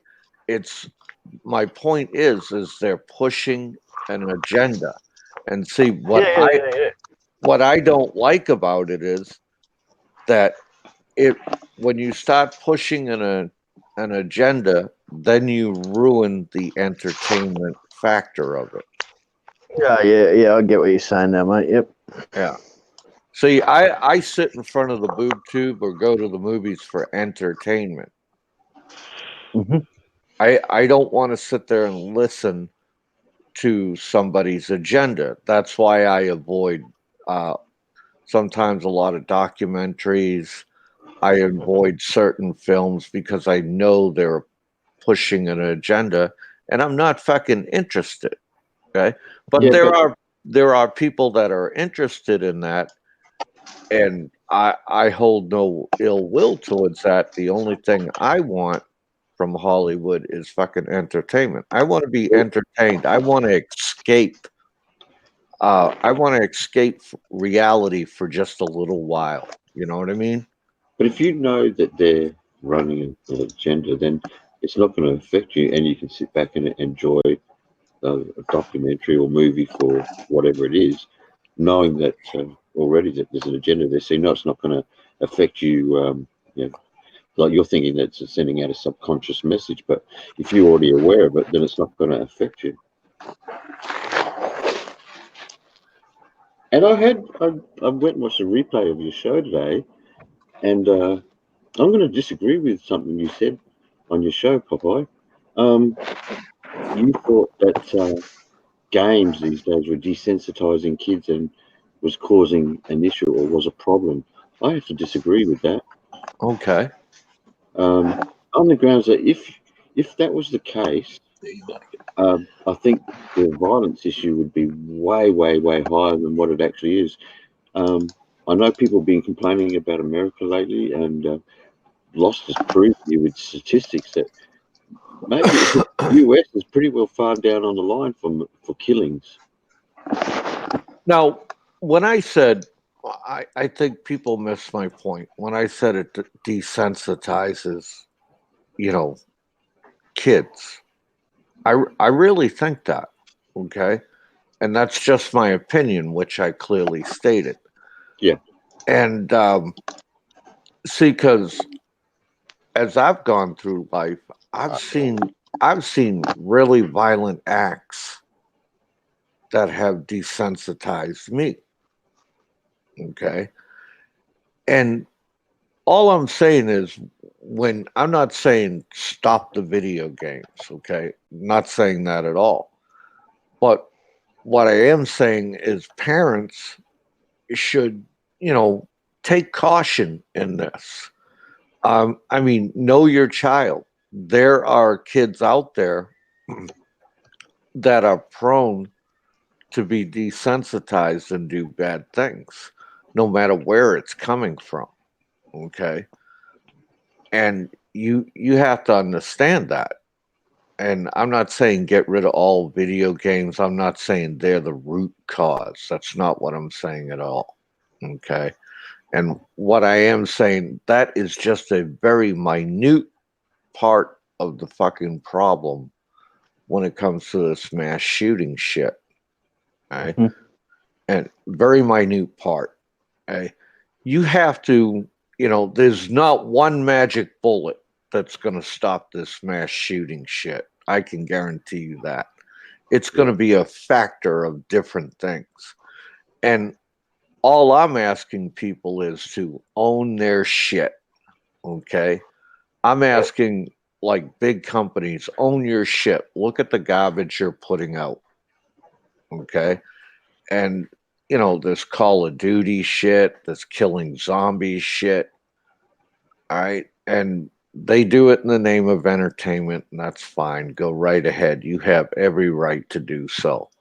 But what I am saying is parents need to caution with their children and take responsibility and own their shit. Okay? And I'll also put out there that this mental health issue, that itself plays a big part. People are not reporting, and when they do report that people have mental health issues, it's either too late or it gets fucking ignored by the authorities.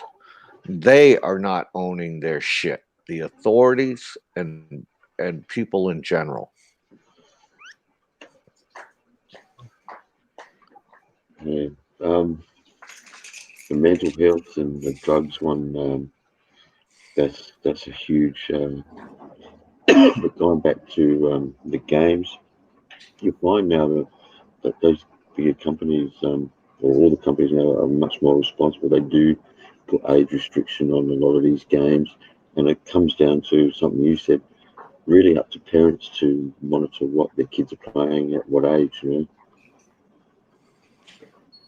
Uh-huh. Yeah, I won't let my kids play games like Grand Theft Auto and stuff like that. No. See, my son played that and all those games, and he's just not sort of to go out and want to steal a car or attack people. No, neither are my kids. Yeah. But he has played those games. So again, I think. And a lot of my generation is saying this about video games. Some are saying it to an extreme point, which I think is wrong. But what I'd like to see parents get back to is, like, in my day, like on Saturday, you finished your chores and then you went out and you hung out with your buddies. You tromped through the woods. You went to the park. You rode your bike. Okay? Kids are not getting the physical activity that they fucking need today. All right?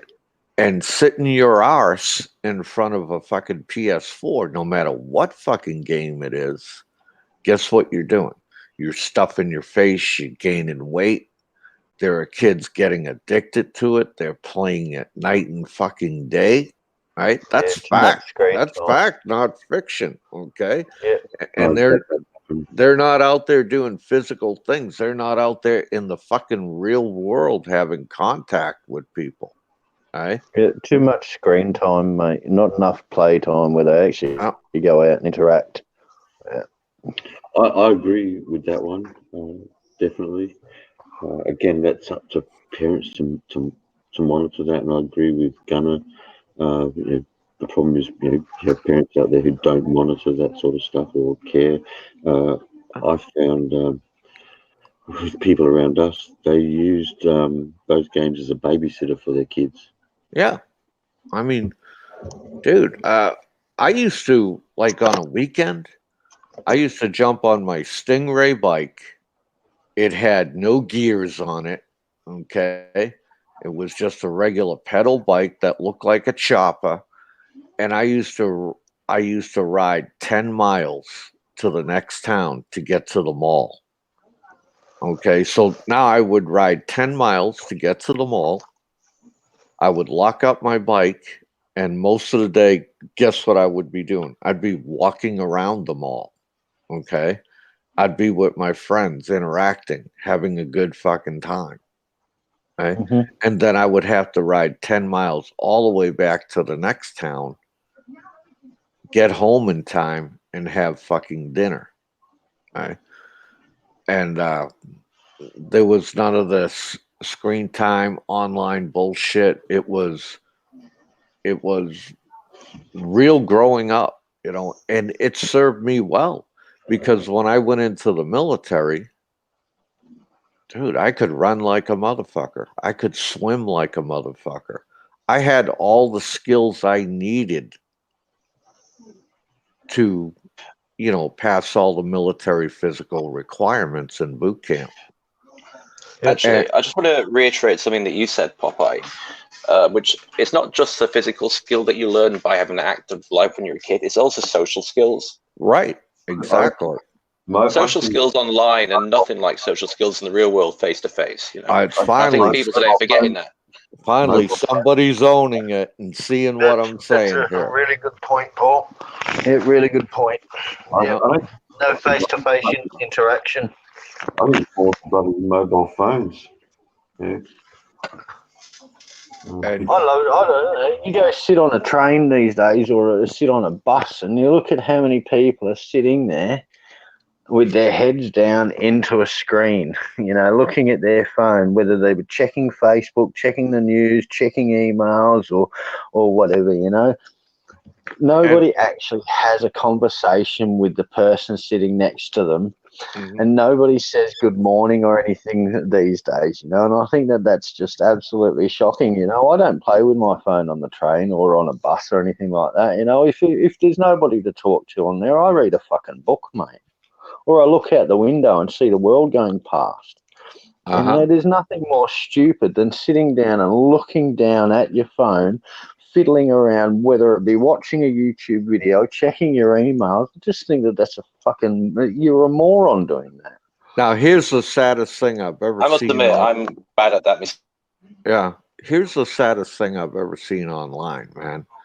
I'm in a very unique group, and that group, we talk nothing about.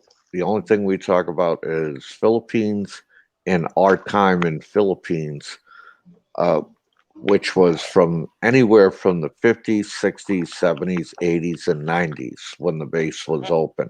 Okay? And some of these guys come in and they start posting pictures of Filipinas that they've met and what the Filipina is like today. And every picture I've ever seen, fucking goddamn phone in that Filipina's hand. Okay? And if you walk around Philippines, I think some of you have been there, you will see a fucking phone in just about every Filipina's hand. Am I right or wrong? Same as in Thailand, mate. Same as in Thailand. Australia. Yeah. I remember seeing a post on Facebook and it said, and at what beautiful location will you be looking at your stupid phone today? Yeah. You know, I just thought that is just spot on, you know. Like you're in a beautiful location and you're looking down at your phone. Yeah. And, you know, but don't get me wrong, guys. I'm just pulling you short hairs. I do like your PBS special you got going here today. You know. Hey, can you guys hear me? Yeah. Oh, no. No, mate. No, we can't hear you, mate. No. Popeye, you should have seen the quiz that we had earlier. Oh, no. Give us all nightmares.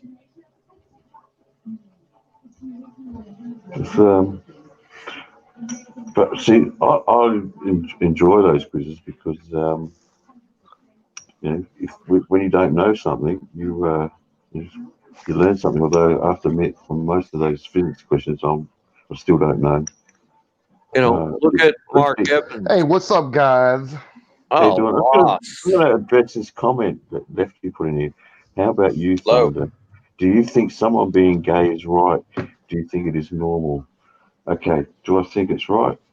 Each to his own, Lefty. Everyone can choose whatever lifestyle they want. Do I think it's normal?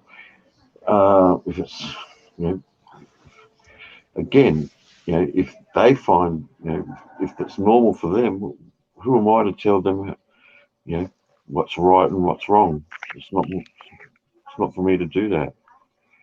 Yeah, I'm a firm believer. You have to pay for everything you do in life, and how high of a payment are you willing to pay? Okay, and dude, I'm of the mindset what you do in the bedroom is your fucking business. Okay, plain and simple. Right? Because I'm not going to try and take the moral upper hand or say it's right, it's wrong, it's not normal, it's abnormal, it's normal. You know, that's not for me to do. You have to pay the price for what you do, and that's the way I fucking see it. You know, like Lost has to pay the price for being a fucking passive aggressive Buddhist. Okay. You know, we've got two Buddhists. We've got two Buddhists on the Extreme panel. Buddhist. Extreme Buddhist, and Yeah. that's That's his right. that's his thing, man. And you know, am I to sit here and judge it? No. Does he judge my Catholicism? Fuck yeah. Okay. Does What? he hate Catholicism? Fuck yeah, he does, man. No, that's definitely not true. Well, just watch out, Popeye, because being an extreme Buddhist, he's liable to find out where you live, come and sit out the front of your house and set himself on fire. Oh God, That's right. I'd fucking blog that in a heartbeat, man. Hey, I want to bring something up about the kids and of today. I guess you know how they're kind of lazy or whatnot. As a parent of a 6-year-old here, of course, as all you guys know who have children, you know, being a parent ain't necessarily an easy task, and trying to balance playing outside, playing video games, tablets, whatever is, you know, of course, is not an easy chore, and I try to do my best with it. But these days, I worry, and I'm sure parents probably did when they were younger to a certain degree, but like I was kind of like Popeye. I was able to roam pretty far, you know, and parents didn't really care and probably didn't have too much of a worry. These days, I worry about my child just going a block down the road if she's going to Oh, turn I up hear missing you. or something like I that. So agree. there's definitely a different Yeah. set of circumstances. It's like sometimes I would almost rather my kid sit in front of that TV with a controller in her hand and be out there and have to worry about someone snatching her up or something to that effect. You know what I mean? Mhm. So there's definitely a different type of you know, dichotomy than it was when we were children, for sure. Yeah, but you could put your kid in a controlled environment where they can get that exercise that they need, where they can get that socialization that they need. Oh yeah, yeah, I totally agree. And like I said, I do my best. You know, I do. Yeah. There are a bunch of kids in this particular neighborhood I'm in, and we do let her go outside and you know do those because you know I want her to be outside, and she likes to interact with kids. But yeah, for sure, you can put them in different type of like children daycare type programs or whatever. And, yeah, there is, but it's the days of letting your child jump on his bike to ride 10 miles is kind of over unless you Oh live yeah, in you know certain I certain can't areas. argue that. I can't argue that point with you one iota. But there's one thing I did when my youngest got into high school. She wanted a fucking cell phone so bad. I just told her when you turn 18 and you got a job, you can buy your own fucking cell phone, right? And that's the way I saw it. I mean, she Yeah, went. Go ahead. yeah, you know, I definitely don't disagree. And you know, as everybody's a parent, you've got to find your own balance, what you think you know is right for your kids for sure. I mean, my kid, I don't have a phone for my kid; she's only 6, but you know, I did get her a tablet, and you know, she has to earn the right to play video games and that kind of stuff. So she has to, you know, read or you know, what to do, whatever it is to Yeah, earn but that time. don't teach her it's a right. This is just advice to you. Don't teach her it's a right. Teach her it's a privilege. There's a big difference. Yeah, exactly. Well, yeah, something. Well, yeah, I mean, as far as playing video games are it's definitely a privilege for sure. Yeah. Because when you start saying rights, then that's when all of a sudden, as they grow older, well, I earned that right, and then all of a sudden, that's when the fucking entitlement shit kicks in. See, I know where Lost is coming from, and I Yeah. dealt with that years ago, Lost. And he's dead right. There's a real balance there because one, you don't want them to feel left out because other kids are into that tech. The other thing is, at school, some of the skills that they're learning will transfer over to skills at school using computers and such. Yeah. But I definitely see where it's harder for kids these days. I was like you. We wander down the street and had the local park or playground that you could all meet up and then run amok from there. And I really wouldn't want to be a parent in today's society. When I look at guys like Lost and I say, that poor motherfucker, he's got more to deal with than I ever had to. I feel sorry more for the kids because one is they don't have the same freedom, Popeye, and with that comes, their social skills probably lack because they're not spent like myself. It sounds like you're around that same time when you go out and you meet groups of kids, and you meet. Well, see, today's kids don't know anything about that. So you can't feel sorry for something they've never really lost or had. No, but I feel sorry that they're missing out. Oh yeah, okay. I mean, I think what we did as kids helped us, be able to associate with other people a lot easier, and because you, like I said, you're always out, you're meeting other kids all the time, and you'd have a group of friends, and those kids would have friends of friends, and you'd be out and you'd go meet somewhere, and there'd be a whole heap of you, and but these days you just can't do that. There's no way you let your 10-year-olds to walk down the street by themselves and jump on their bike and ride for miles or whatever, like we could do. I think when we were about 12 years old, these days. That's right. When we were 12, I can remember a couple of mates of me riding into the city all the time. Fuck yeah. And walking around the city. You couldn't do that now. When I was 9 years old, I used to walk down to Copley Square. When I lived in Cambridge, I'd jump on the T and go into fucking Boston. Okay? Not even blink an eye. Yeah. Right? And when I got home, my mom, she was quite pissed and give me a good talking to and a couple of backhands and said, who the fuck do you think you are? You know what I mean? And when I lived in the city, I grew up too quick, You do, but I can remember being at that age when I was like, say, school holidays come out. I'd go out in the morning. My parents wouldn't see me till dinner time, Yeah. And I can't remember too much ever being worried about it or something. Well, it was the same, actually. Can't do that. Well, in the 60s, we had a lot of problems in Cambridge and Boston. Okay? And then finally, my parents said, fuck it, and moved out to the suburbs. And that's when I really started getting a lot more freedom. Okay. And fucking, I get kicked out of the house. I don't want to see your ass till supper time. You know what I mean? Yeah. And we had a saying, we get up in the morning, we'd have our breakfast, do our chores, and then we'd go out and we'd come back. And as soon as the street lights were on, we knew that we had to come home. Yeah. I see we're all of the same mindset here. What about you, Paul?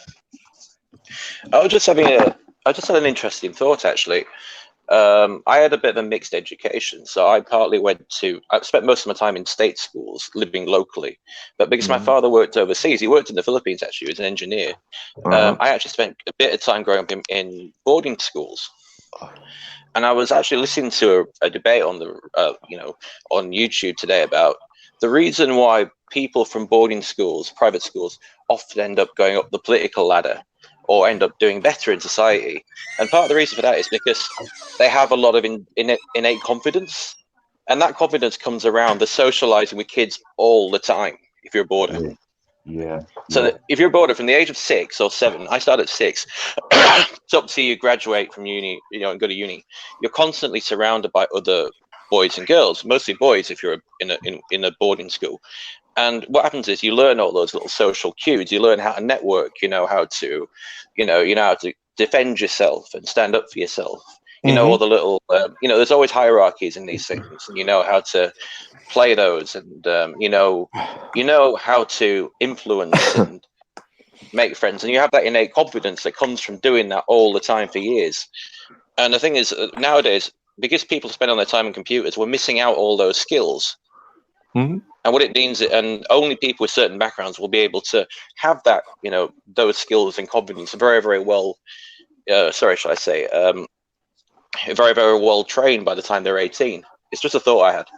Yeah, when I worked for the local government, we had a program. It was called Operation Payback, and I would get these young people that were 21, 22 years old, and they would have to do community service. And I would, mark their hours, give them jobs to do. And my Lord, just talking to some of these kids, I would say to myself, how the fuck are you still alive today, man? I'm like, oof, no understanding whatsoever. Or about how other people operate, or about life in general? I don't know what you mean. Well, about life in general, number one. And a lot of times I would get these kids and I'd sit down and I'd go through their record, and I'd say, okay, these are the hours. This is what you're going to have to do. And my God, the constant fight to get them to comply with the program and get out of the bad situation they are in. And they just, a lot of them didn't know how to take me. They're like, well, dude, you're way too strict. Well, dude, you should let me do this. You should let me do that. And I would tell them, no, I cannot let you do this. I cannot let you do that. I have to follow the judge's orders. Okay. It's not up to me. The judge ordered this. You have to do it. Okay. Or you go to jail. And even though when they're dead to right, caught and convicted and have to do the time that they were sentenced to, they still think they were right and the whole world was wrong. And when I see that attitude, it just like, wow, I can't believe it. Do you know, I'm not sure that's a problem of this day and age, because I think that's kids at a certain age are all like that. We got a word recalcitrant. Too many kids have got this disease called can't be fucktitis. They have that too, but I know what Popeye's saying. It's a real discipline thing, and they think the world owes them everything, and they think that they know everything. Yep. They think they're right, you're wrong, and sometimes you just can't get through to them. And see, these kids have created the problem, and then they were sent to me for the discipline.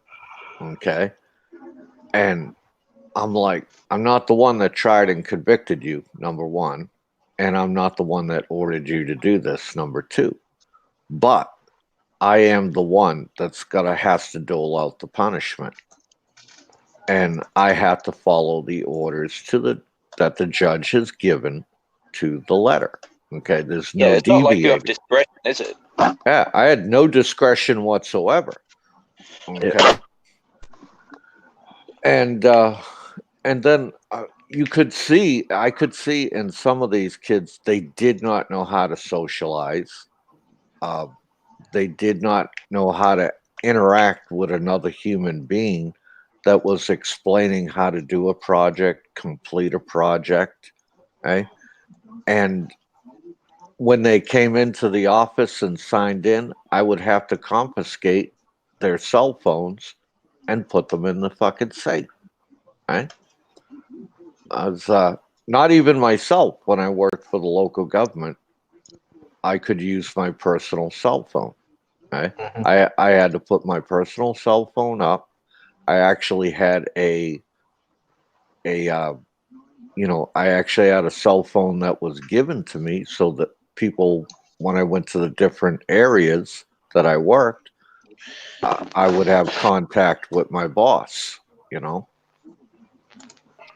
And dude, the minute you took their cell phone away, it's like you were the fucking bad guy.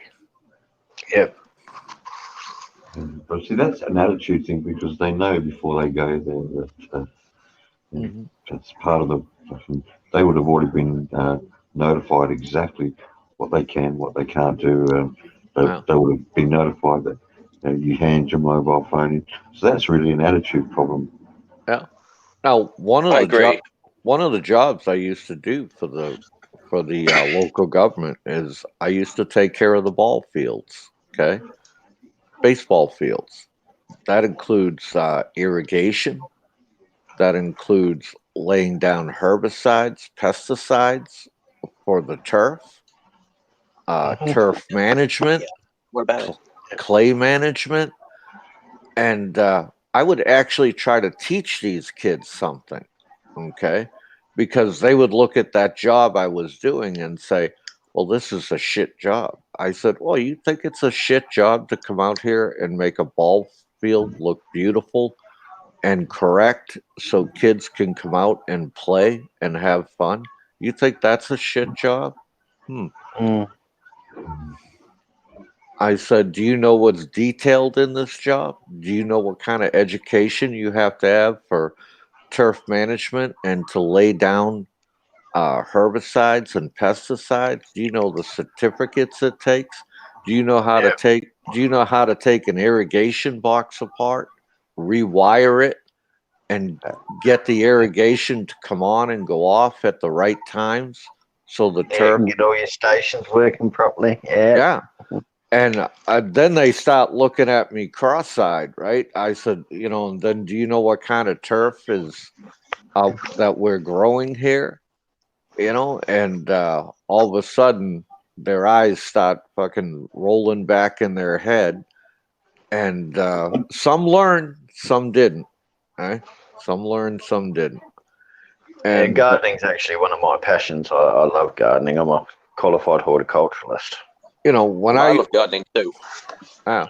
When I could absolutely love it. When I could turn a ball field into something professional looking, and those kids come out and played on it, that was my reward. Yeah, I used to be the head landscaper here at the Crown Casino back when it used to be called the Burswood Casino before James Packer took it over and sacked everybody and got his own set of gardeners in. But I absolutely loved it. But what I loved most was some of the people that used to walk through the gardens and then they would send us letters saying how much they appreciated the beauty of our gardens. That was what made my job fucking ace. Yeah. Now, Tony Hutchinson says Buffalo is a good turf, Popeye. I will agree with that to a certain extent. But here where I live, we have to use what we call Bermuda 419. Okay.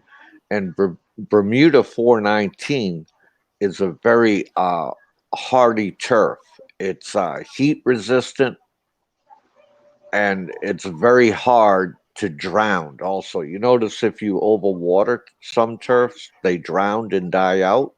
Right? Yeah, Greenleaf Parks like that. Yeah. And yeah, that's true.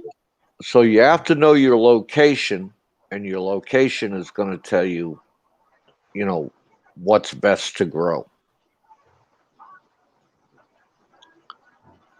But I enjoyed that job, and then one day I just woke up, didn't enjoy it anymore, and I was past retirement stage, and I resigned my position and said "Asta," and time for me to roll because I was just fucking sick of working, man.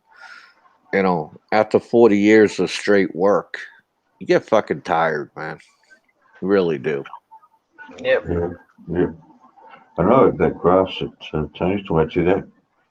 Obviously, I don't know if you guys have it over there, but it's one of those grasses that gets out of control really quick. That stuff will lift bloody concrete. Mm. You gotta really be on top of Palmetto that buffalo stuff. is nice, Tony. Queensland blues, also a nice variety. Greenleaf Park. Who just left us? Lost. Lost. I think lost like No, and Nathan. And Nathan. Yeah. Yeah. But so if you're not, there's an old saying: if you love what you do for work, you will never work a day in Work your a life. day in your life. Yeah. Yep. that's true, but most people never have the privilege of that. Oh. They never have the privilege of loving what they do. And I like Paul's take on the boarding school thing. Yeah, and I really do think, Paul, boarding school kids do have a upper hand, definitely.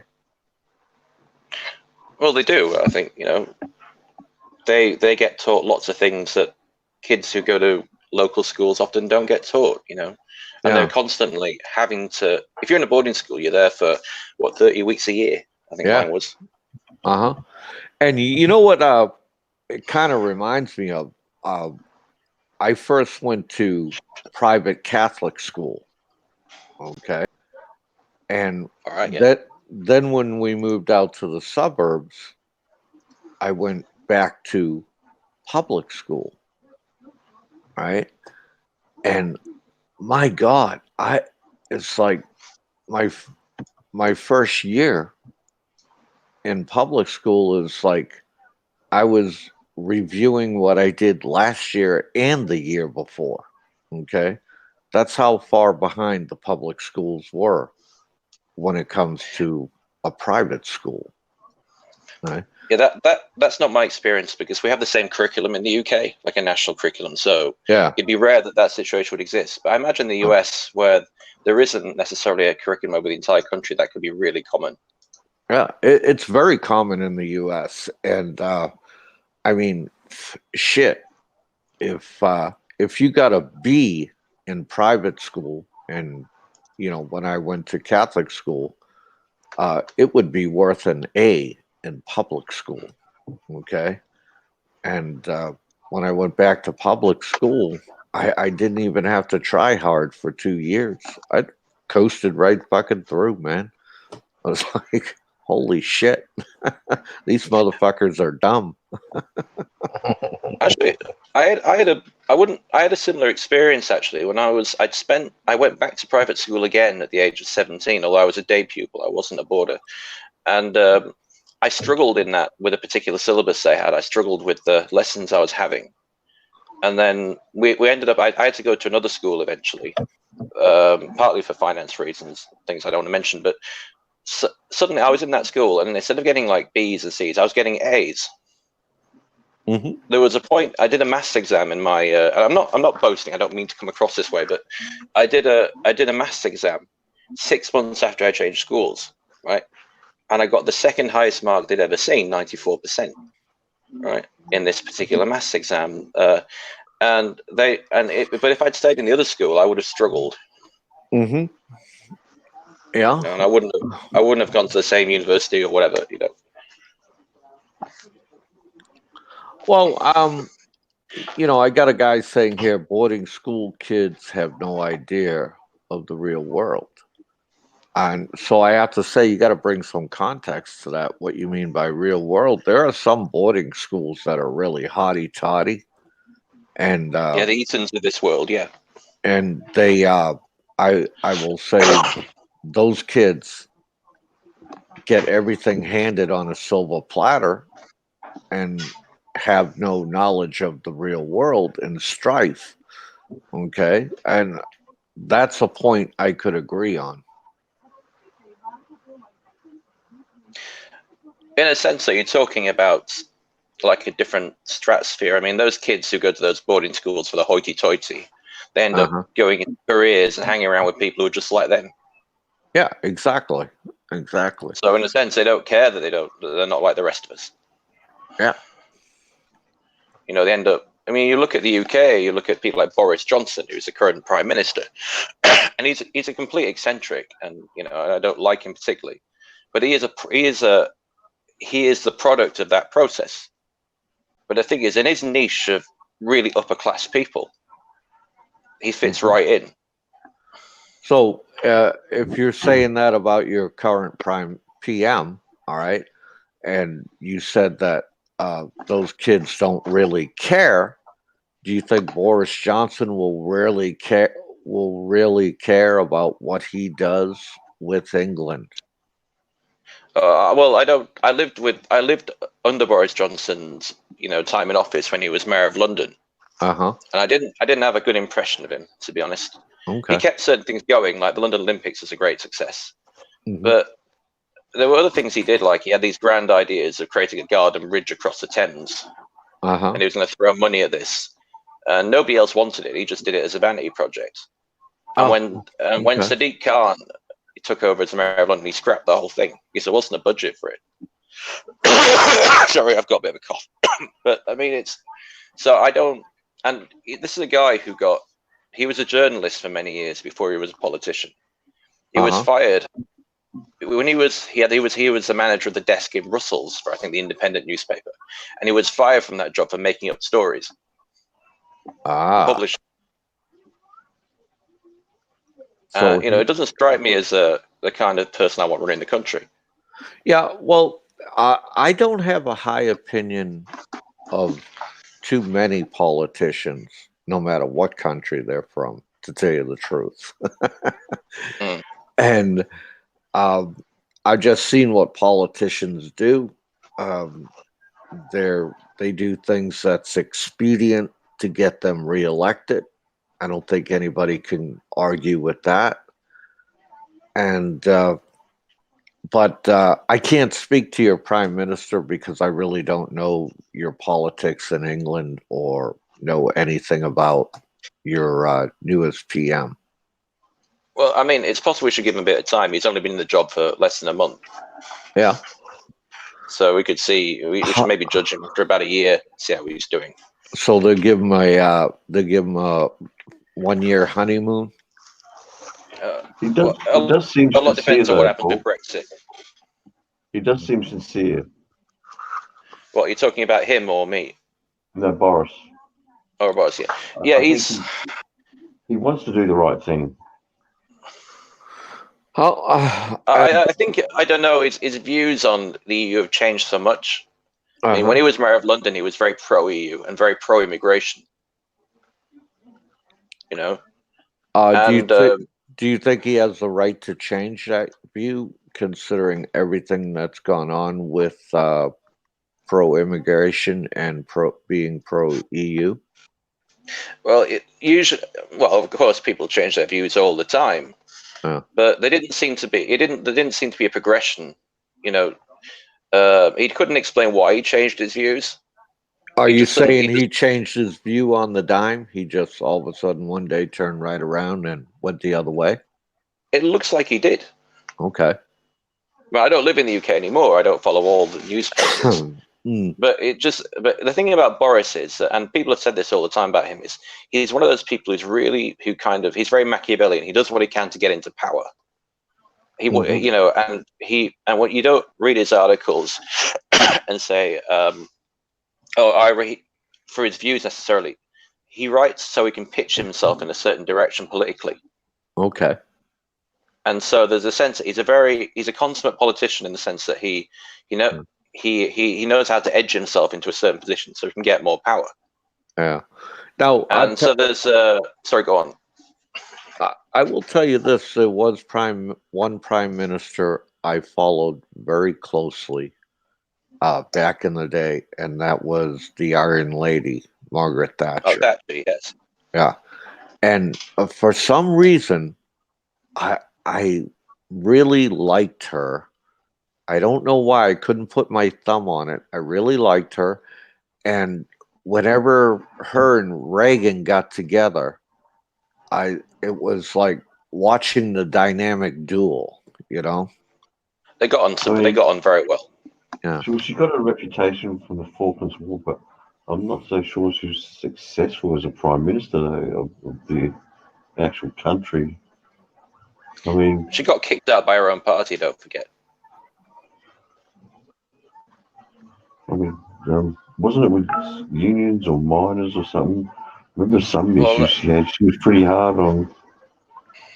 It was partly to do with the European Union, actually. The Eurosceptics in her own party. But it was, I don't know, it was before my time. But she got, she managed to antagonize her in her own party enough that they voted to kick her out. So I know that happens in Australia quite a bit. Yeah, we get a 4-for-1 deal. You vote for one, you get 4 different prime ministers. Yeah, well, that's yeah. like what they're saying in the chat right now. They said tough bitch she was. Ha ha ha, Popeye. Yeah. Well, yeah, that's one thing she didn't do. Is I think that's what I found endearing about her was that she didn't take shit from anybody. You know. No, she didn't. You're absolutely right there. Wow. And to me, that's an endearing She quality. was the Iron Lady. Yeah. Well, the thing is, we knew with her as well. You can see it a bit with Trump as well. That you know where she stands on every issue. Yeah, and you know, and you either agree. Yeah, it kind of. You either agree or disagree. Yeah, and it kind of broke my heart when she came to Ronald Reagan's funeral, and she sat down by the casket and cried. And I'll tell you why, because right then and there, I knew it was the end of an era. Change was coming. Everything was going in a different direction. She didn't get the name of the Iron Lady for no reason, did she? Well, if you think about the time that, sorry, go on. No, well, she was a hard bitch. She was. She was very tough. I mean, she had no qualms about jumping on the Falklands when all that shit went down. Mm-hmm. I think that's what made her reputation, to be honest. Yeah. Now, do you think Great Britain should leave the EU, and do you think EU has done damage to Great Britain? I don't think the EU has been perfect. I think the EU has actually done damage to its members. You only have to look at what they did to Greece. You know. However, I think we got more out of the EU from being in than we got when we leave. I'm actually rather pro EU in that sense. And I think as well, I think what they didn't realize is when the people who voted against it is there's a shift towards the right in the EU. Okay. Because they've got new politicians in. Because the EU the EU Parliament's made up of its members, and its members are politicians from the various countries. And there's been a shift now. I mean, if you're on the right and you're kind of anti-immigration, the EU is kind of shifting slowly in that direction. And and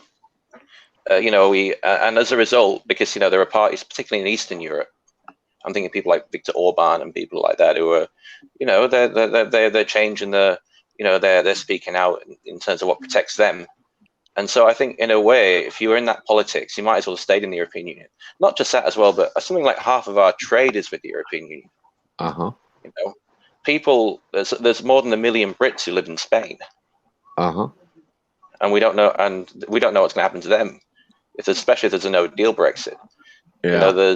They may not be guaranteed to stay or claim the same sort of health benefits they had before. And so I think that there's not just that, you've got the whole Northern Ireland situation, which is an incredibly tough situation to deal with. You know, if you put a border on the Irish, that if you put a border between North and South, the North and the Republic of Ireland, then you basically torn up the Good Friday Agreement.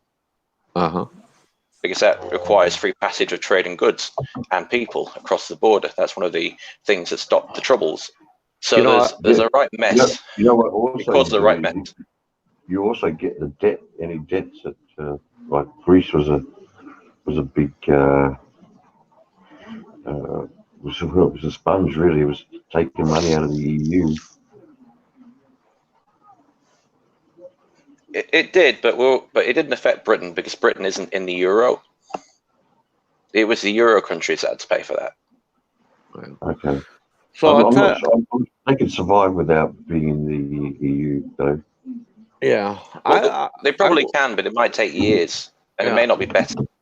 I will tell you this: for 3 years, I traveled Europe when I was in the United States Navy. I had the privilege of going to Rome, Naples, Greece, Athens, Greece, Portugal. I had the opportunity and been in London, Portsmouth, and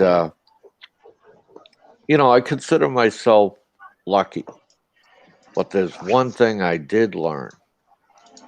You bastards over there in Europe are some complicated sons of guns, man.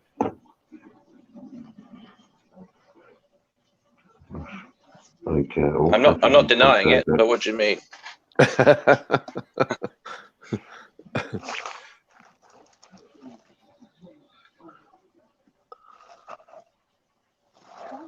Give us an example. I'll give you an example. Okay, here's an example. I pulled into Italy, all right, and we're in Naples, and at that time, we wore a what we call a working dress uniform. It was black on black, okay, and messages started coming into the ship and said, we would appreciate it if your sailors did not wear that uniform. It reminds us of the Nazis. And, right. Okay. And I'm like, oh, fuck. Right. And I thought to myself, and they were really getting upset at us. Okay. And then all of a sudden, one year we came back to Naples, and that was the year that they blew up the U.S. Embassy in Lebanon and killed 283 Marines. Oh, yes, I heard about that. And the outpouring and the, I would have to say, sympathy that we got from the Italians from the city of Naples was astounding. Okay. And it kind of like made me think, wow, 1 minute they're really fucking pissed at us and we didn't mean to piss them off.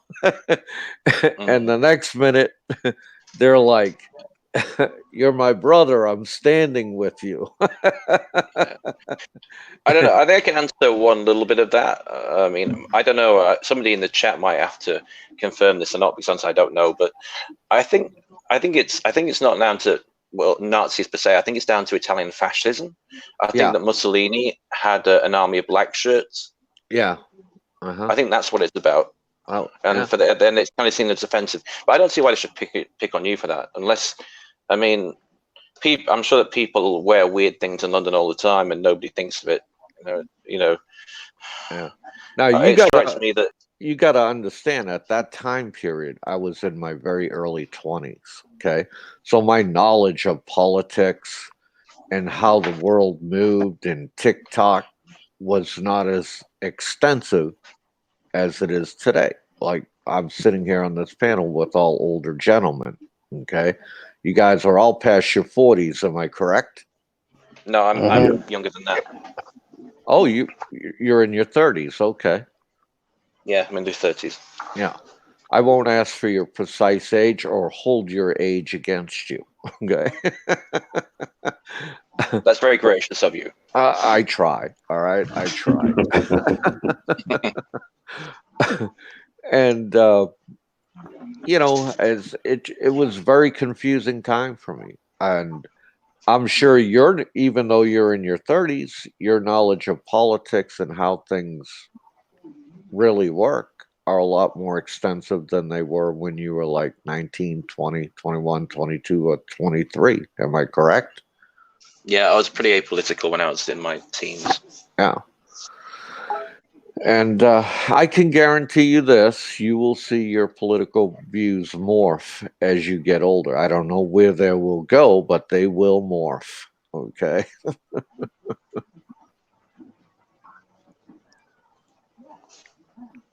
Okay. Yeah, well, it'll be interesting to see where they go to. Uh-huh. RC Dre is pimping you out. He's saying you're 39. Yeah, I'm 39. I didn't know that. Snitches get stitches, Dre. Okay.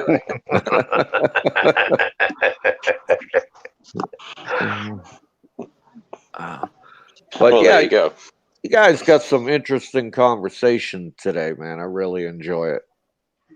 Well, we've been on for 5 hours, and I can't, and I've listened for the last 4, joined I think the last couple of hours, and I think it's been very entertaining conversation. Wow.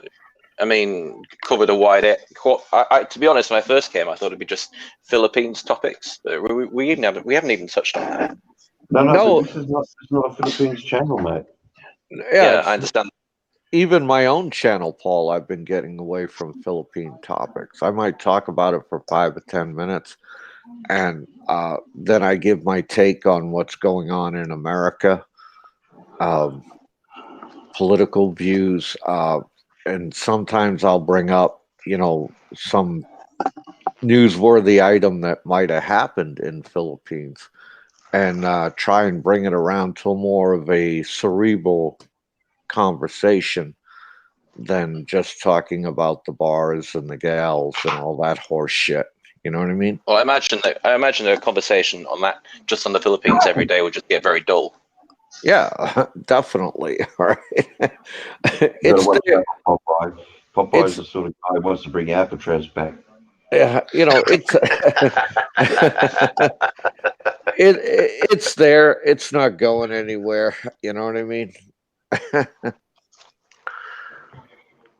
Yeah, I just turned my computer on when Thunder started the stream. I saw it come up that Thunder was live, so I thought, oh, bugger it, I got nothing better to do, so I thought I'd jump in. So I've been in now for what are we at now? 5 hours 20 minutes, and yeah, like Paul said, the range of topics has just been awesome. I love this channel. I know fucking Thunder has disagreed with me on like 3 different points in the past 48 hours, so I think I'm gonna have to do a Popeye one short on his ass. He's fucking beautiful. Oh, the variety and the quality of people has been sensational. Well, I think so. Yeah. I could have watched the movie, but it was The Scorpion King, which I've seen so many times now. It's just not funny, and it's been like that lately. Any movies that have been on TV have just been shit, and otherwise, I'd just be relaxing and watch a movie. But there's been shit on TV. Yeah, well, I was tossing up between 2 movies, Clint Eastwood in The Enforcer. Otherwise, it was going to be, I was going to watch Ralph Macchio or the Karate Kid or whatever his name is in Garwood, Prisoner of War. So, yeah. Oh, God. Yeah. Last night here. I have to, sorry? Guys, I have to address Tony here. And Tony, my government is like any other government. You have to bring your own lube when they bend you over and give it to you in the keister, okay? Yeah, I don't believe in lubrication-based socialism either. You know, Yeah, buy Dre, your I own. don't watch new movies. I prefer the old classics, mate. You know, I've got one of those set-top boxes that with a 2 terabyte hard drive, and I just go through the movies on that. But I've got, like I said before, I've got close to 1,000 movies. I haven't even watched probably even 10% of them, but a lot of them are the old movies like A Bridge Too Far, Von Ryan's Express, The Great Escape, the original Gone in 60 Seconds, stuff like that. Jesus Christ. They're my favourite. I love The they're my Great Escape. favourite. I absolutely love that film. Oh, I love it. You know, yeah, that's one of my dead set favourite movies, mate. Do you know, guys so- get the Turner Movie Channel over there? No, I can't say we do. Yeah, So we Not don't here know in it. the West, anyway. Yeah, the Turner Movie Channel will present you with all the real oldies, like the John Wayne flicks, the Clint Eastwood flicks. I love Clint Eastwood. Yeah, and all the musicals like Fred Astaire, Bing Crosby. I actually just got a brand new copy of The Sound of Music. Now, don't laugh, but I've got a brand new copy of The Sound of Music still sealed in the packet. Sorry, I have to laugh, man. Have you got a thing for nuns or what? No, I just like old classic movies, mate. Just because they don't make them like that anymore. Yeah, they don't. They don't. You're absolutely right. So, Sinister, do you think, do you run around the house in your skivvy singing, "The hills are alive"? Live in the sound of music. But come on, I think what he'll be singing when we see him again will be deer, a female deer. Ray, a pocket full of sun. Me, a name I call myself, etc. Yeah, it's usually me high heels and me anal floss, mate. You know. So. Oh, Jesus. Come on, David. You need to get something. You need to get something a bit better, like I don't know, a bit more mental. Rocky Horror Picture Show, something like that. Oh, I've seen that a dozen times, mate. Oh, that's not half bad. Actually, I think I may have that on Blu-ray. Either that, I've got it on VHS, Blu-ray, or DVD. I know I've got a copy of it somewhere. And yes, I still do run VHS. Yeah. Yeah, my son watched that when he was real young and fucking he loved it. I couldn't believe it. I thought, what the fuck? I actually just ordered yesterday all of the Never Ending Stories collection and Child's Play collection because I was a bit partial to the old Chucky doll. Oh, no. You guys want to hear something really funny? And seeing how you're talking about all these old movies, I remember back in 1984 when I was living out in town in Philippines. I was able to bring my own personal possessions out in town to my apartment, and I just bought a VCR, which cost me $450. Okay. And I bought a TV, which cost me almost $300. And I set it up in my apartment.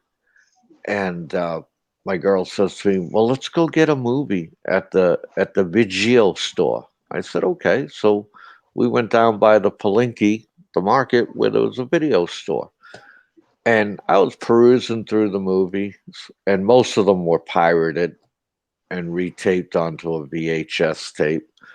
And I found a solid copy of The Wizard of Oz. Oh, yeah. And so I brought it back to my apartment, and I told my girl, "Go get your friends." I said, "You're really going to like this movie." Okay. And she's like, I want to see Tagalog movie. I said, "Please, just watch this movie." Okay. I won't ask you to watch an American flick again.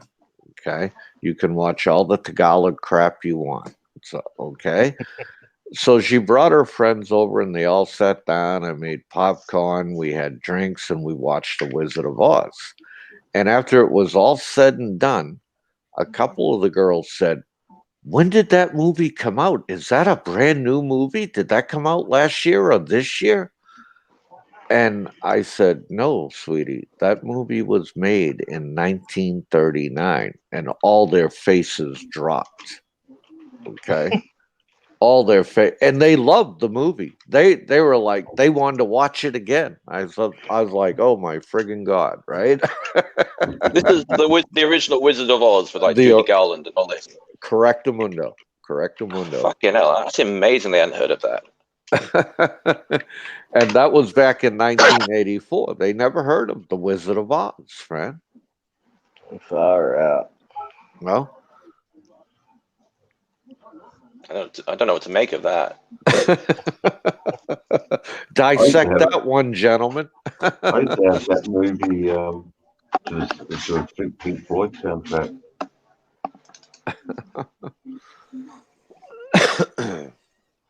Yeah, Gunner, Bridge Over the River Kwai is a fantastic movie. I've actually been over the Bridge of the River Kwai.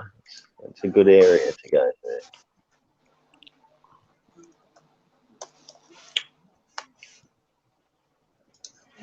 Look, guys, it's been a real pleasure speaking to you, but I'm gonna go. I've got some you're bit of work gonna to do. Go leave? to bed. Yes, sadly. Oh But man, it's been a No real worries, pleasure Paul. speaking to you. Really, it has. And thank you for inviting me. And it's been such a pleasure. Likewise, Paul. it was great to Have talk a to you, great night. Paul. Thanks for Yeah. coming. Oh, great to talk to you, Yeah, Popeye, as well. anytime, man. Anytime. Yeah, no problems. Have a good night, guys. Yeah, take care, buddy. Cheers. See you, mate. So I'm just sending a message off here.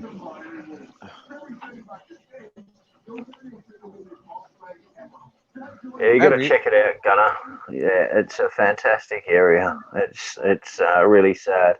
Another place that you should check out is a place called S21 in Cambodia.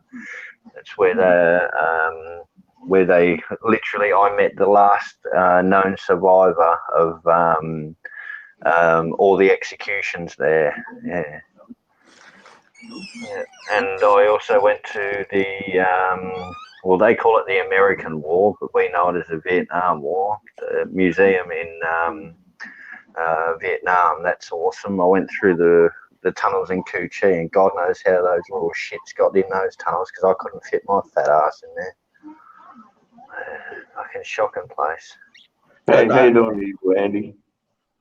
Yeah, Thunder, I like that guy, Paul, man. Yeah, he's a nice lad. He did pretty well in one of our quizzes. We did a Bible quiz, and he rocked it, man. It I smashed us, didn't he? was impressive, yeah.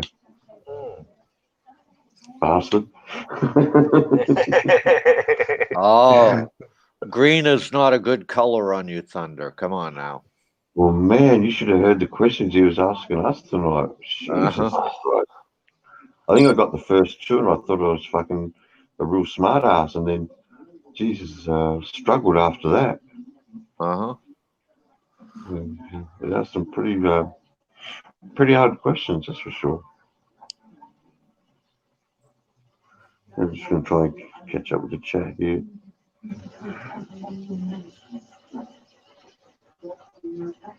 Yeah, I got claustrophobic there in Gunner. Yeah, and it was quite funny when we were walking down the trail and this little Vietnamese guy who had actually fought in the Vietnam War jumped out of the tunnel, out of this little hole out of the ground. He just popped up and started firing blanks out of an AK-47. I've never hit the deck so fast in my life, but I think I lost my bowels as well. Yeah. Jesus Christ. Did you have to go wipe yourself? Oh, mate, I had to readjust myself. I tell you now, mate, I packed it. Yeah. I've seen a documentary and some guy walking through. To be honest, when I seen him, I couldn't do it. I don't think I'd jump in those tunnels and whatsoever. No, I couldn't do it. Oh, it's very, very, very hot.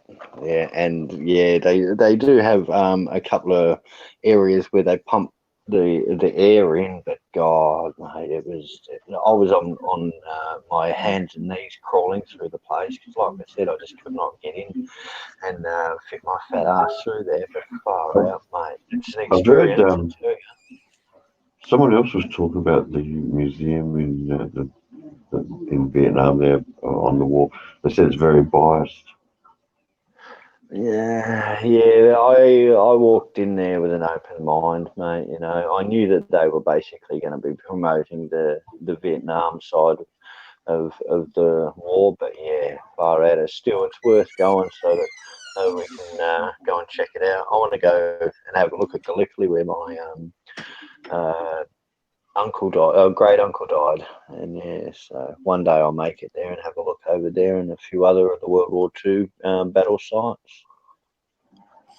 Yeah. One day. But half a dozen girls want to fuck first. Jeez. Well, Gary, you should have done it. I mean, I had lots of people go there, and I haven't really heard a bad word about Vietnam. I do know there's a bit of money being poured in there at the moment, so their infrastructure is getting better and better. Yeah, they only just got their first McDonald's a few years ago. But there's a place that you got to check out if you ever get to Vietnam in Ha Long Bay and go and have a look at where the Viet Cong used to actually hide some of their boats. That's a fascinating place. You go in there on a kayak. That's sensational. It's really, really worth seeing. But yeah, I kept being asked, "Are you American? Are you American?" And I said, "No, I'm Australian." And then they're like, "Oh, okay, you come with me then." Yeah, but what do I'd hate to be told, you know, if I'd have told them like I was American or something, I would have hated to have found out what they'd actually wanted, you know. So yeah, my American mate kept saying, "No, I'm Canadian. I'm from Canada." Yeah, I've heard that there's no ill will there. It's not an issue to be an American over there. Yeah, it depends on what parts you go to, you know. But yeah, a lot of it's really friendly, you know. So yeah, but that's like all of Southeast Asia. I've never felt uncomfortable or unsafe in any part of Southeast Asia. I was over there during the bombings in 2014, and we were sitting down at one of the tables, and there was at Banzan Markets, and there was a bomb that failed to go off, and that was 3 tables away from where me and my girl was sitting. Jesus Christ! Yeah, so, but yeah, I've always had a soft spot for Thailand.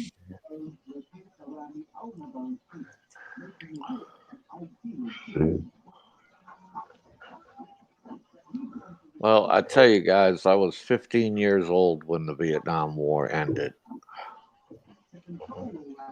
So, and I've heard there's no ill will over there, but it doesn't matter what country you go to or what your nationality is, there will always be some ill will for you there.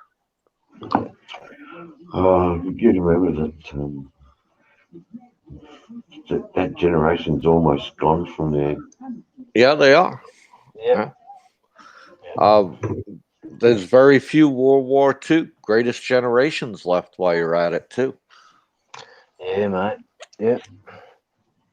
I think our last World War I veteran,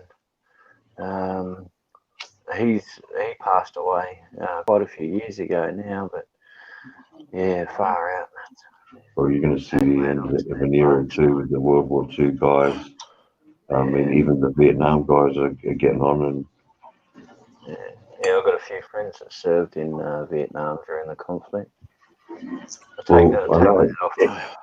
Ed that comes in here signed up, and he I think it was like late 60s or something. I think he said maybe 69 from memory. He served over there, and what we tend to forget is how many 19 and 20-year-olds we sent over. Kind of sad, but they're all kids, really. Yeah, it's crazy, you know. In World War II, they were 14 years old, signing up to go off onto a big adventure, you know. Same as yeah, there were young kids trying to get in. It was amazing. Some of the stories. I'll tell you this, Thunder. You want to know how popular the Vietnam War was in like the 90s? I went to my daughter's high school to do a career day, and because they wanted to know all about joining the Navy. Okay. So what I did is I tailored my presentation to, education, because you can get a lot of education when you join the Navy. You can get if you don't, at that time, if you didn't have your high school diploma, you could get that. If you didn't have a degree from a college, you could get that, and 80% paid for. And they didn't seem to give a rat's ass about that. Okay.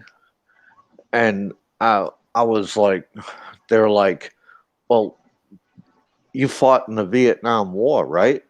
And I'm like, no, I'm a little bit too young for that.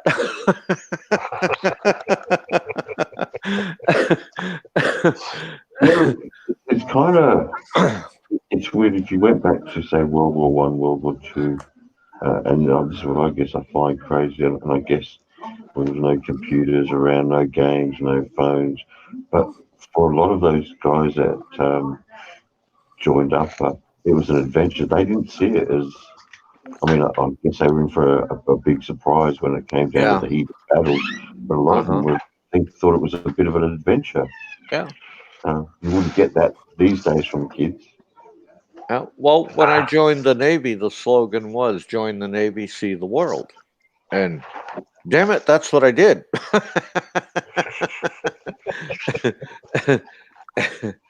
That's true. And I could thank the Navy for that. I feel privileged for that, and it taught me a lot of things I couldn't learn in college or high school. No, I agree. But I don't think kids are as adventurous as that these days. And I'll tell you what does worry me a little bit, especially with the American system, Popeye, is that how many of them are joining up just to get the fact that they can get that education thing, the GI Bill. Yeah. Well, you know what? And I can't blame them for that. I really can't. And I'll tell you why. I mean, if they're just joining to get the education, but the only thing I ask is that the time that they serve, do it honorably, do it right. That's all I ask. Yeah, but my fear is that,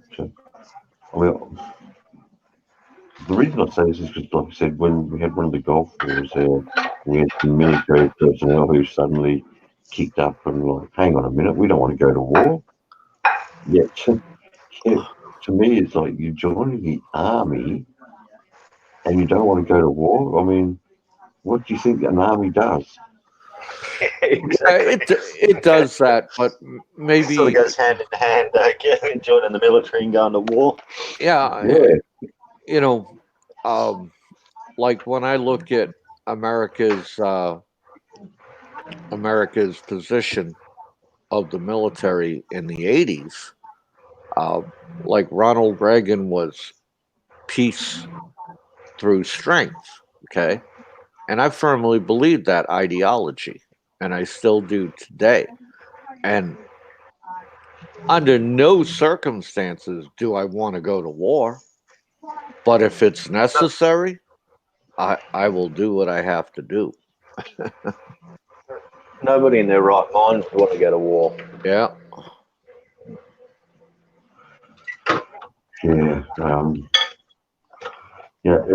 The only thing with that, Popeye, the only issue at all is that politicians are too easy, they're too readily.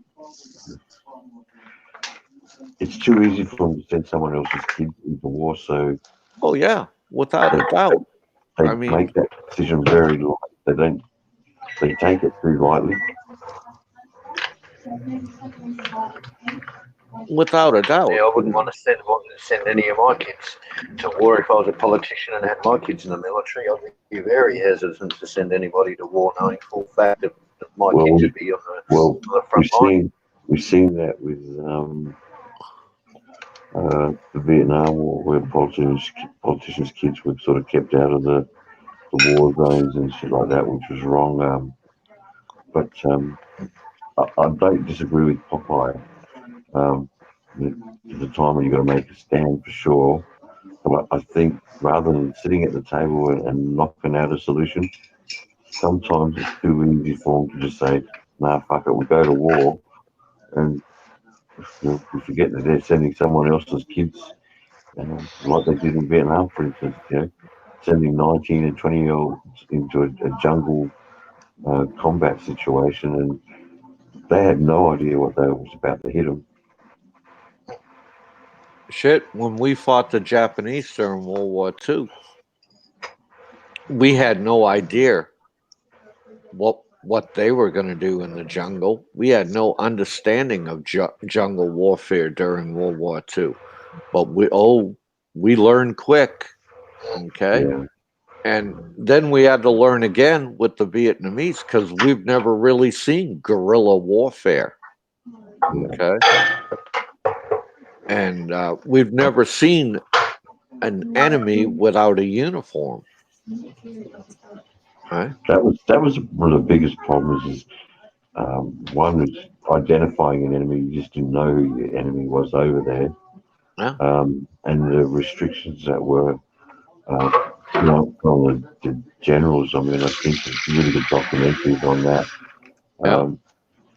You had Ho Chi Minh traveling, bringing forces over from traveling over borders, which America wasn't allowed to go over certain borders, and it seemed that they had too many rules restricting what they could do. And yeah, I've said it right here on this channel, man. You fucking insert a politician into a wartime situation, you got a clusterfuck, Yeah, for sure. Oh God, thunder, man! I'm watching on TV. Summer hailstorm slams Minnesota. Okay, you should see. These things are bigger than golf balls that are dropping out of the sky. Jesus Christ! So I've never ever heard of a summer hailstorm. Jesus. We had a storm in 2002 here in Perth. That's the worst storm that we've ever had in West Australian history. I was riding my motorbike and I had to take shelter underneath I was riding on the freeway. I had to take shelter underneath an overpass. The next day, when I woke up the next morning, I was black and blue all over. I was hit by golf ball size hail. Yeah, I was so glad that I had a helmet on. But it damaged so many cars. It's one of our biggest storms in WA history, like I said. I've heard of that happening on the East Coast as well, actually. Might have been, just trying to think whether it was New South Wales had a storm like that hit them. Another friend of mine that was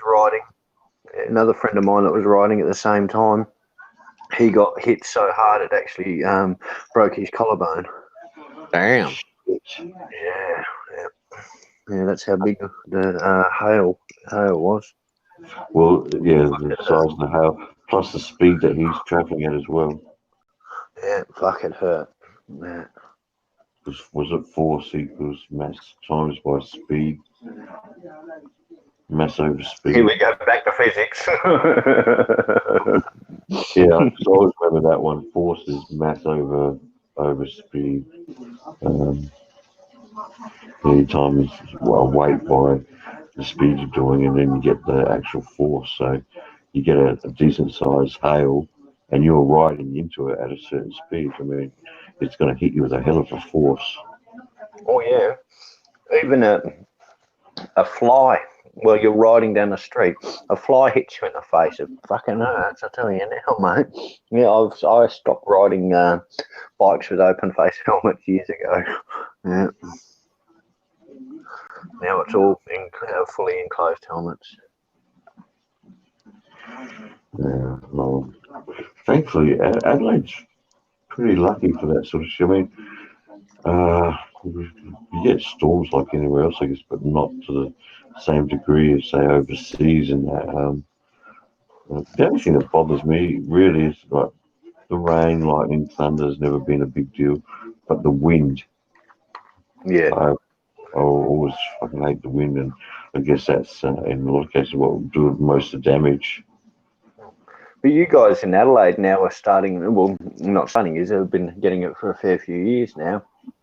You guys are getting the summers that WA used to have the reputation for, you know. We used to get like 2 or 3 weeks of 45, 46 degrees continuously. We don't get that now. You guys over in South Australia are getting that. No, it's not true. We used to get a couple of weeks of I it. remember seeing it on the news a couple of summers ago.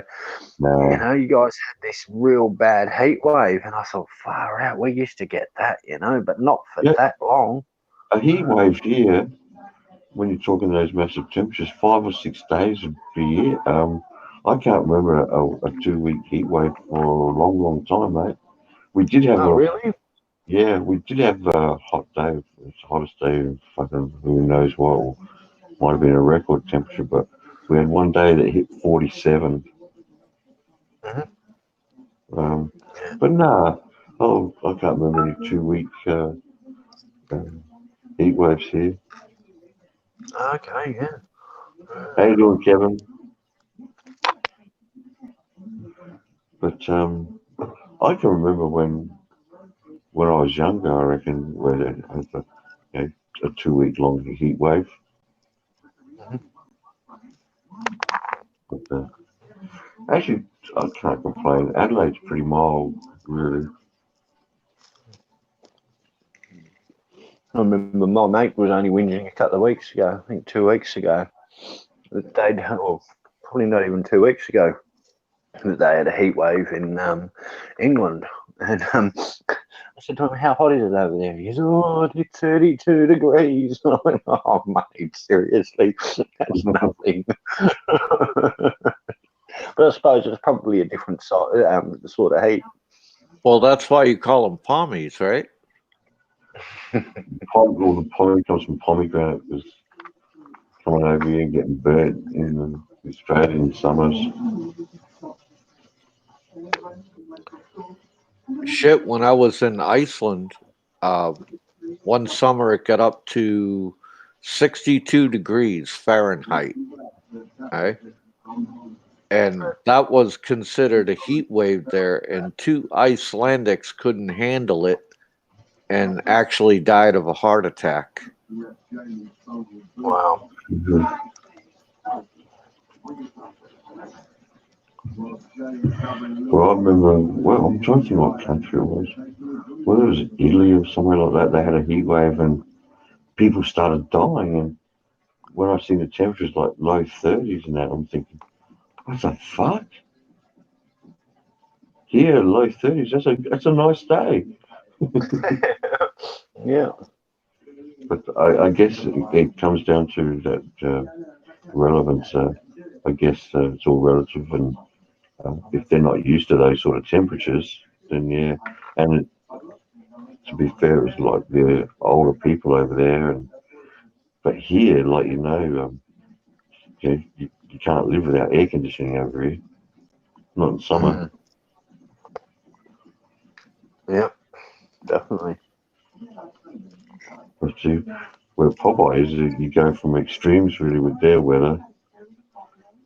Yeah, it's either fucking cold or it's fucking scorching hot. You also get hurricanes and shit like that hitting you. Yeah. Which here in Adelaide, just never see anything like that. I love monsoon season in Asia. I love it. It's good shagging weather.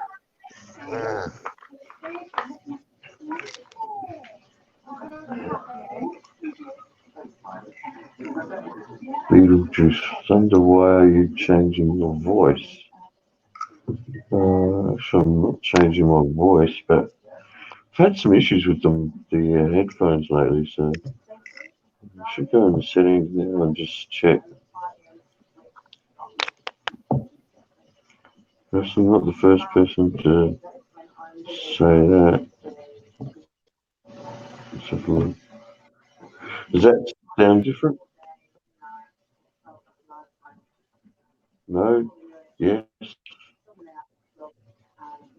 Hello? No, you sound normal, Thunder. No? Okay. Yeah. That's not the first time I heard that, so I'm not sure whether something's going on with the sound. But I do know StreamYard sound is much different to what it was on Hangouts. It's a lot different. I actually like this format of StreamYard. Yeah, it's not too bad. I mean, I never had issues with Hangouts except for the fact that people could jump on and sabotage your live streams and shut them down. Oh, right, okay, yeah. I never really did Hangouts. Well, we always used to use Hangouts, but it finished on August the 1st. Why did it finish up?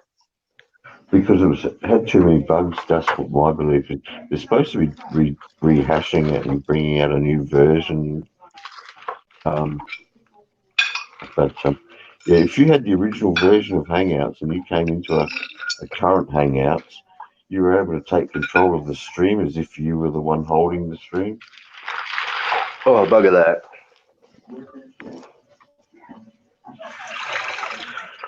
So you could really troll somebody's channel then.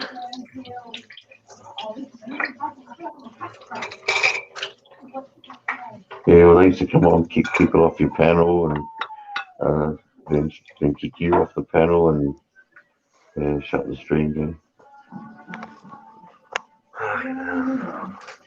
But that's the trolls. I don't get them fuckwits, right?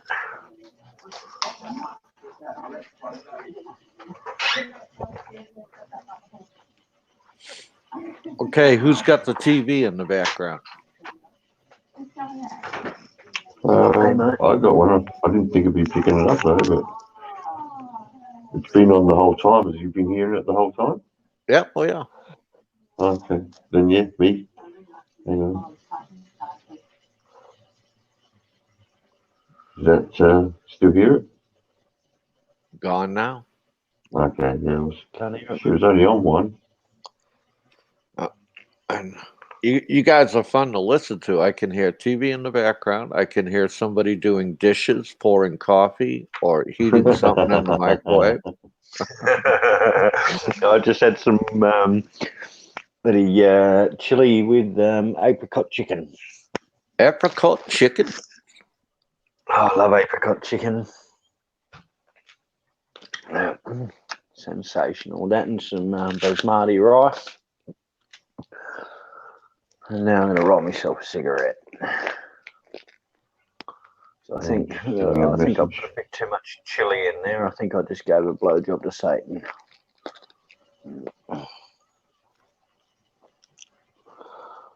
Problem sometimes I overdo it with the Reapers. But yeah, I still enjoy my spice. I haven't for a while. But fucking the laws here are so ridiculous now. If you want to enjoy driving around, then shit, man.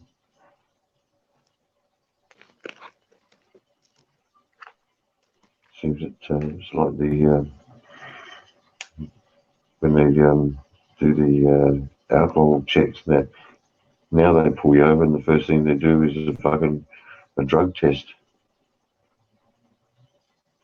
Yeah, we got those. We've nicknamed them the bad buses, breath and drug test buses. Mate, here now, the officers in the car, if they pull you over, just traffic stop, they'll pull one out. Oh, yeah, they've got grants to do that here. Fucking, it's crazy, so. Evil Andy, Aussies are tough, not as tough as Maoris.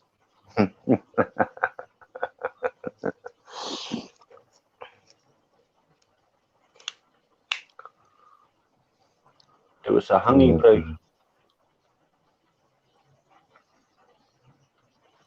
So where's Andy today, bro?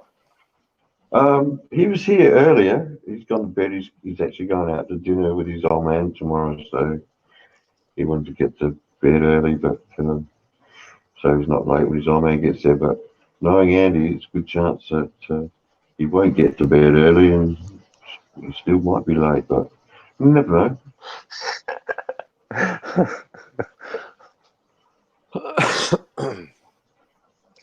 He's good value, Andy. I like him, mate. Yeah, he's all right. He's fucking tells you as it is. And He's a good shit. Passionate. Yeah.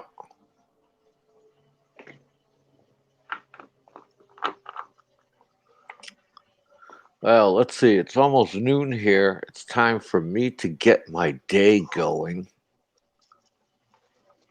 Yeah, I'm in the middle of messaging. Sorry. And you guys have a good one. No worries, You Thanks too, for dropping in, mate.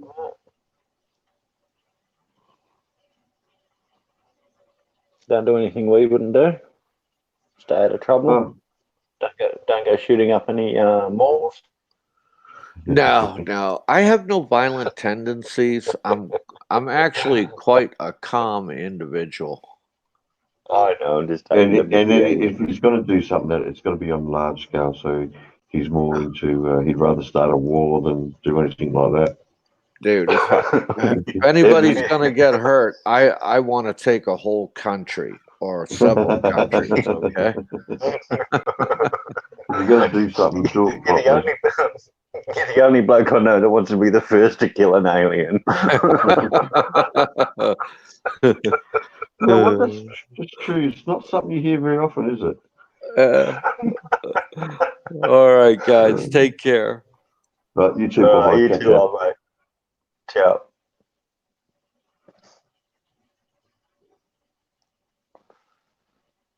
Yeah, maybe Gunner, maybe he was. Hey, Steve. Yeah, he came in like a hurricane.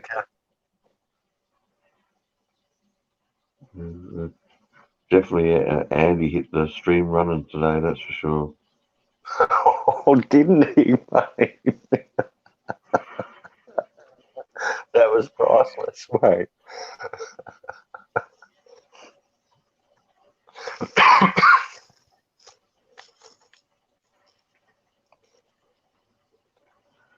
The hell, what we got here?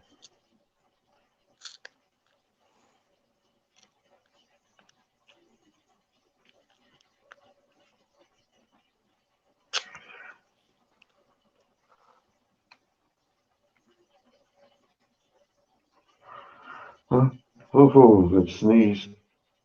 No, avoided it.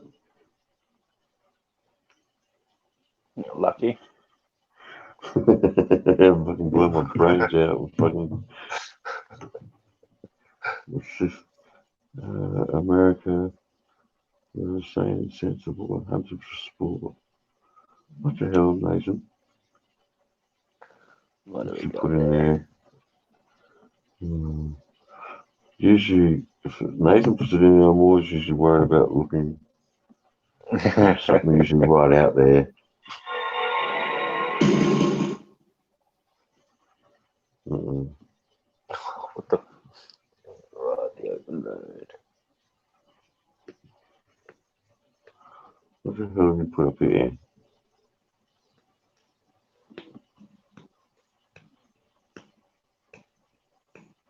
Good song.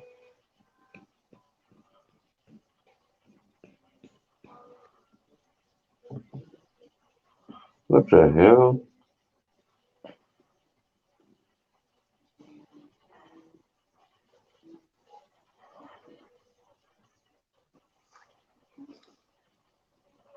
What Nathan? What is this?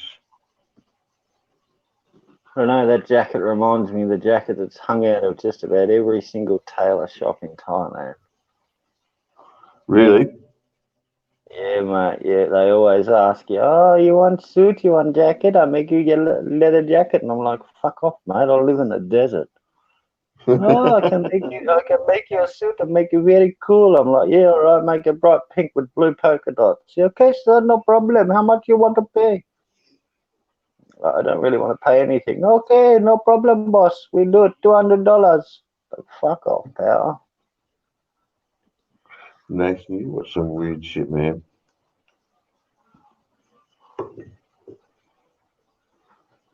What the hell has he got wired up to his car?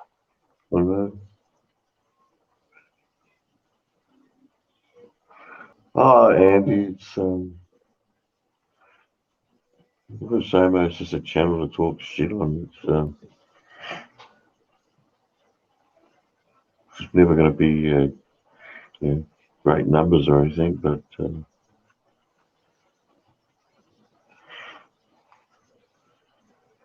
I've probably got more trolls than subs.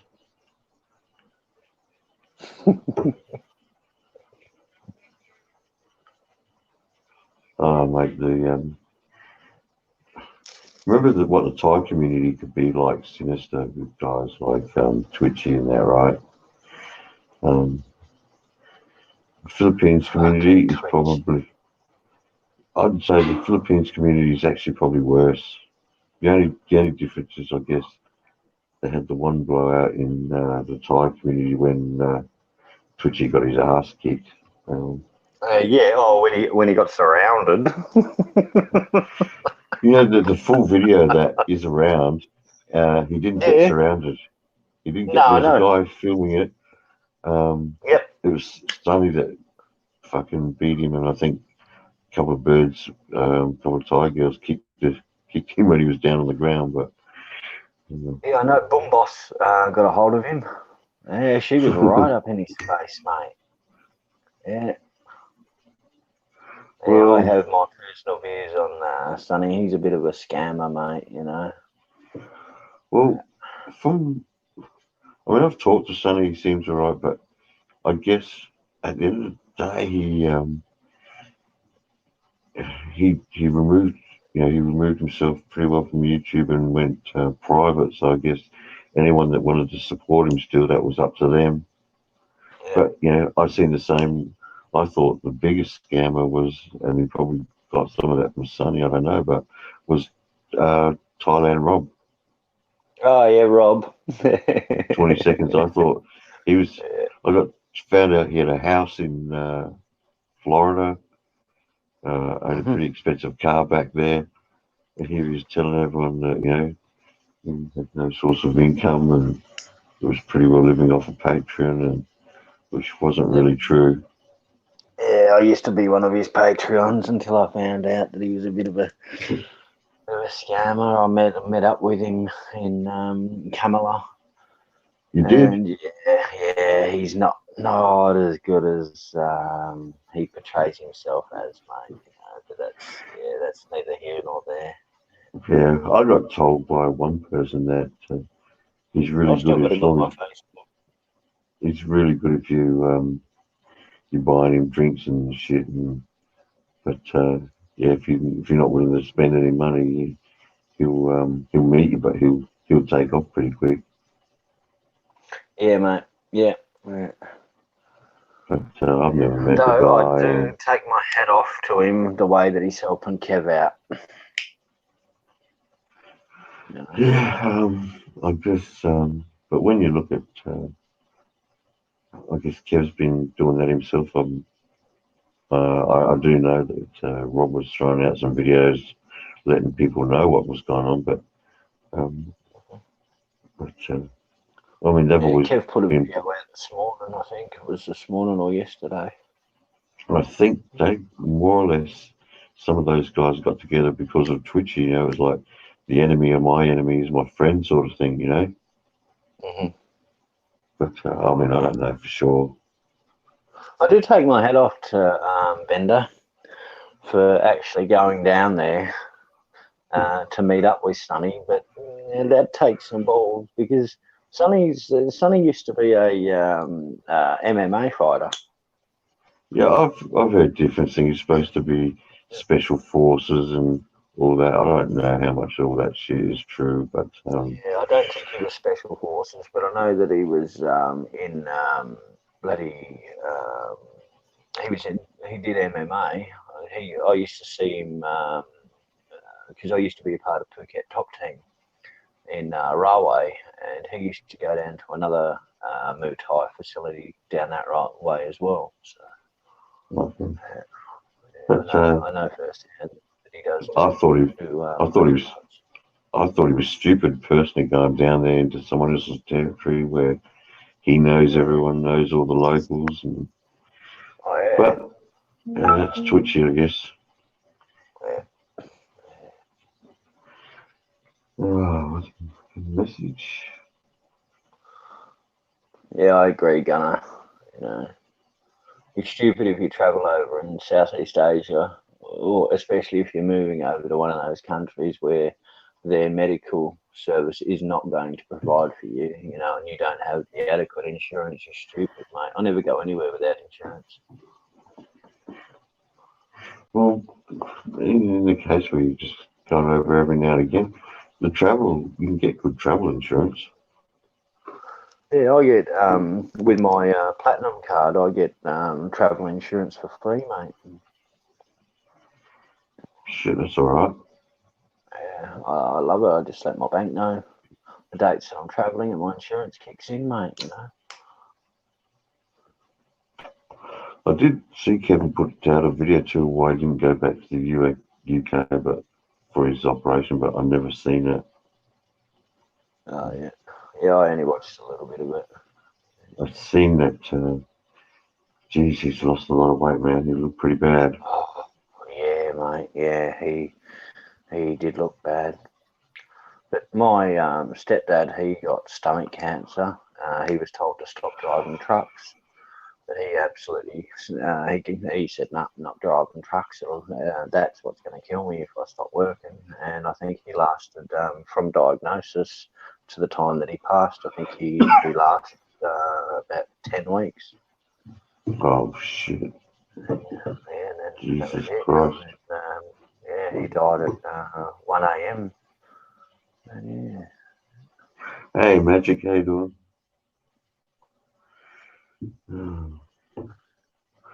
Well, I reckon I've been running long enough. It's 1:39 a.m, so I might crash out, guys. Yeah, mate, sounds good to me, Cobber. Yeah, time to hit the sack, I think. Yep. Let's start the yawn. Oh, don't start that, mate. No, everyone in the chat will start yawning and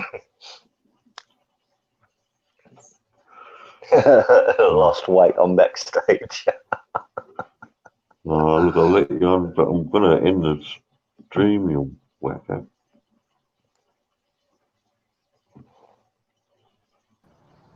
I just wanted to show you my new name there. Lost Extreme Buddhist. I think I might put my name as Sinister Extreme Buddhist as well, mate. Yeah, let's start the calls. Let's get it rolling. Oh no! Now from one person, it's now become a group. Watch out, we're growing. It'll be a cult following, mate. So does that mean I could change my name to Thunder the Wannabe Extreme Buddhist? Yeah, there you go. Holy shit. Oh, but yeah, guys, I'm kind of feeling it, so might have to crash out. Too easy, old mate. It's been fantastic as always. Yeah, like I said, we had some interesting subjects. Lost and be spewing because we talked about stitching and Sumerians and all the rest of y'all it. Y'all started too early, and I had the morning off. I was doing stuff with the kids, so I couldn't really get on like I wanted to. Yeah, all I got to do is start a bit later so we can get you on there.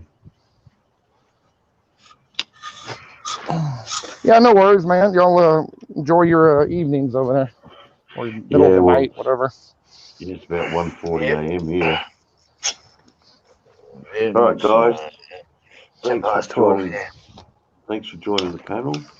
Thanks to everybody in the chat room. Yeah, thank you all. Thank you, Thunder, for hosting. No worries, mate. Too easy. All right, well, I'll catch you next time, old mate. I'm just trying to read what Gunnar said here. All right, later, all. Yeah, no Later. worries, Gunnar. I'm sure we'll let you know.